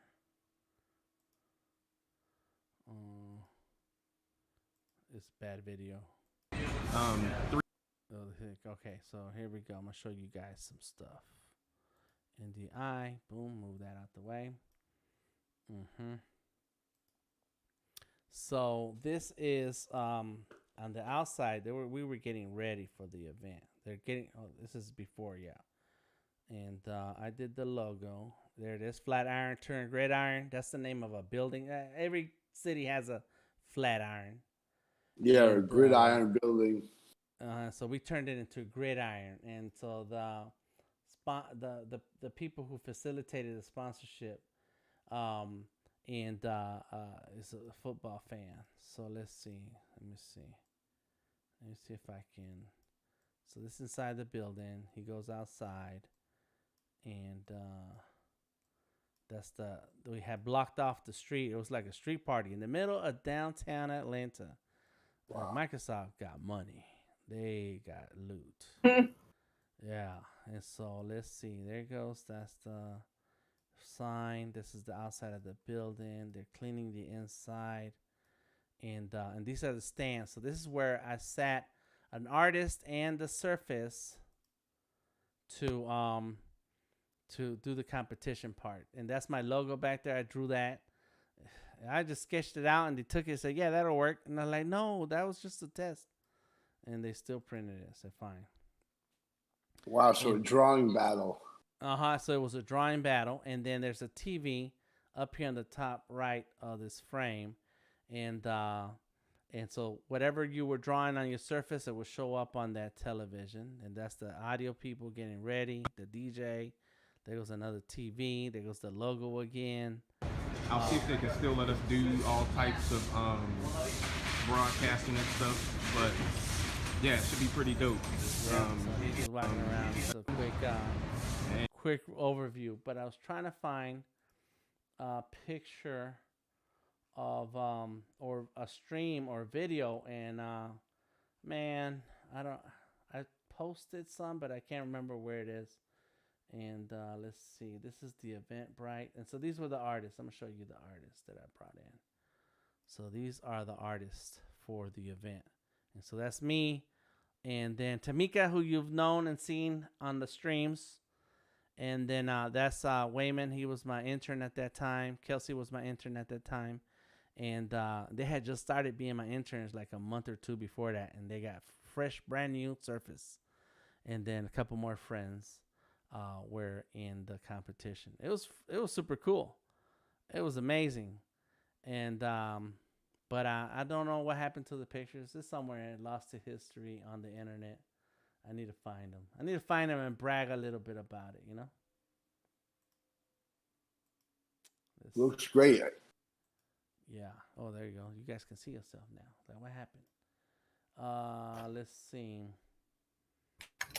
And then we had made some apps, Android and iOS, where you could vote, because it was streamed online. That's the part that I'm looking for. Where did it stream? And you can vote online.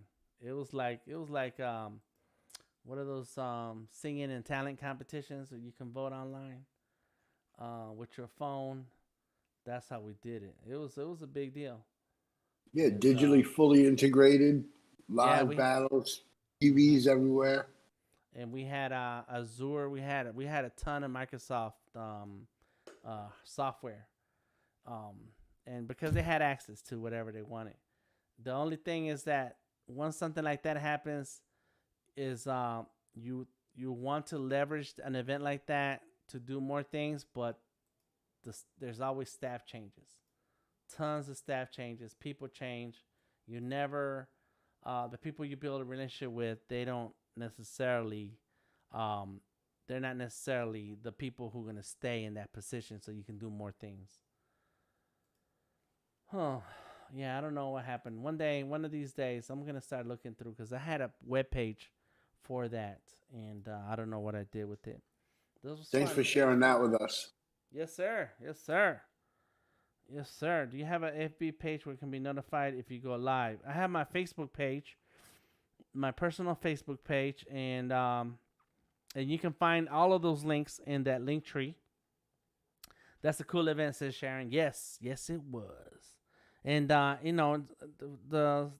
Microsoft stores are closed now, but I was doing a lot of events at the Microsoft store also, because they're cool people. They like having artists come through and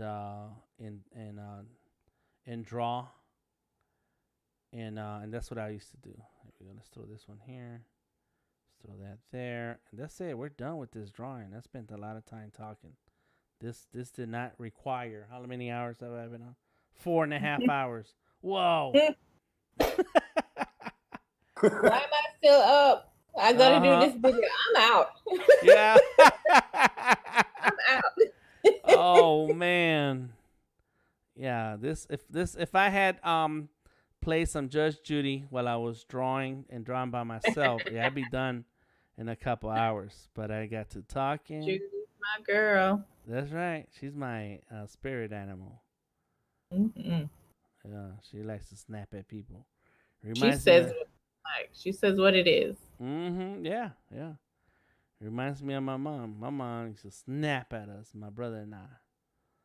And like, what you say? And before you had a moment to react, your face was turned the other way, and stinging. Yeah, it stung like snap. What the? Yeah, go ahead, keep talking crazy. All right, like a kung fu movie. Yeah. And she was not no quick mover. She didn't walk fast. She didn't run. She didn't work out. She didn't have to. Nah, she ain't had to. That hand was faster than the eye. Yeah. Okay. And she always had the shoe. Chocleta. Chocleta. Yeah. All right. So these are the papers. All right. Cool. So at least I got I didn't take any screenshots along the way. That's all right. But this is, I might add this in too. This is a vector of the drawing that I did for my CV. So I have a CV that I'm working on. And this is the drawing. So this is going to be on the cover of my CV. It's like a little booklet. And then somewhere in the middle is going to be the vector outline. And then at the back, I'll have the full color. So I'll probably go live again. Might do that on Friday, and when we're on Behance, and I'll do the colors. I gotta add in the colors, make it pop, and that's gonna be on my CV, and that's it.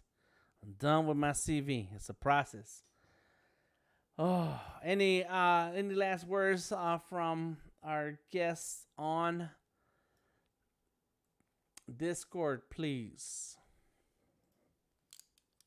This is your time. It was a pleasure. I'm exhausted, and I'm now going to start working.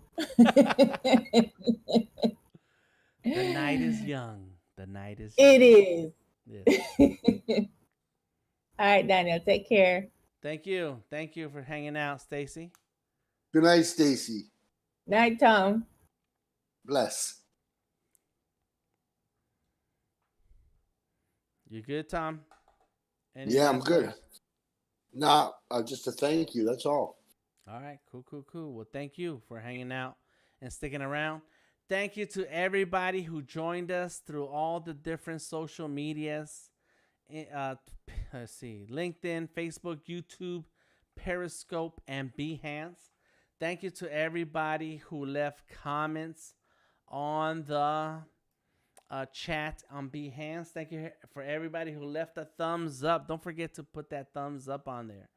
I do not take drawing requests, so but I appreciate the commentary, the comments, the engagement. You guys are awesome. Thank you to Stacy. Thank you to Giancarlo, Sharon, Macristella, Moat Avoid. Let me see who else. Odari, Kuvanchbek. Let's see. Of course, Tom. He was hanging out in the Discord. A couple people stopped through on the Discord and said a quick hello. Jessica Tam. Let's see. I know Jasmine was here. Ollie. Let's see. I'm just going to name people, right? That's all. That's it. If you jump into the chat, I'm going to say your name. Steve Festus.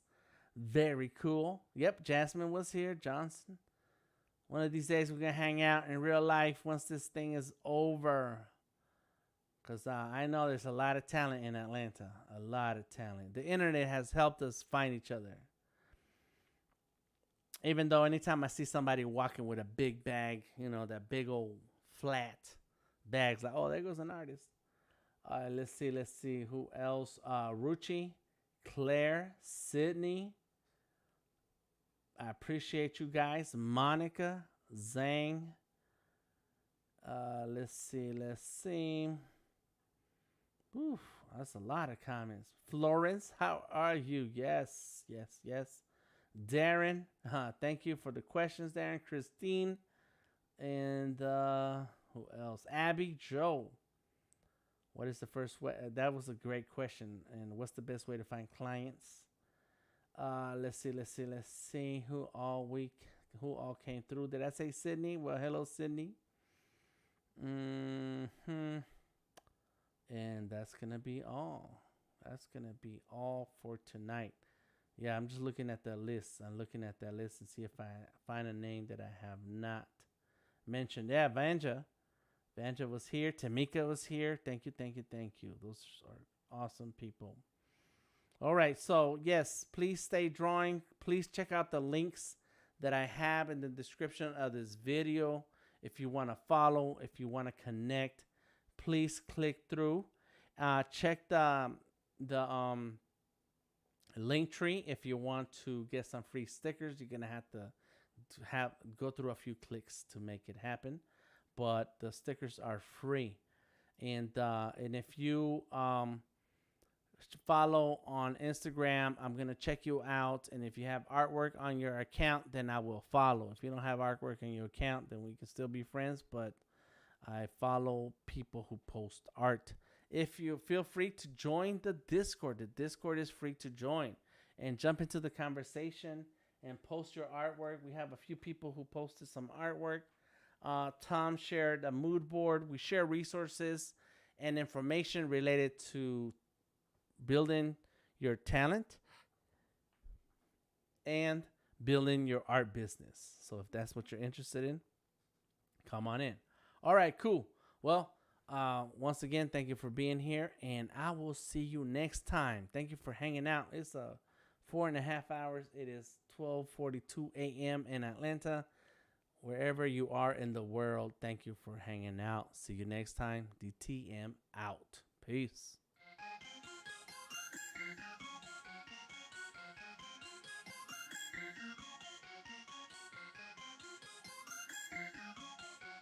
Max Mini Big.